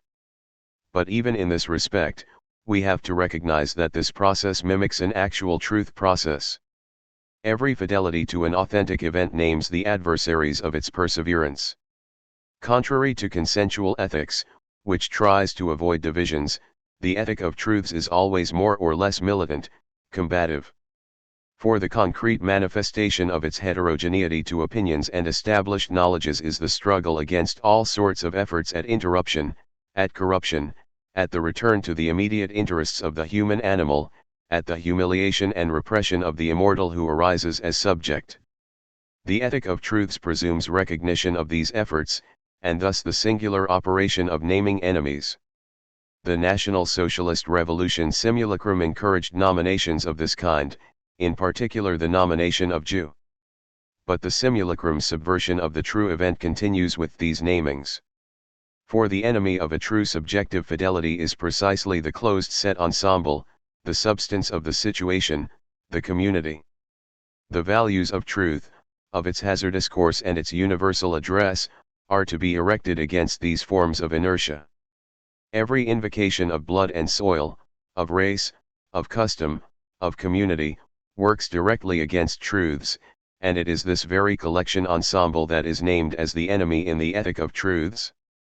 Whereas fidelity to the simulacrum, which promotes the community, blood, race, and so on, names as its enemy, for example, under the name of Jew, precisely the abstract universality and eternity of truths, the address to all. Moreover, the two processes treat what is thus named in diametrically opposite ways. For however hostile to a truth he might be, in the Ethic of Truths every someone is always represented as capable of becoming RHE immortal that he is.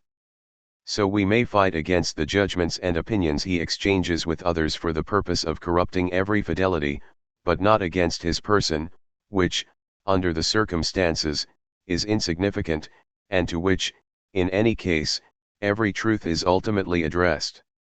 By contrast, the void with which those who are faithful to a simulacrum strive to surround its alleged substance must be a real void, obtained by cutting into the flesh itself. And since it is not the subjective advent of an immortal, so fidelity to the simulacrum, that appalling imitation of truths, presumes nothing more about those they designate as the enemy than their strictly particular existence as human animals. It is thus this existence that will have to bear the return of the void. This is why the exercise of fidelity to the simulacrum is necessarily the exercise of terror. Understand by terror, here, not the political concept of terror, linked, in a universalizable couple, to the concept of virtue by the immortals of the Jacobin Committee of Public Safety, but the pure and simple reduction of all to their being for death. Terror thus conceived really postulates that in order to let the substance be, nothing must be pour que la substance soit, rien ne doit être. I have pursued the example of Nazism because it enters to a significant extent into that ethical configuration, of radical evil, opposed by the Ethic of Truths. What is at issue here is the simulacrum of an event that gives rise to a political fidelity. Such a simulacrum is possible only thanks to the success of political revolutions that were genuinely evental, and thus universally addressed. But simulacra linked to all the other possible kinds of truth processes also exist. The reader may find it useful to identify them. For example, we can see how certain sexual passions are simulacra of the amorous event. There can be no doubt that on this account they bring with them terror and violence. Likewise, brutal obscurantist preachings present themselves as the simulacra of science, with obviously damaging results. And so on. But in each case, these violent damages are unintelligible if we do not understand them in relation to the truth processes whose simulacra they manipulate. In sum, our first definition of evil is this: evil is the process of a simulacrum of truth. And in its essence, under a name of its invention, it is terror directed at everyone. 2. Betrayal. I began the explanation of this point in Chapter 4. We have seen that it cannot be decided for sure whether the disinterested interest that animates the becoming subject of a human animal prevails over interest pure and simple, once this human animal can no longer manage to unify the two kinds of interest in a plausible fiction of his own unity. We are dealing here with what might be called moments of crisis. It itself, a truth process, is untouched by crisis. Initiated by an event, in principle it extends to infinity. What can go into crisis is the one or several someones who enter into the composition of the subject induced by this process. Everyone is familiar with the moments of crisis faced by a lover, a researcher's discouragement, a militant's lassitude, an artist's sterility. Or again, with the lasting failure of someone to understand a mathematical proof, with the irreducible obscurity of a poem whose beauty one can nevertheless dimly perceive, and so forth. I have explained where such experiences come from, under pressure from the demands of interest, or, on the contrary, because of difficult new demands within the subjective continuation of fidelity, there is a breakdown of the fiction I used to maintain, as an image of myself, the confusion between my ordinary interests and disinterested interest, between human animal and subject, between mortal and immortal. And at this point, I am confronted with a pure choice between the keep going, proposed by the ethic of this truth, and the logic of the perseverance in being of the mere mortal that I am. A crisis of fidelity is always what puts to the test, following the collapse of an image, the sole maxim of consistency, and thus of ethics: keep going. Keep going even when you have lost the thread, when you no longer feel caught up in the process, when the event itself has become obscure, when its name is lost, or when it seems that it may have named a mistake, if not a simulacrum. For the well-known existence of simulacra is a powerful stimulus to the crystallization of crises. Opinion tells me, and therefore I tell myself, for I am never outside opinions, that my fidelity may well be terror exerted against myself, and that the fidelity to which I am faithful looks very much like, too much like, this or that certified evil. It is always a possibility, since the formal characteristics of this evil, as simulacrum, are exactly those of a truth. What I am then exposed to is the temptation to betray a truth. Betrayal is not mere renunciation. Unfortunately, one cannot simply renounce a truth. The denial of the immortal in myself is something quite different from an abandonment, a cessation.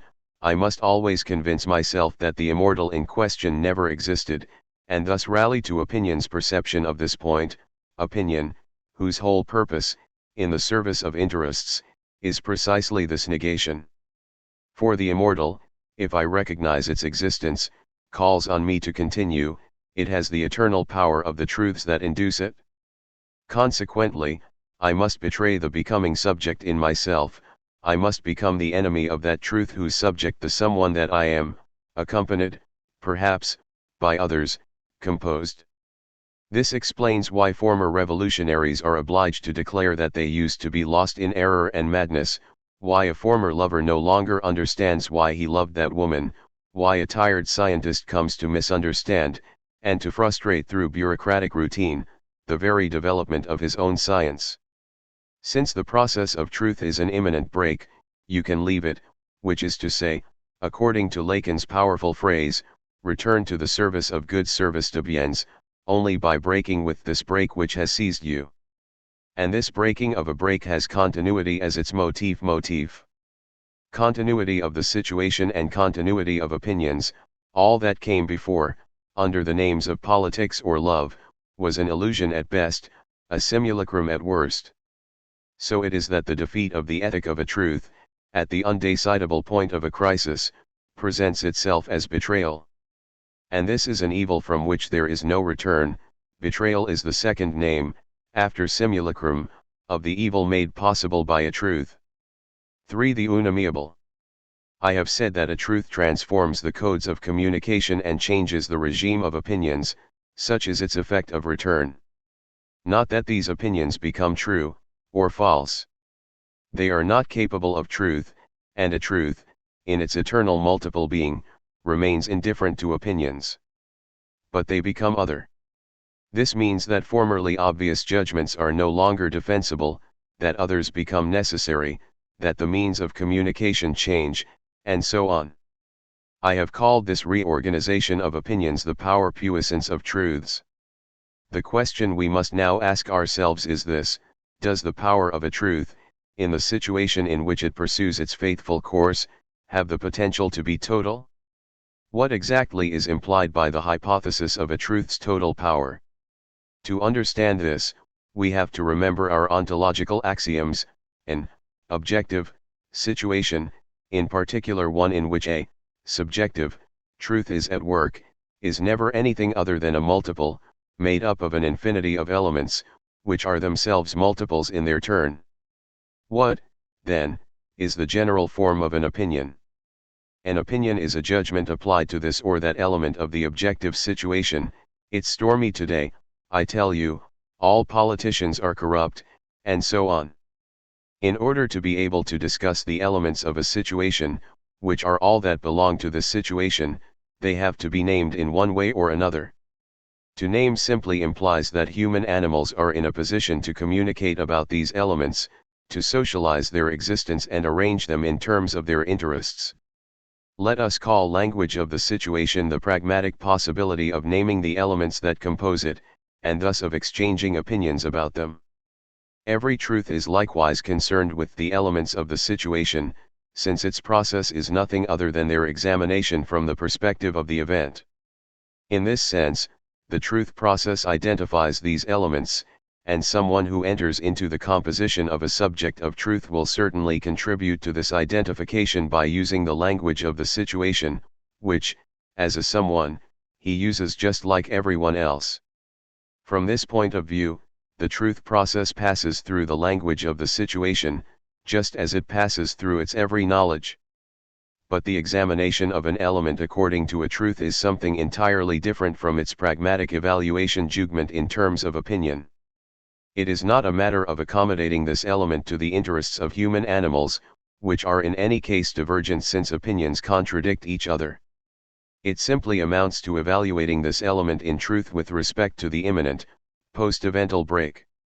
This evaluation is itself disinterested, it seeks to endow the element with a kind of eternity, in keeping with the becoming immortal of the someones who participate in the subject of truth, the subject which provides the real basis of the evaluation.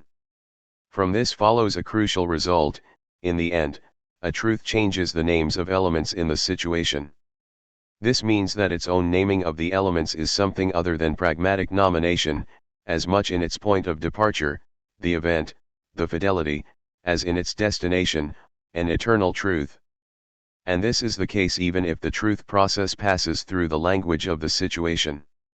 We must admit, then, that in addition to the language of the objective situation, which enables the communication of opinions, there exists a subject language langue sujet, the language of the subjective situation, which enables the inscription of a truth. In fact, this is a self-evident point. The mathematized language of science is in no way the language of opinions, including opinions on science. The language of a declaration of love may be very banal indeed, I love you, for example, but its power in the situation is nevertheless entirely distinct from the common usage of these same words. The language of a poem is not that of a journalist. And the language of politics is so peculiar that to the ears of opinion it sounds like jargon langue de bois. The important thing is that the power of a truth, directed at opinions, forces the pragmatic namings, the language of the objective situation, to bend and change shape upon contact with the subject language. It is this and only this that changes the established codes of communication, under the impact of a truth. We can now define what the total power of a truth would be. It would imply the ability to name and evaluate all the elements of the objective situation from the perspective of the truth process. Rigid and dogmatic, or blinded, the subject language would claim the power, based on its own axioms, to name the whole of the real, and thus to change the world. The powers of the language of the situation are themselves, to be sure, unrestricted. Every element can be named from the perspective of a given interest, and judged in the communication between human animals. But since this language is in any case incoherent, and dedicated to pragmatic exchange, its totalizing vocation does not matter much. By contrast, when we come to the subject language, the language of the militant, the researcher, the artist, the lover, which is the result of a truth process, the hypothesis of total power here has consequences of an altogether different order. In the first place, we thereby presume that the totality of the objective situation can be organized in terms of the particular coherence of a subjective truth. We next assume that it is possible to eliminate opinion. For if the subject language covers the same ground as the language of the situation, if truth can be pronounced with respect to every element, then the power of a truth would manifest itself not by the mere distortion of pragmatic and communicative meanings, but by the absolute authority of truthful nomination. A truth would then force the pure and simple replacement of the language of the situation by a subject language. That is to say, the immortal would come into being as the wholesale negation of the human animal that bears him. When Nietzsche proposes to break the history of the world in two by exploding Christian nihilism and generalizing the great Dionysian yes to life, or when certain red guards of the Chinese Cultural Revolution proclaim, in 1967, the complete suppression of self-interest, they are indeed inspired by a vision of a situation in which all interest has disappeared, and in which opinions have been replaced by the truth to which Nietzsche and the red guards are committed. The great 19th-century positivists likewise imagined that the statements of science were going to replace opinions and beliefs about all things. And the German romantics worshipped a universe entirely transfixed by an absolutized poetics. But Nietzsche went mad. The Red Guards, after inflicting immense harm, were imprisoned or shot, or betrayed by their own fidelity. Our century has been the graveyard of positivist ideas of progress. And the Romantics, already prone to suicide, were to see their literary absolute engender monsters in the form of aestheticized politics. 7. For every truth presumes, in fact, in the composition of the subjects it induces, the preservation of someone, the always two-sided activity of the human animal caught up in truth. Even ethical consistency, as we have seen, is only the disinterested engagement, in fidelity, of a perseverance whose origin is interest, such that every attempt to impose the total power of a truth ruins that truth's very foundation support. The immortal exists only in and by the mortal animal. Truths make their singular penetration per se only through the fabric of opinions. We all need to communicate, we must all express our opinions. It is we ourselves, as ourselves, who expose ourselves to the becoming subject. There is no history other than our own, there is no true world to come. The world as world is, and will remain beneath the true and the false. There is no world that might be captive to the coherence of the good. The world is, and will remain, beneath good and evil. The good is good only to the extent that it does not aspire to render the world good. Its sole being lies in the situated advent eladvenu and situation of a singular truth. So it must be that the power of a truth is also a kind of powerlessness. Every absolutization of the power of a truth organizes an evil. Not only does this evil destroy the situation, for the will to eliminate opinion is, fundamentally, the same as the will to eliminate, in the human animal, its very animality, i.e. its being, but it also interrupts the truth process in whose name it proceeds, since it fails to preserve, within the composition of its subject, the duality duplicit of interests, disinterested interest and interest pure and simple. This is why I will call this figure of evil a disaster of the truth induced by the absolutization of its power. That truth does not have total power means, in the last analysis, that the subject language, the production of a truth process, does not have the power to name all the elements of the situation. At least one real element must exist, one multiple existing in the situation, which remains inaccessible to truthful nominations, and is exclusively reserved to opinion, to the language of the situation. At least one point that the truth cannot force. I shall call this element the unamiable of a truth. 8. The unamiable is not so in itself, it is potentially accessible to the language of the situation, and we can certainly exchange opinions about it. For there is no limit to communication. The unamiable is unamiable for the subject language. Let us say that this term is not susceptible of being made eternal, or not accessible to the immortal. In this sense, it is the symbol of the pure real of the situation, of its life without truth. To determine the unamiable point of a particular type of truth process is a difficult task for philosophical thought. There can be no question of undertaking this determination here. So I shall simply say that as far as love is concerned, it can be established that sexual pleasure jouissance as such is inaccessible to the power of the truth, which is a truth about the two. For mathematics, which represents non-contradictory thought par excellence, it is precisely non-contradiction that cannot be named. We know that it is indeed impossible to prove, from within a mathematical system, the non-contradiction of that system. This is Gödel's famous theorem, Point 9. Finally, the community and the collective are the unamiables of political truth. Every attempt politically to name a community induces a disastrous evil, which can be seen as much in the extreme example of Nazism as in the reactionary usage of the word French, whose entire purpose is to persecute some of those who live here in France under the arbitrary imputation of being foreigners. What matters here is the general principle. Evil in this case is to want, at all costs and under condition of a truth, to force the naming of the unamiable. Such, exactly, is the principle of disaster.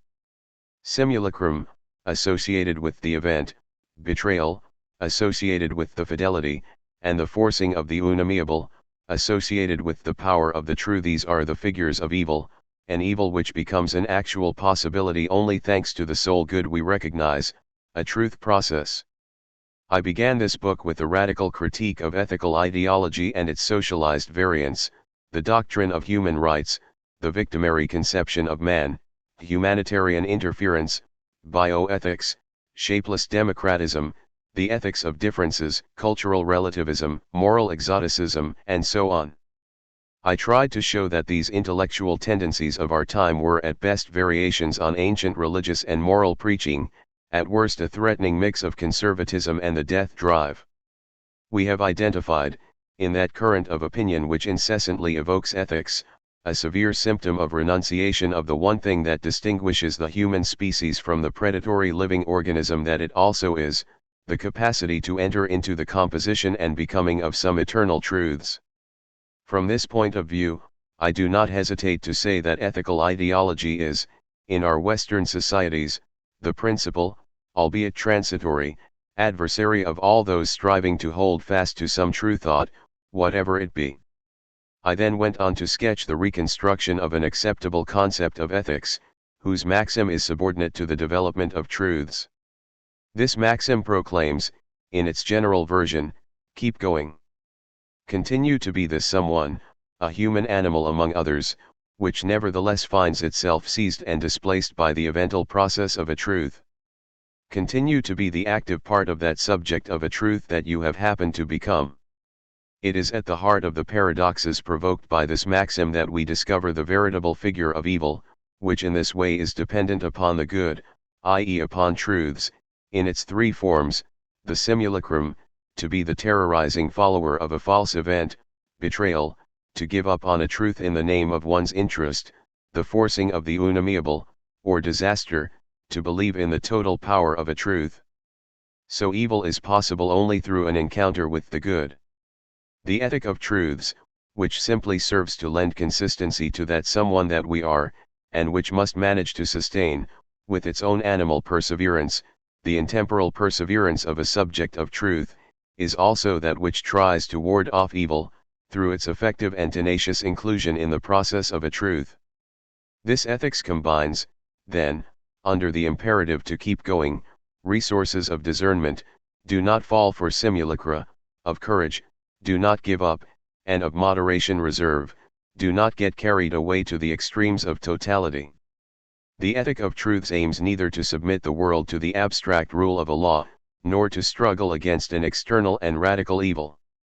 On the contrary, it strives, through its own fidelity to truths, to ward off evil, that evil which it recognizes as the underside, or dark side, of these very truths.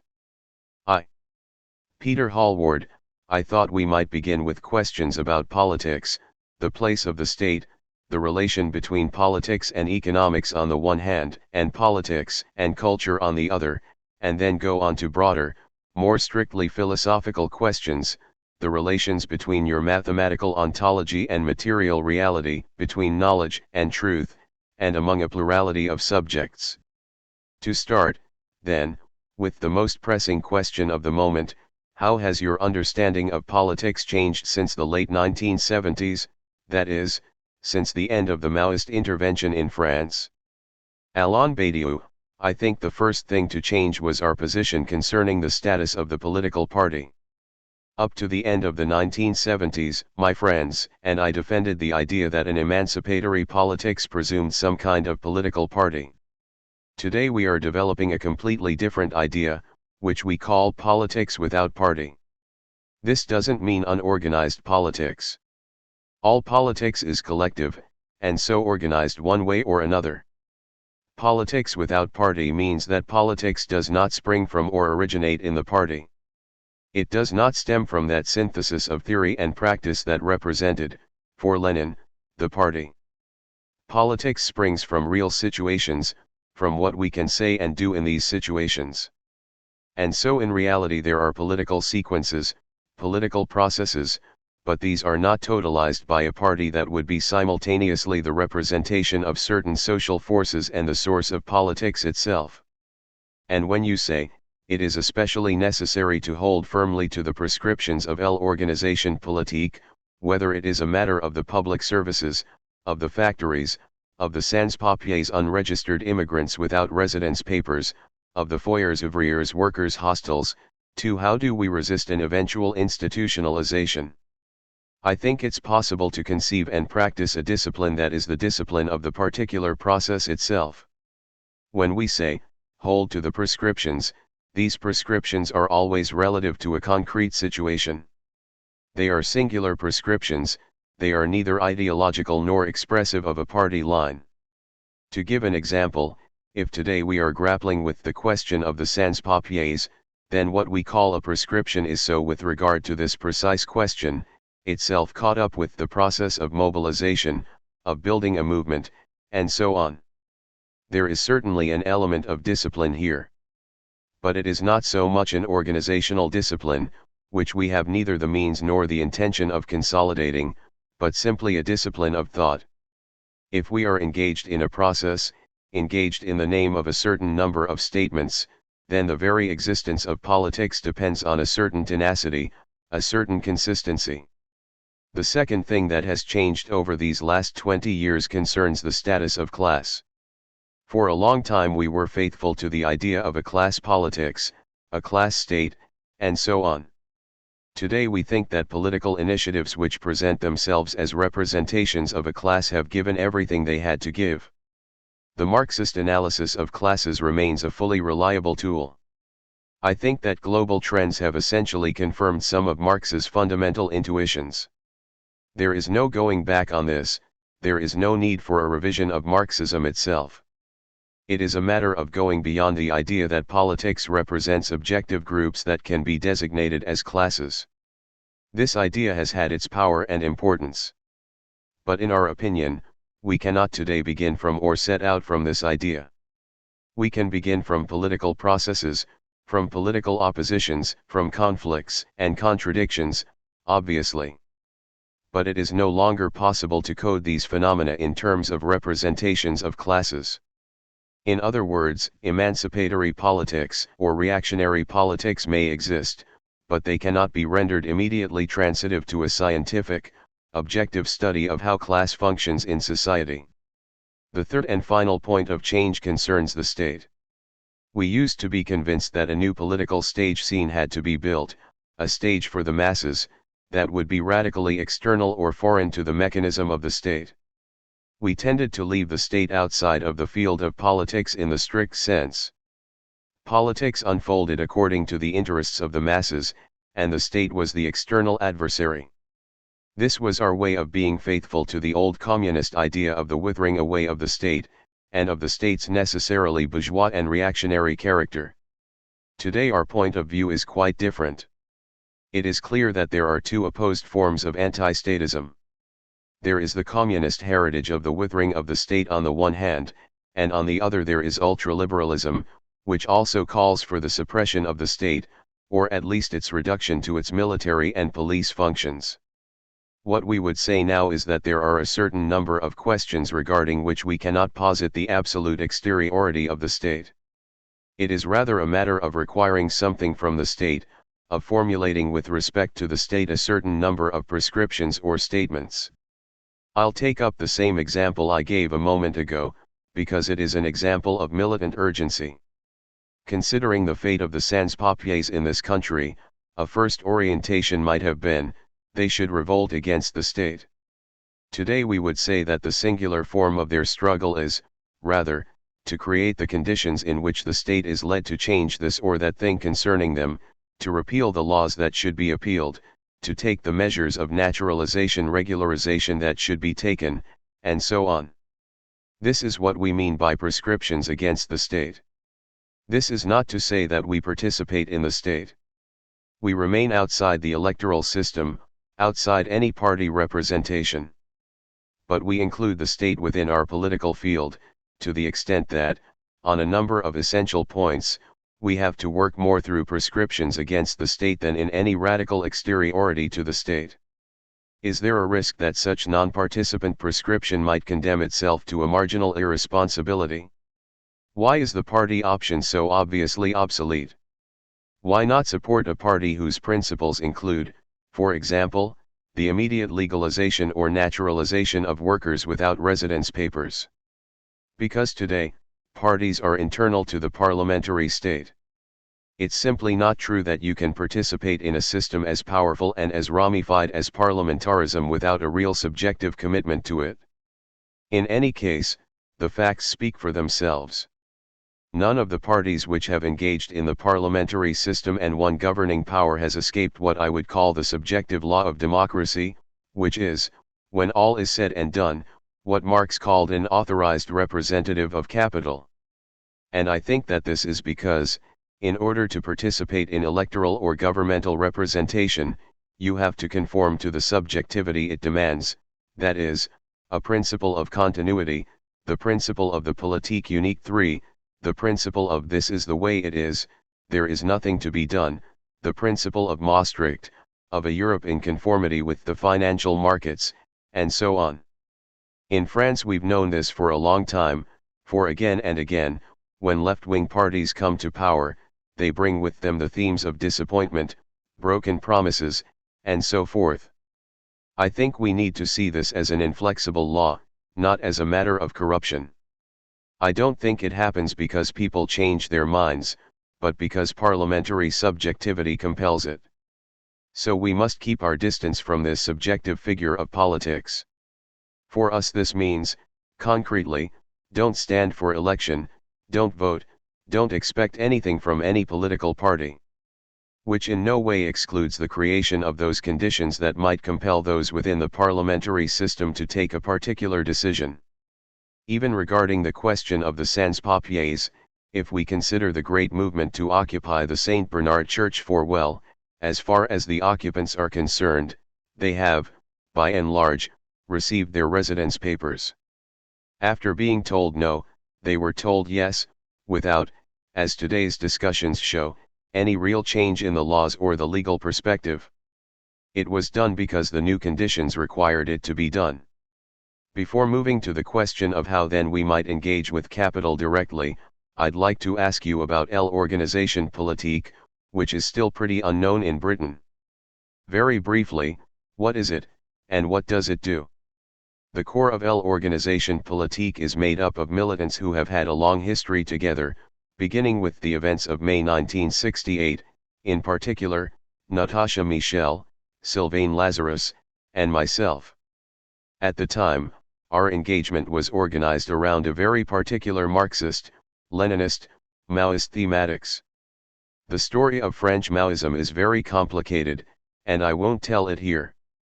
L'organisation politique was created when we began to see things in a different way, regarding the questions of party, class, and state. The main orientations of l'organisation politique were established from around 1984 to 85, and we've now been publishing our journal, La Distance Politique, for 5 or 6 years. Our work has focused on two principal sets of questions. The first concerns the realm of prescriptions against the state, which today turn on the issues of the foyers ouvriers and the set of questions relating to nationality and the status of foreigners. How do we count foreign workers in this country, do we count them for nothing or for something, and so on? This question is linked to the struggle against the French Front National.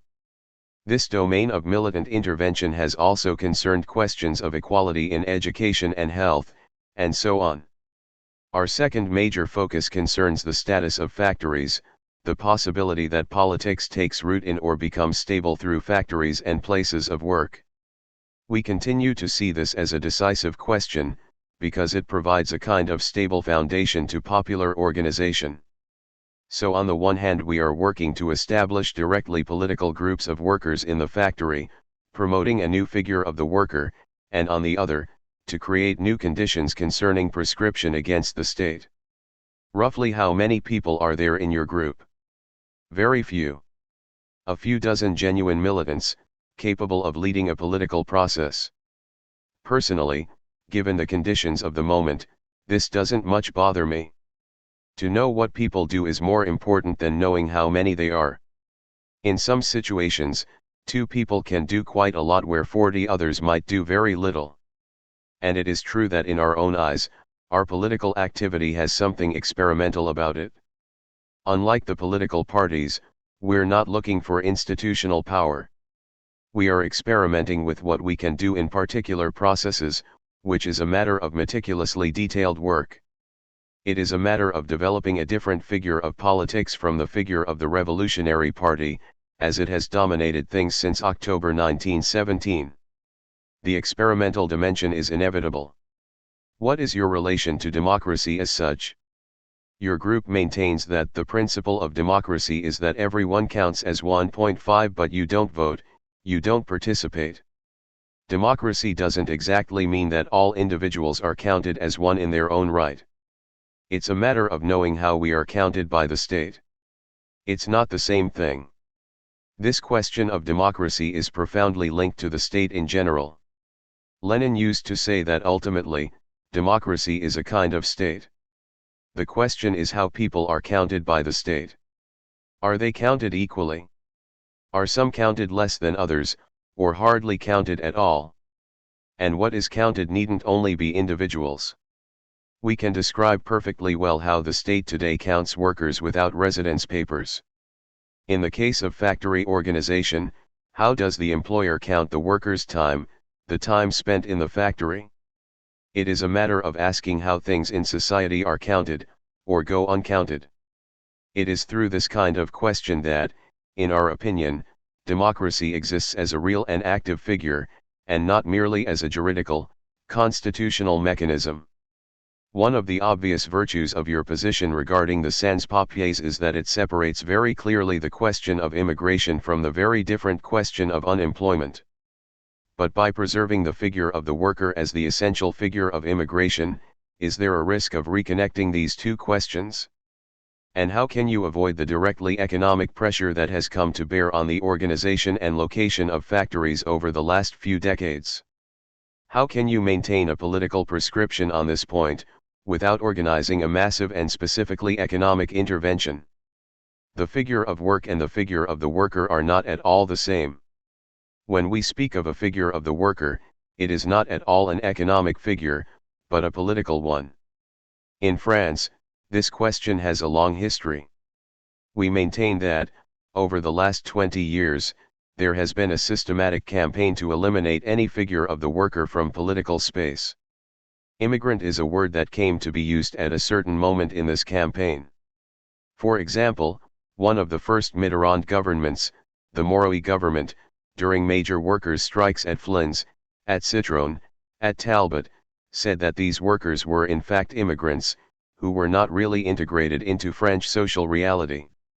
The category immigrant has been systematically substituted for the category worker, only to be supplanted in its turn by the category of the clandestine or illegal alien.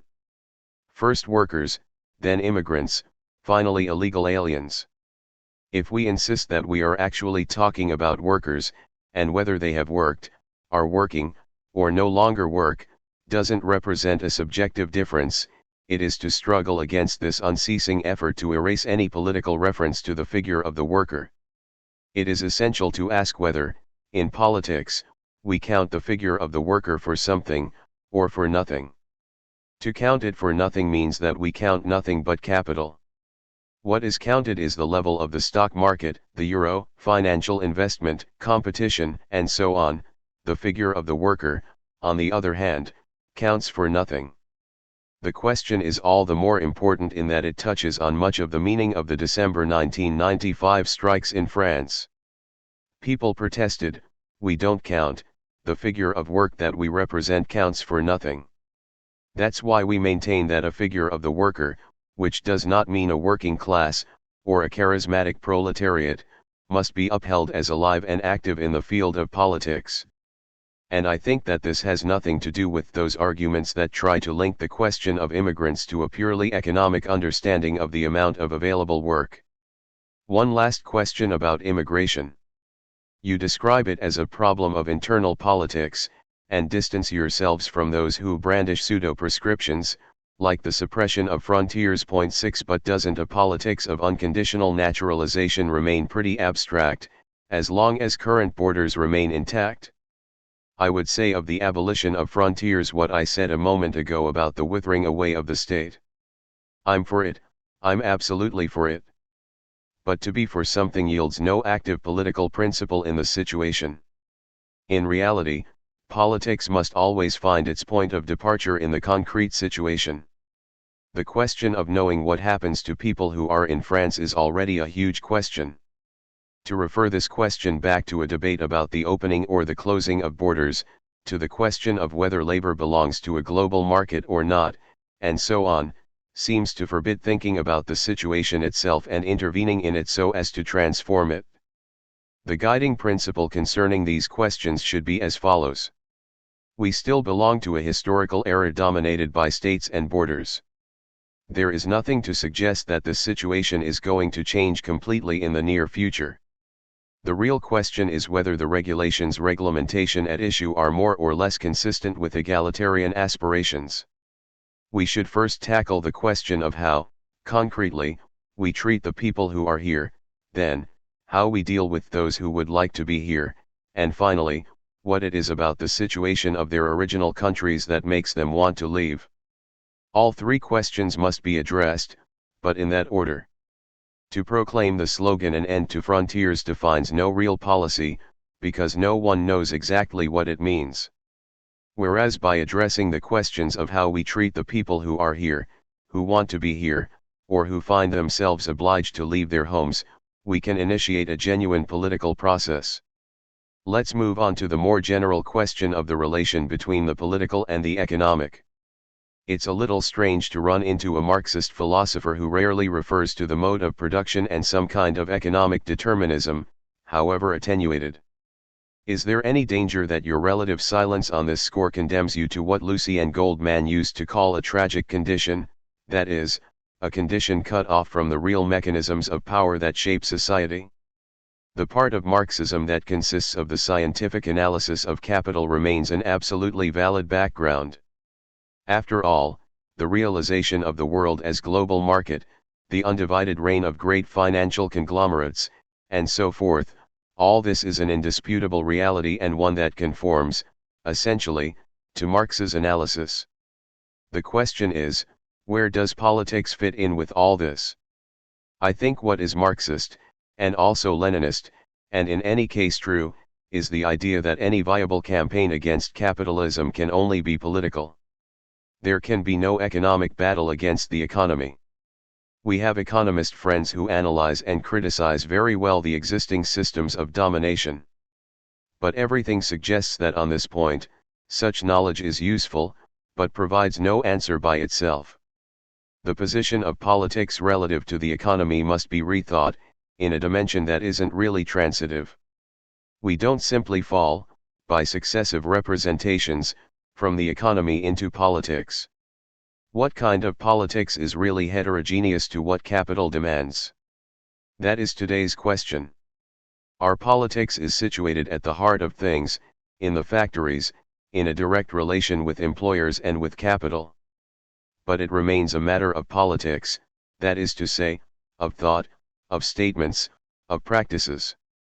All the efforts to construct an alternative economy strike me as pure and simple abstractions, if not simply driven by the unconscious vector of capital's own reorganization. We can see, for example, and will see more and more, how so many environmentalist demands simply provide capital with new fields of investment, new inflections and new deployments. Why? Because every proposition that directly concerns the economy can be assimilated by capital. This is so by definition, since capital is indifferent to the qualitative configuration of things. So long as it can be transformed or aligned in terms of market value, everything's fine. The only strategy worth the name is a political struggle, that is to say, a singular, active subjectivity, a thought praxis pensée pratique. We are in the phase of experimentation. And the Cuban situation, for instance. I respect Cuba as a figure of resistance, for we should respect all the forms of resistance to the hegemony of the global market, and to its principal organizer, American imperialism. But Cuba provides singular testimony of an outmoded conception of politics. And so Cuba will have, unavoidably, very serious problems, internal problems, because it bears witness, with incontestable grandeur, to a figure of the party, state that belongs to another political age.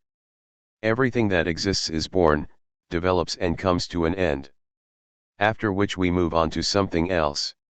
What about the relation between politics and culture?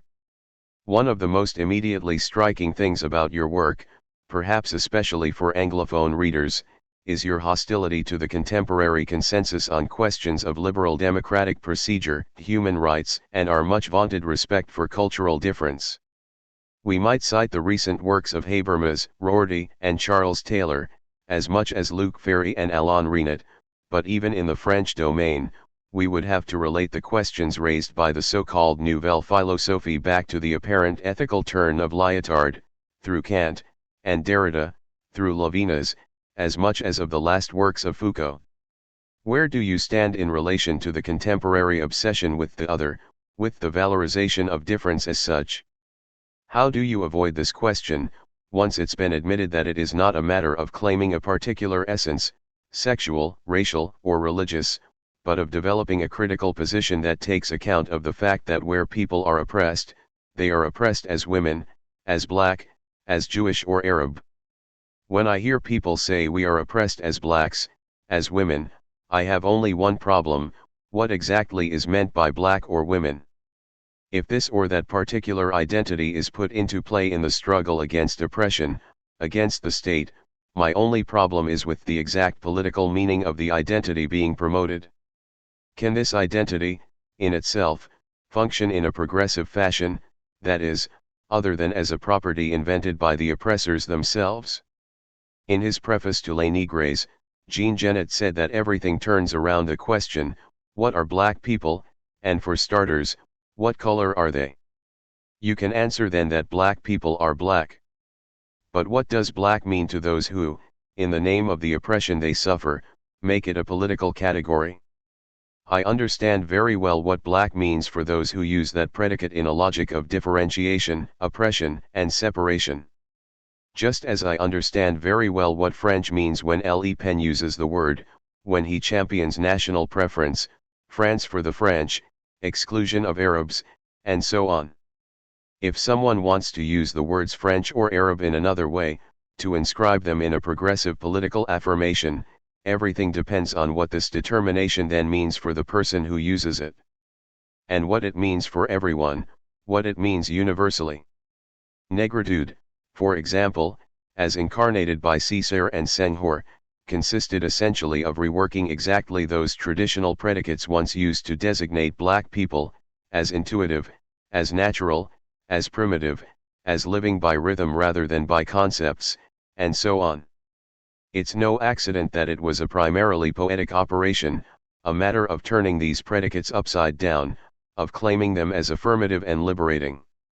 I understand why this kind of movement took place, why it was necessary.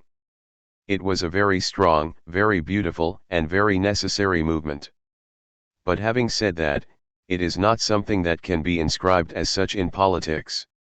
I think it is a matter of poetics, of culture, of turning the subjective situation upside down. It doesn't provide a possible framework for political initiative. The progressive formulation of a cause which engages cultural or communal predicates, linked to incontestable situations of oppression and humiliation, presumes that we propose these predicates, these particularities, these singularities, these communal qualities, in such a way that they be situated in another space and become heterogeneous to their ordinary oppressive operation. I never know in advance what quality, What particularity is capable of becoming political or not, I have no preconceptions on that score. What I do know is that there must be a progressive meaning to these particularities, a meaning that is intelligible to all. Otherwise, we have something which has its raison d'être, but which is necessarily of the order of a demand for integration, that is, of a demand that one's particularity be valued in the existing state of things. This is something commendable, even necessary, but it is not, in my opinion, something to be inscribed directly in politics. Rather, it inscribes itself in what I would generally call syndicalism, trade unionism, that is to say, particular claims, claims that seek to be recognized and valued in a determinate relation of forces. I would call political something that, in the categories, the slogans, the statements it puts forward, is less the demand of a social fraction or community to be integrated into the existing order than something which touches on a transformation of that order as a whole. A last example on this point: what is the legitimate political usage of the category Jew? It is very hard to ask this question in France, without instantly being labeled an anti-Semite. I think, though, that it is absolutely necessary, if this word is to have a progressive political signification, that it be something different from what Hitler, for instance, designated by that name. It can't be the same thing turned on its head. And if it is something else, we have to ask what it might be, what relation it has or doesn't have with the state of Israel and its practices, what relation it has or doesn't have with religion, with the matrilineal character of Judaism, or with the revolutionary engagement of so many Jews in the 1930s and 1940s, and so forth. But surely most of the historical answers to this question have included an element of irreducible particularity, a constitutive particularization, we might say, how to describe what the word Jew means without referring to the theme of the chosen. That there is a remnant, or a support, of irreducible particularity, is in fact something I would acknowledge for any kind of reality.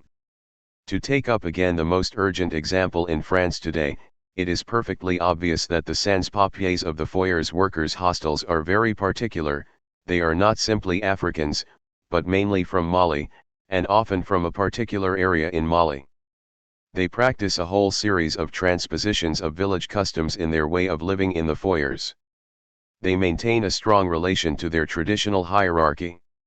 When you attend a foyer meeting, you immediately notice that the meeting takes place in a particular way. But in the end, between this particularity present in the practical, concrete support of any political process, and the statements in the name of which the political process unfolds, I think there is only a relation of support, but not a relation of transitivity. It's a bit like the relation with the economy. You can't go from the one to the other, even if one seems to be carried by the other. So to take up the question of the meaning of the word Jew, it follows the same logic. Of course I recognize the consistency of the historical particularity covered by this word.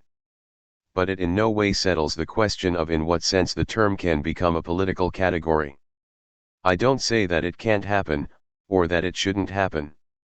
But something more than this particularity would be necessary for it to happen.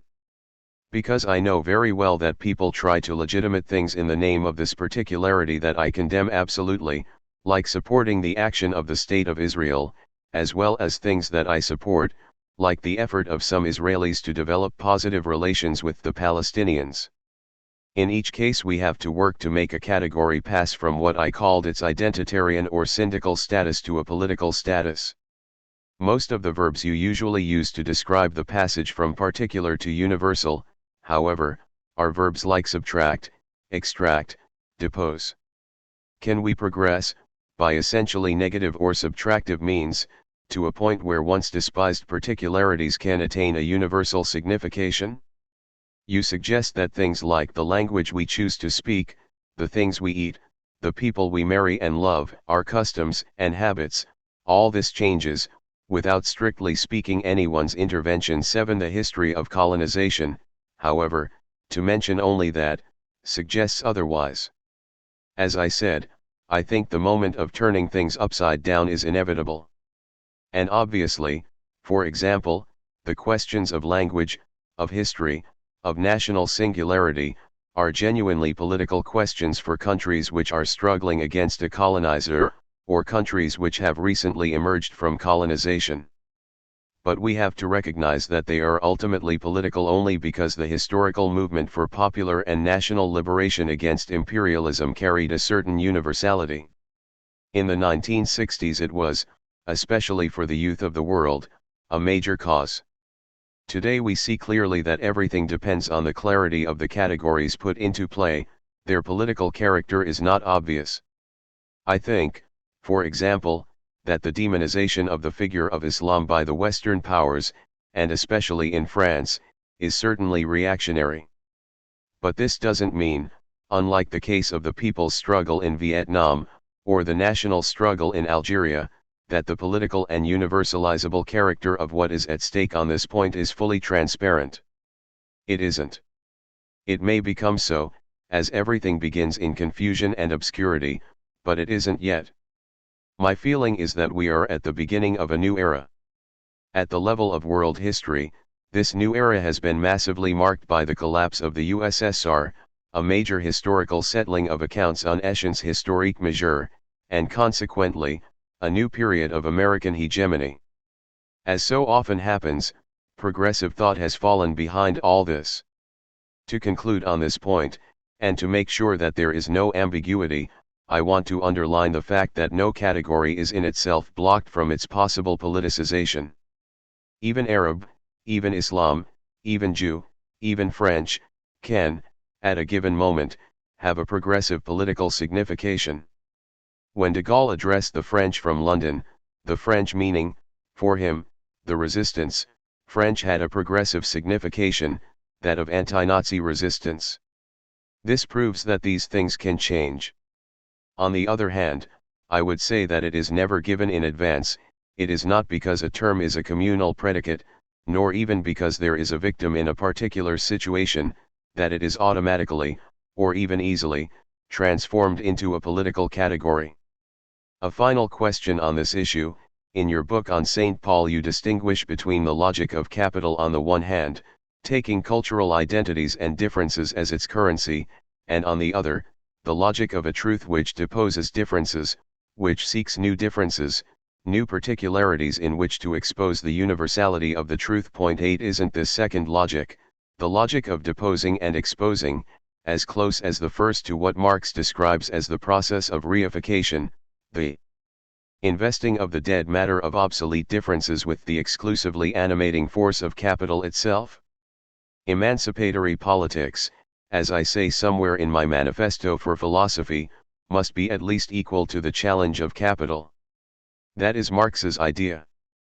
When Marx says that capital destroys all the old ties, all the ancient sacred figures, that it dissolves everything in the frozen waters of selfish calculation, he says it with a certain admiration. 9 Marx had already distinguished himself from those who dreamed nostalgically of a resistance to capital rooted in ancient customs and territories. He called this reactive phenomenon feudal socialism. Marx was radically critical of this idea, and this is because he accepted that there were formal similarities between the ambitions of emancipatory politics and the workings of capital. Because we can never go back on universalism. There is no earlier territoriality calling for protection or recovery. The whole point is that differences be traversed, conserved, and deposed simultaneously, somewhere other than in the frozen waters of selfish calculation. Obviously it's a formidably complex problem, which can sometimes expose us, I admit, to the risk of being the unconscious agents of capital itself. I remember the days when the French progressive movement, and Deleuze was very engaged in this, supported the creation of free, i.e. private sector radio stations. At the time, French radio was still entirely state-run. The creation of free radio stations was to be the conquest of a fragmented, multiform territoriality. And Deleuze was partly right. But for the most part, what took place, overwhelmingly, was the conquest of radio by capital. This is always the danger. We can't avoid it. Because on this point we are rivals to capital, rather than merely reacting against it. It is a struggle of universalism against universalism, not of particularism against universalism. Following André Gortz, lots of people have said farewell to the working class, so as to support, perhaps with a certain idealism, the category of new social movements. I'm thinking of Turenne, of Lacan and Mauve, even of Foucault. What do you make of this trend? We are entirely opposed to it. Certainly, the great critique of classism undertaken by my friend Sylvain Lazarus demonstrates that we know how a certain vision of class politics has been saturated. We don't say that it has failed. It has given what it had to give. It has been a great enterprise experience, with its darkness, its terrors, but also with its extraordinary creative enthusiasms and its ability, after all, here and there, to strike real blows against imperialism. This time has come to an end, and so we can say, if you like, that the category of the proletariat, as a political category, can no longer play much of a role. But in terms of what they propose, I think that in camouflaged form, the abandon promoted by Gortz and others in fact shows that they have been won over, politically, to the established order. It leaves the properly political sphere untouched. It represents a kind of idealization of a self-regulating social movement of capital itself.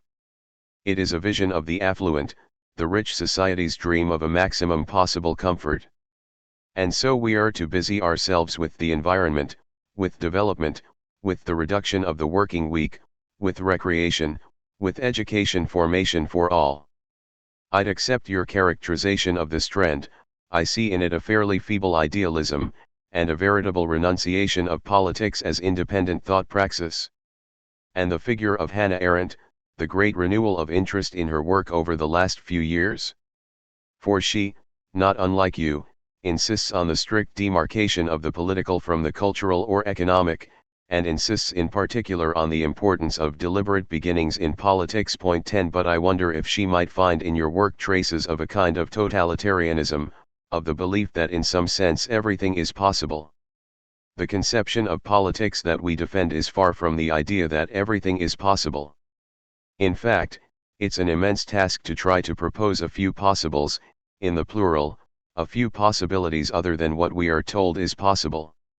It is a matter of showing how the space of the possible is larger than the one we are assigned, that something else is possible, but not that everything is possible. In any case, it is essential that politics renounce the category of totality, which is perhaps another change with respect to the previous period. The real difference with Hannah Arendt should, rather, be located in her definition of politics itself. For Arendt, politics concerns living together, the regulation of being together as a republic, or as public space. It's not an adequate definition. It reduces politics to the sole instance of judgment, and eventually to opinion, rather than recognizing that the essence of politics concerns thought and action, as connected through the practical consequences of a prescription. For any one prescription is opposed to others. There can be no homogeneous public space other than that of consensus, the consensus we are all familiar with, the consensus of la pensée unique, i.e. global liberalism. I've always been struck by the fact that Hannah Arendt prefers the American Constitution to the French Revolution.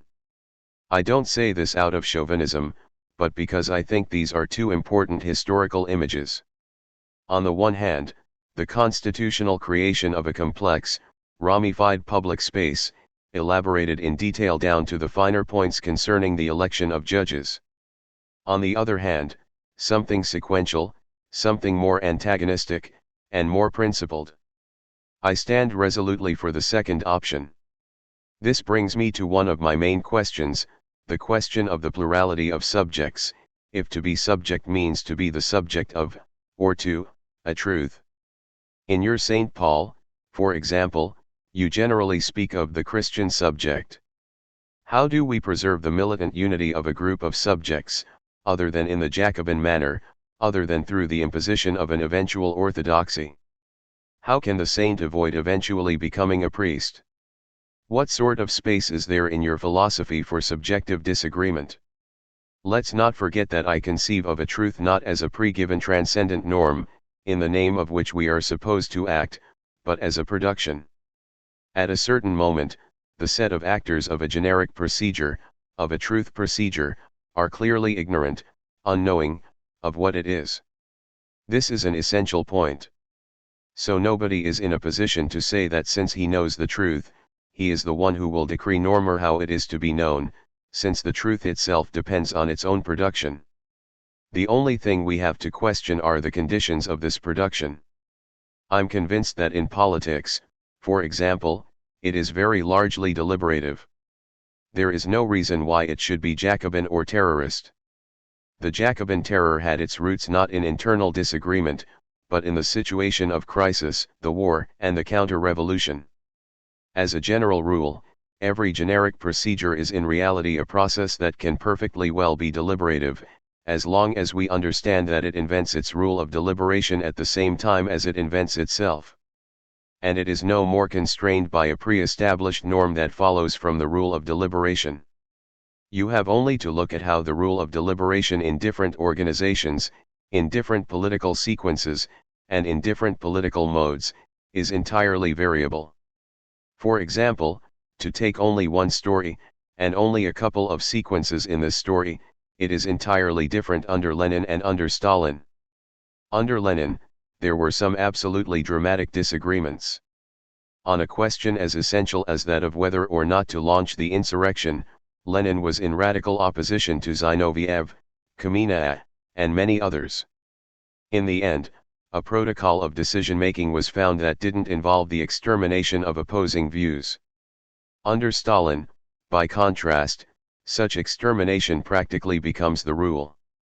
Every time a plurality of individuals, a plurality of human subjects, is engaged in a process of truth, the construction of this process induces the construction of a deliberative and collective figure of this production, which is itself variable.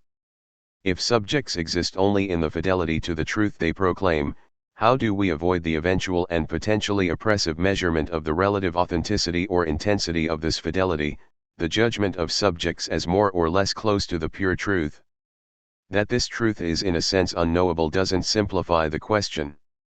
There is no difficulty of principle in accepting the fact that within a plurality of human subjects, there exist differences of more and less. It's inevitable. The only problem is in knowing how these differences are normed, normies, ruled, and above all, how this is related to the production of the successive stages of the sequence in question. To take the restricted example of love, which engages two people, the smallest possible plurality, everyone knows that every disagreement needn't lead automatically to a breakup. At the same time, each figure of love invents and elaborates, over the course of its development, the regime of its disputes. Obviously, in some cases, there are break-ups. But in others there aren't. And the way in which the productive or creative positivity of this love is articulated with the internal regulation of disagreement simply defines one of the singularities of its trajectory. The same goes for politics. The dialectic of more or less regulates a certain form of collective deliberation or collective engagement, but needn't drive things toward a binary logic. I would say, to use an algebraic metaphor, that it needn't present itself as a logic with two values. Everyone can accept the existence of intermediary nuances. Mao himself, and God knows there was a great deal of violence in the Chinese Revolution, developed a fairly complicated doctrine regarding the difference between contradictions among the people and antagonistic contradictions, and the existence in any process of left, center, and right wings. He never stopped insisting that in the movement of a process there is always a considerable plurality of nuances, and that if we don't grant some space to this plurality, we are finally driven back to the breakup of the process, more than anything else. It is true that some political sequences did adopt as the internal rule of their development a very severe bivalent logic, but we need to ask in each case how this bivalence was linked to the singularity of the sequence.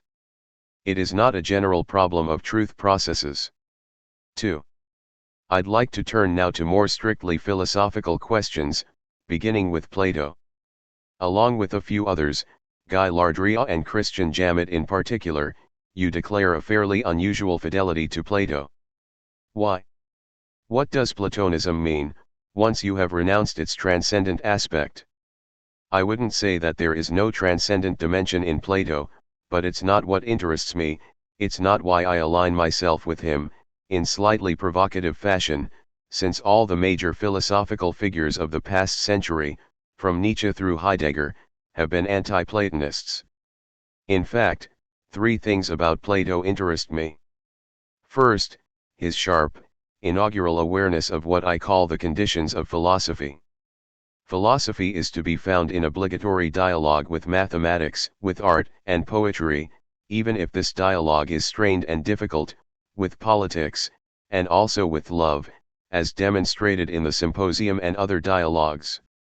This is a long way from the idea that philosophy is a total knowledge or system. For Plato, philosophy begins thinking not in relation to itself but in relation to something else, to the people you meet and what they say, Socrates, but also, in relation to the discoveries of the mathematicians, to the work of those who write poetry and tragedy, to political situations and debates, to the existence and intensity of the feeling of love. The second thing that interests me is Plato's conviction that philosophy doesn't add up to very much without the category of truth. This is my anti-modern or anti-contemporary aspect, for this category is suspected, criticized, that is, denied, by most contemporary trends. I would even say that philosophy means little without the idea that there can be eternal truths. Of course, this idea is present in the whole of classical metaphysics, but in Plato, it remains somewhat questioning and fragmentary. The question animates most of the dialogues, but it is nevertheless very hard to find a closed theory of truth in them, because it is always taken up again, in new conditions, with regard to something else. This suits me as a philosopher, this rhythm, in which we place ourselves under the sign of the question of truth even as we recognize that it can never be the object of a self-sufficient or complete demonstration. Finally, I think there is a Plato who is interested not at all in the transcendence of the ideas, but in what we might call, to use one of Heidegger's titles, the question what is thinking. We will naturally name what is thinkable, what there is in thought, idea. But, especially in the later dialogues, the Sophist, the Parmenids, the Philebus, Plato doesn't pose the question what is thought, by any means to privilege a transcendence but, rather, to ask, what is an internal articulation between ideas, what is the movement of thought, what is its internal alterity, its impasse, and so on? For me, this is Plato. And your master Lacan? What do you retain from his teaching today? Did you attend his seminar? I've actually always kept myself at quite a distance from Lacan. I never attended his seminar, but at the same time, I was first, with Althusser, to present reports on his work at the École Normale Supérieure, 1958-59. I have never had any relation to the practice of psychoanalysis. I am neither analyst nor analysand, nor analyzed, nor am I a member of any Lacanian school. My relation to Lacan is internal to philosophy. That said, I've learned a number of important things from Lacan, and that's why I consider him to be one of my masters. To put it briefly, what fascinated me about Lacan for a long time was his very strange effort to link the question of the subject to investigations or models of a logico-mathematical kind. This effort is totally absent from Freud. What especially interested me about Lacan was his conception of the real. First, the distinction he makes between the real and reality, which is not the same as the classical metaphysical distinction between appearance and reality, or between phenomenon and noumenon. And in particular, this conception of the real as being, in a situation, in any given symbolic field, the point of impasse, or the point of impossibility, which precisely allows us to think the situation as a whole, according to its real. Part of what I said a moment ago could be reset as follows: emancipatory politics always consists in making seem possible precisely that which, from within the situation, is declared to be impossible. Another thing that grabbed my attention, Lacan declared himself to be an anti-philosopher. It is partly thanks to him that I began to ask myself, in a fairly systematic way, what might be declared anti-philosophical, what was it that characterized anti-philosophical thought, why certain kinds of thought constitute themselves as hostility to philosophy. In the end, my theory is that philosophy should always think as closely as possible to anti-philosophy. For all these reasons, I owe Lacan a real debt, despite having had no relation to the question of analytic therapy as such. You are careful to distinguish philosophical truth from all that might claim an affinity with the ineffable, the unsayable, or the mystical. At the same time, you defend, in St. Paul and elsewhere, a striking doctrine of laicized grace, purged of any religious reference or thematics. The question is, doesn't the truly religious begin precisely where all thematics comes to an end? What can the idea of grace mean, if it doesn't connote the idea of another, properly creative power, a pure beyond? For me, every singular truth has its origin in an event. Something must happen, in order for there to be something new.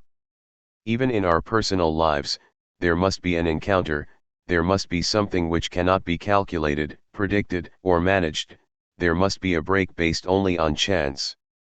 And it's to the extent that there is an essential link between the infinite development or construction of a truth, and this element of rupture that is an event, that I understand what Christian writers have called grace. That is not to say that for them the term has exactly this meaning. In effect, if every grace is a divine gift, we cannot absolutely avoid the idea of an ultimate, divine calculation, even if that calculation exceeds our understanding. That would be the difference that subsists between the properly religious understanding of grace, and what I call laicized grace. Fundamentally, what I call laicized grace describes the fact that, insofar as we are given a chance of truth, a chance of being a little bit more than living individuals, pursuing our ordinary interests, this chance is always given to us through an event. This evental giving, based absolutely on chance, and beyond any principle of the management or calculation of existence, why not call it a grace? Simply, it is a grace that requires no all-powerful, no divine transcendence.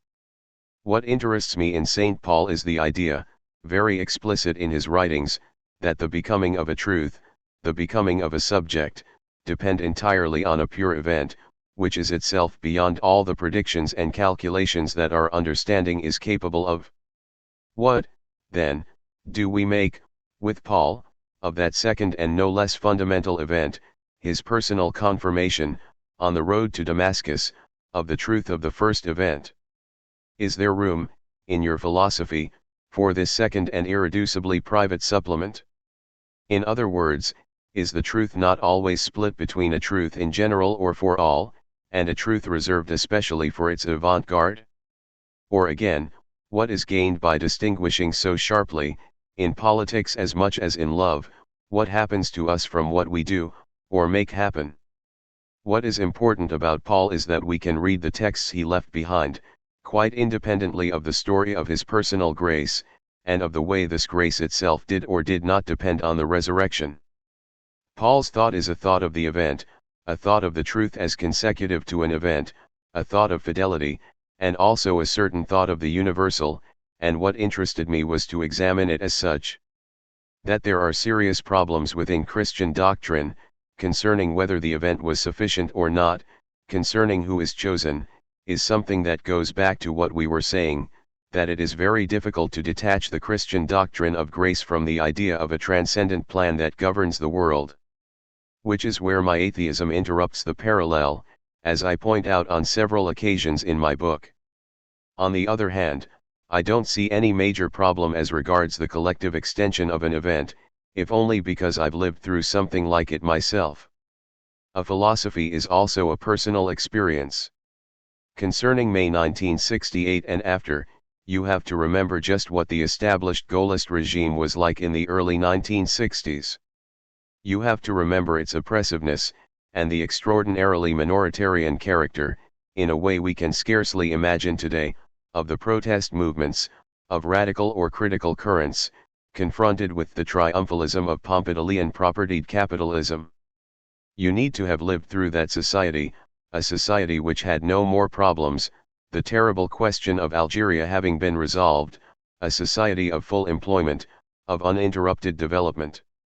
As for what then took place, yes, we were the genuine actors, but actors absolutely seized by what was happening to them, as by something extraordinary, something properly incalculable.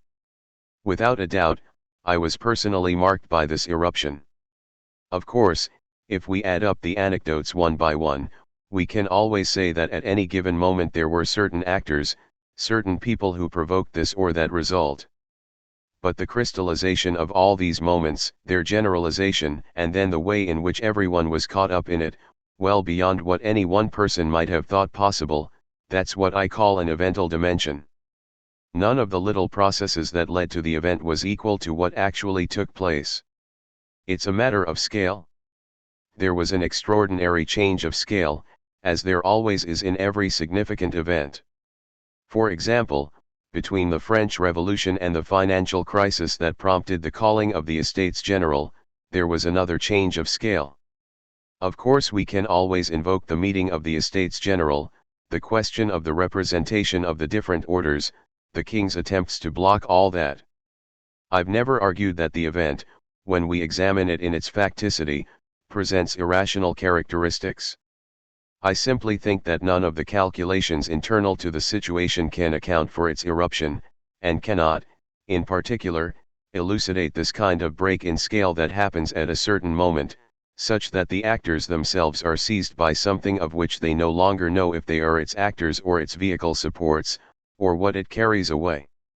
Lin Piao, someone who is rarely mentioned these days, once said, at the height of the Cultural Revolution, that the essential thing was to be, at a revolutionary conjunction, both its actor and its target. I quite like this formula. Yes, we are actors, but in such a way that we are targeted by, carried away by, and struck by it and par the event. In this sense there can undoubtedly be collective events. You raise the example of Castro, who is dear to me because he's part of my youth. I followed what happened in Cuba very closely, and there again, it's obvious that the little group of partisans in the Sierra Maestra were voluntarists. But with the collapse of Batista, the seizure of power, and that extraordinary, very slow march of Castro towards Havana, the Cuban people as a whole were seized by something which, in a certain way, was no doubt legible in its successive stages, but which marked an absolute change of scale with respect to the disembarkation of some 20 people in the hills of the Sierra Maestra. You once said that you were no longer sure if there was an event in May 1968.11. By what criteria can we decide such things after the event, especially if the event itself persists, strictly speaking, only through its retrospective declaration? I said something a little more complicated. I said that perhaps we didn't know the name of this event, and that, consequently, it was an eventuality still suspended from its name, what Sylvain Lazarus calls an obscure eventuality. There are such eventalities, that is, eventalities such that the statements that can be detached from them, or the names used to refer to them, never manage to justify the practice of the sequence, never manage to stabilize it. For example, in the French revolutionary sequence, the name revolution was very soon a matter of consensus, as the appropriate name for what was going on. When Saint Just said, "The revolution is frozen," he pointed to something about the revolution and the name revolution, as a capacity that was truly internal to what was going on at the time. As for May 1968, we've drifted this way and that, perhaps because it is an event belonging to precisely that time when we were passing from the old conception of politics to something else, so that, as a result, the name revolution wasn't the right name. There have been all sorts of proposals. I'm very struck by the fact that today everyone says the events of May 1968, but if we say that the event has event as its name, it means that we haven't yet found its name. I expect that I will probably stick with this appreciation of May 1968, it is an event, part of my subjectivation was forged in it, so I will remain faithful to it, but one whose name is obscure. One of the first questions to strike me as I read l'événement was that of the general relation between your mathematical ontology and the nature of material reality in general. You treat material situations as particular sorts of mathematical sets. What relation is there between your ontology, that is, the presentation of presentation, what you call being as being, and that which is presented? If we accept that there exists a situation in which what is at stake for thought is being as being, and for me, this is simply one situation of thought, among others, then I would say that the situation is the situation defined by mathematics. Mathematics, because if we abstract all presentative predicates little by little, we are left with the multiple, pure and simple. The that which is presented can be absolutely anything. Pure presentation as such, abstracting all reference to that which is to say, then, being as pure multiplicity, can be thought only through mathematics. To the extent that we abstract the that which is presented in the diversity of situations, to consider the presentation of presentation itself, that is to say, in the end, pure multiplicity, then the real and the possible are rendered necessarily indistinct. What I call ontology is the generic form of presentation as such, considered independently of the question as to whether what is presented is real or possible. It is the reason why people have always debated the status of mathematical idealities, the status of their reality. Are they real? Do they exist somewhere? Are they merely possible? Are they linguistic products? I think we have to abandon these questions, simply because it is of the essence of ontology, as I conceive it, to be beneath the distinction of the real and the possible. What we will necessarily be left with is a science of the multiple in general, such that the question of knowing what is effectively presented in a particular situation remains suspended.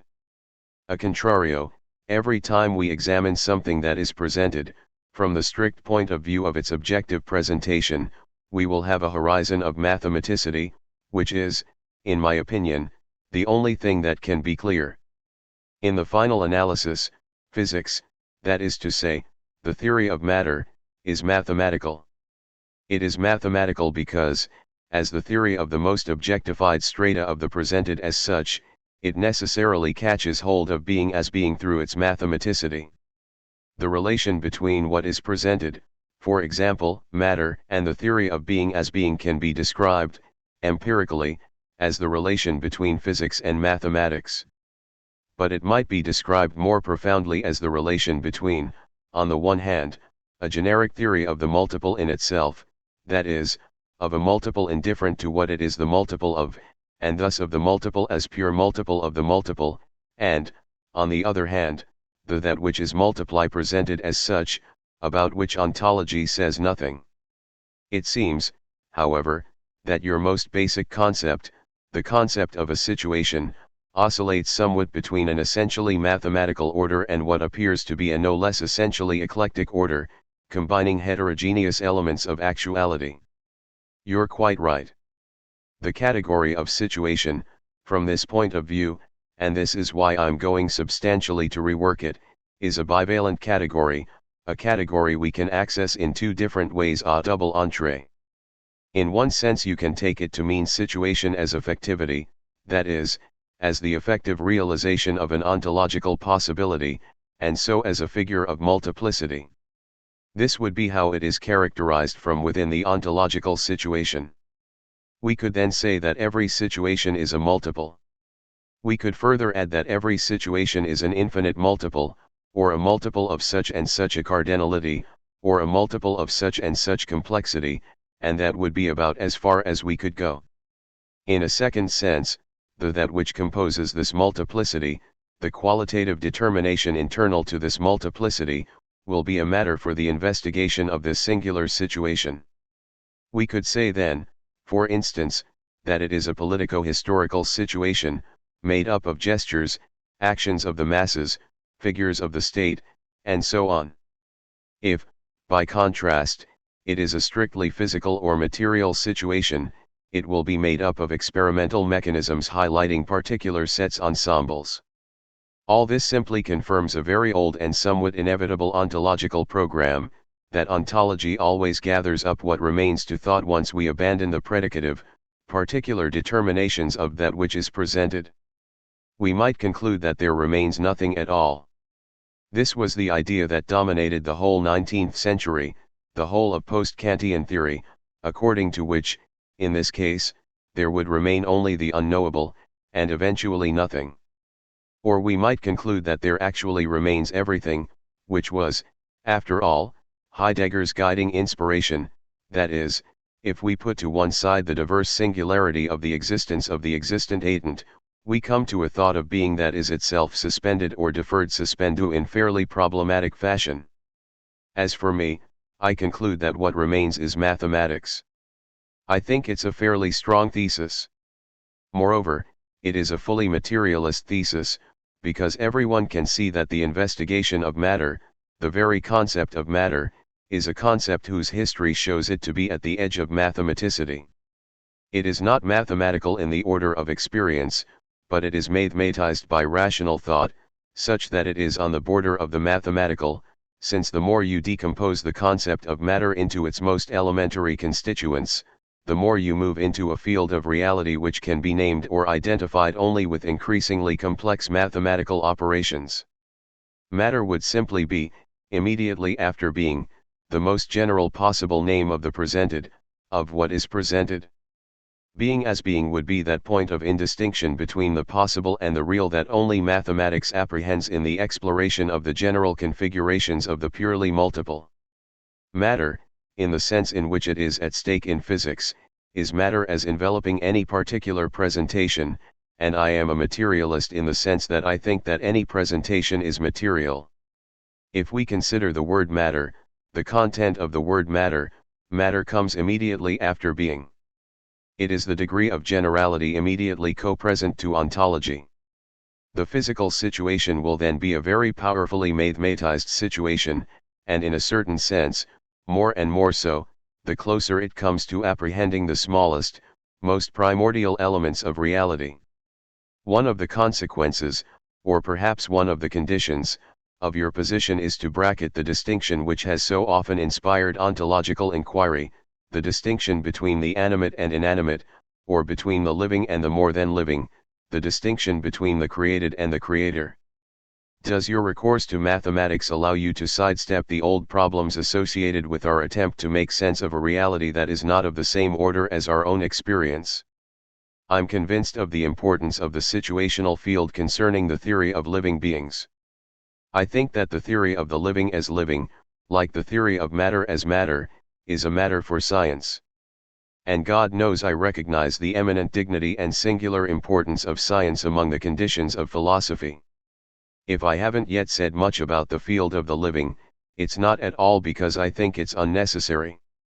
In any case, I have always said that we have to accept the fact that human beings are animals. You're sometimes a little hard on animals. No. Why do you say that?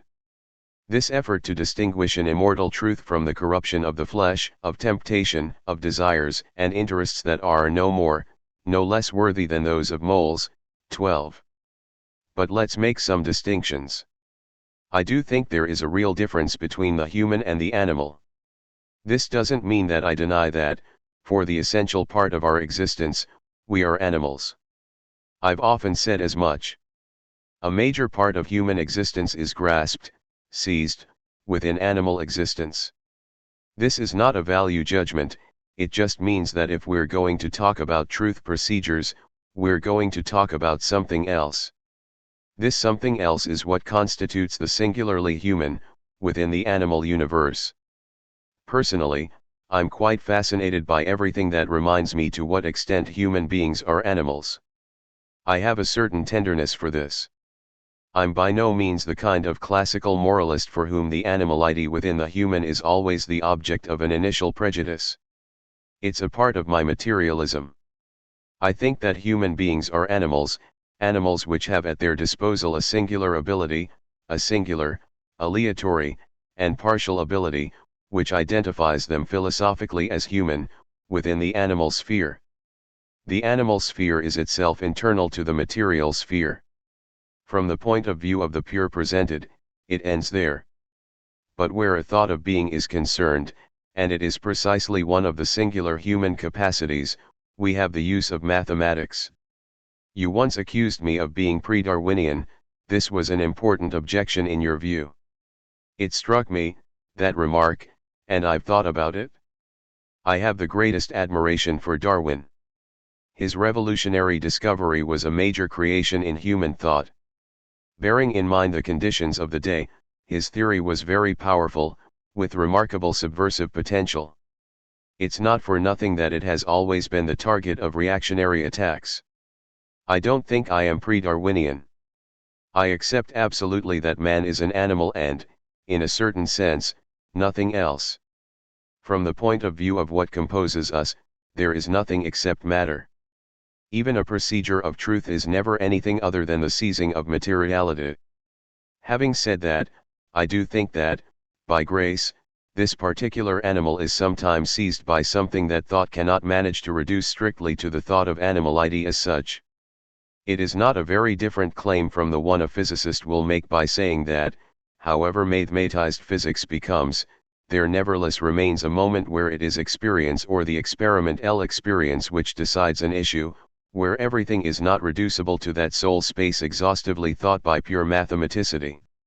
As for truth, it's the same thing, that is to say, it is thinkable only by that mortal animal which human beings happen to be. What then, exactly, is the relation between the immortality of the truth and the animality of the knowledges it transcends? In the first place, we know that according to your ontology, the elements of a situation exist as counted for one by the situation. Are they thus intrinsically individuated or self-individuated, and then selected by the situation? Or are they distinguished solely by their belonging to the situation? What distinguishes an element? Your question puts you in a position of indiscernibility. We cannot immediately distinguish between the fact that an element is counted as one in the situation, and the one that it is in itself. What can happen is that, in a manner that is itself unavoidably evental, some elements that were not previously counted, come to appear as needing to be counted in the situation. It is only through this discovery that there erupts a gap between what is counted as one in the situation, and the intrinsic one that the element is. Retroactively, we will have to declare that this something which appears, eventually, as needing to be counted, did indeed belong to the situation. And if you admit retroactively that it belonged to the situation, you will have to say that it had an intrinsic identity. This is why every intrinsic identity which affirms itself as an objection to the counting as one, that is, as uncounted in the situation in which it should be counted, comes to light only in the evental discovery. It is the evental discovery which constitutes the gap between counted for one by the situation, and intrinsic identity. If we were in a position, from the strict point of view of the situation itself, to distinguish between what is counted for one in the situation, and the intrinsic identity of what is so counted, then this position would not be immanent to the situation. We would need to be an external observer, capable of saying, here is an identity, here is what is counted for one, and we can see that this identity is outside the count. But since we are always immanent to a situation, we are necessarily incapable of distinguishing between what is counted and an intrinsic, uncounted identity. What any event reveals, and I think it's particularly striking in politics, is that there was something which had its own identity beyond account, which was not taken account of. It's why I've always said that an event was, one way or another, a breakdown of the count. It's also why, and here we come back to what I was saying about Lacan, we can equally say, of an event, that it is what demonstrates what is impossible for the count, as its real, such that the law of the count is made apparent, as being such that this thing, which wasn't counted, should have been counted. How would you qualify this fact of always being internal to a situation? Isn't it a kind of transcendental condition, an enabling condition of our existence, that we must always be specific to a situation? I take it to be an ontological principle, that's the only difference. I've no need to call it transcendental. What ontology tells us, in the theory of the purely multiple, is that, inasmuch as a multiple exists, we can declare its existence only inasmuch as it belongs to another multiple. To exist as a multiple is always to belong to a multiplicity. To exist is to be an element of. There is no other possible predicate of existence as such. The immediate consequence is that to exist is to be in a situation, without needing to fall back on the transcendental, since it is a law of being. I try to limit the use of the word transcendental to its Kantian meaning.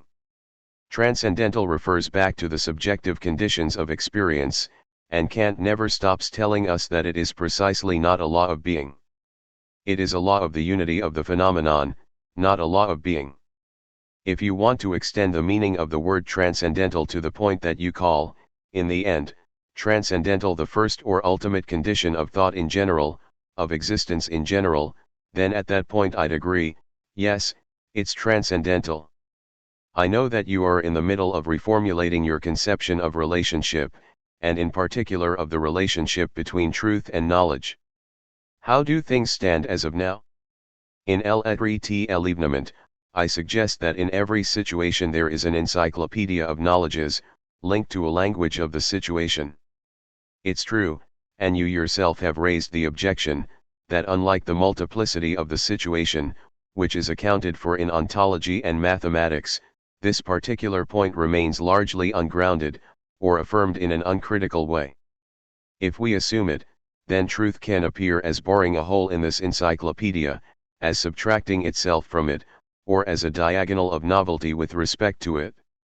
Both language and knowledge are very important, and they are related, since it is only because there is a language of the situation that there can be predicates, particularities, and thus knowledges. The reworking I'm engaged in at the moment consists of giving both a legitimacy and a much greater consistency to this double question of the language of the situation and the existence of knowledges. This has naturally led me to rethink the most basic concept of my thinking, which is precisely the notion of situation. In reality, the concept of situation is reduced, in THIRD-WORLDISM, to the purely multiple, to which is added, slightly from the outside, the language of the situation and its predicates. Setting out from a study of what determines the particularity of a situation, I hope to show that there is necessarily in every situation a predicative universe, which I will call its being there et là. I will try to distinguish the being of the situation, which refers back to ontology, from its being there, that is, the necessity for every situation to be not simply a being but, coextensive with that being, an appearing apparator. It is a doctrine of appearing, but of a non-phenomenal appearing. It's not a matter of an appearing for a subject, but of an appearing as such, as localization. It is a localization that doesn't itself refer back to any particular space or geography but is, rather, an intrinsic localization. It is a supplementary ontological property, in addition to pure multiplicity. In other words, I'm going to tackle the problem of the distinction between a possible and an effective situation, between possible situation and real situation, since I'll go back over the fact that ontology doesn't settle this question, that it is beneath this point of distinction. Hence the effectivity of a situation, its appearing, can't be deduced from its configuration of multiplicity. There is no transitivity between the one and the other. At this point, we'll have to ask about the laws of appearing. I think we can maintain the idea that mathematics still explains some of what happens, that we aren't absolutely obliged to leave the realm of the mathematical. Simply, we'll need a slightly new form of mathematicity, one that requires a minimal theory of relation, a logic. I call logic a theory of relation as relation between elements, between parts, and so on. I will argue that being as being, that is, as beneath the relation between being and being there, is a pure multiplicity. But I will show how this pure multiplicity is always attached to, distorted by, or reworked by a universe of relations, which will define the logic peculiar to the situation, not merely its being displayed in its multiplicity, or its network of belongings. This is going to require, on the mathematical side of things, different operators, both logical and topological, and on the philosophical side, an elucidation of the relation between being and being there. I think I'll be able to draw most of the argument from the relation of order, from the elementary relation of order, order being defined simply as the first dissymmetrical relation. Of course, the didactics of the thing, the way of presenting it, is very important to me, and for as long as I haven't fully discovered it, I'm not entirely at ease. I'm going to try to solve the problem, and you can see that I've read your work, and am sensitive to what you've said, by injecting something like dissymmetry into the general edifice, without in any way renouncing it. This means that it will mean something to say that A is in relation with B, in a relation which is something other than the strict relation of equivalence or equality. I'll take up the relation of order because it is, in the end, mathematically, the most primordial, most abstract, non-symmetrical relation. My last questions concern the autonomy of truth, its status in relation to the world it exceeds or transcends. What kind of relationship is there, for example, between the truth of a scientific or an artistic discovery and the technical means of its formulation and distribution? What relation is there between an artistic, let's say musical, truth, and the, culturally specific, system of tonality which ensures that the truths of Haydn and Schoenberg, to take examples from your Ethic, are always truths for certain listeners? I think we have to accept that between the effective or real character of any procedure of truth, and the protocol of identification, recognition, designation, or propagation of that truth, there are only individual cases, and no general relationship. We can give very simple examples. Take, for example, Arabo-Andalusian music, which has its own space of development, of creation, of historicity. For a long time it couldn't be identified as such. And then conditions were created in which it became identifiable. It's really an individual case. This touches on two problems, which I'm currently working on. First problem, does the universalizing identification of a truth have as its condition sine qua non something like philosophy? After all, I have myself defended the thesis according to which philosophy does not create truths, but plays a certain role, I didn't say the only role, in their identification and in their compatibility, their compossibility, the evaluation of their time. For me, this is still an open question. Is there always something of the order of philosophy, but how are we to recognize philosophy? In the universalizing identification of a procedure of truth, regardless of its origin or destination. This poses the question of the degree of philosophy's own universality. If we admit that philosophy has a capacity, not an exclusive capacity, but one that is proper to it, to identify something as universal, then it's obvious that philosophy has played a major role in the identification of science as such. We know that the identification of art itself, as distinct from anything else, is the achievement of philosophy. To generalize, does the identification of procedures of truth always pass through philosophy, necessarily or unnecessarily, or is it a question of situation, of culture? It's an open question, and a fairly complicated one. The second, still more complicated problem concerns what I call the interconnected juxtaposition and réseau of truth procedures. Truth procedures do not exist as unilaterally unconnected, as entirely independent of each other, each following their own path. They are constituted in a network, they cross each other. Part of the problem is a matter of knowing, for example, the points of connection between scientific procedure, its successive breaks, its discoveries, and the rules of political protocol. It's a very real question. You yourself have said that there is in science something which is hidden beneath machinery or equipment that is not entirely its own, but which nevertheless largely contains it. In the same way, I've always been fascinated by the network of relations between love and art. We know very well that there is something within the development of love itself which is certainly marked, sine signe from within, by the novel, by the whole history of this question and the way it's been handled artistically, over successive strata. To such an extent that where the artistic situation is quite obviously different, I'm thinking of China, for example, I've often thought that love itself must be different. These are questions of interconnection réseau. The truth procedures resonate with each other, in their connections and crossings. So far I've been very analytical in working on this question, very Cartesian. I've separated the procedures from each other, examined their type, their numericity, and so forth, but I'm perfectly aware that in a situation, in the realm of singularity, this is not exactly how things look. There are always several procedures working through entangled or interconnected situations. It's what I hope to explain, once I've deciphered and symbolized the problem, probably according to my own concept of culture. In the end, a culture, to the extent that it can be thought or identified by philosophy, is a singular interconnected configuration of truth procedures. I think there are truth procedures everywhere, and that they are always universal, that a Chinese novel, Arabic algebra, Iranian music, that all this is, in the end, universal by right. Simply, the conditions of their concrete universalization have followed a complicated history.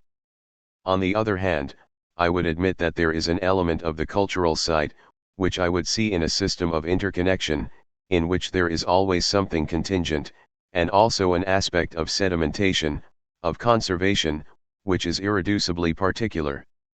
Here I'm speaking prospectively, slightly feeling my way forward, but I hope to be able to say how I conceive of a culture, in something other than empirical fashion. I'm perfectly aware that there are cultural universes, linguistic universes. But I'd like to be able to cross through this empirical reality in a slightly different way.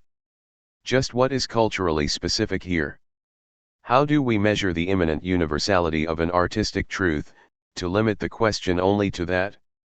Can it really be anything other than, on the one hand, a kind of pure or living, and therefore ephemeral, creativity, such that Schoenberg's truth, say, persisted or will persist as long as it continues to inspire new creations that remain faithful in some way to this inspiration? Or, on the other hand, a variant of the assertion of its own universal truth? This would limit literary truth, for instance, to the confines of what Badiou describes as the literary field, the field established by the proclamation, from Flaubert through Mallarmé, Blanquat, and beyond, of an intransitive literary sovereignty, a word purified of worldly knowledge and communication. Point 13. Most of your poetic examples seem to conform to this idea. No doubt it's only because I am of this era. Perhaps my own taste, my own sight, my own set of interconnections réseau, have been drawn mainly from this. But I certainly wouldn't make of it a universal maxim. I don't at all think that the affirmation of sovereignty is essential to an artistic configuration.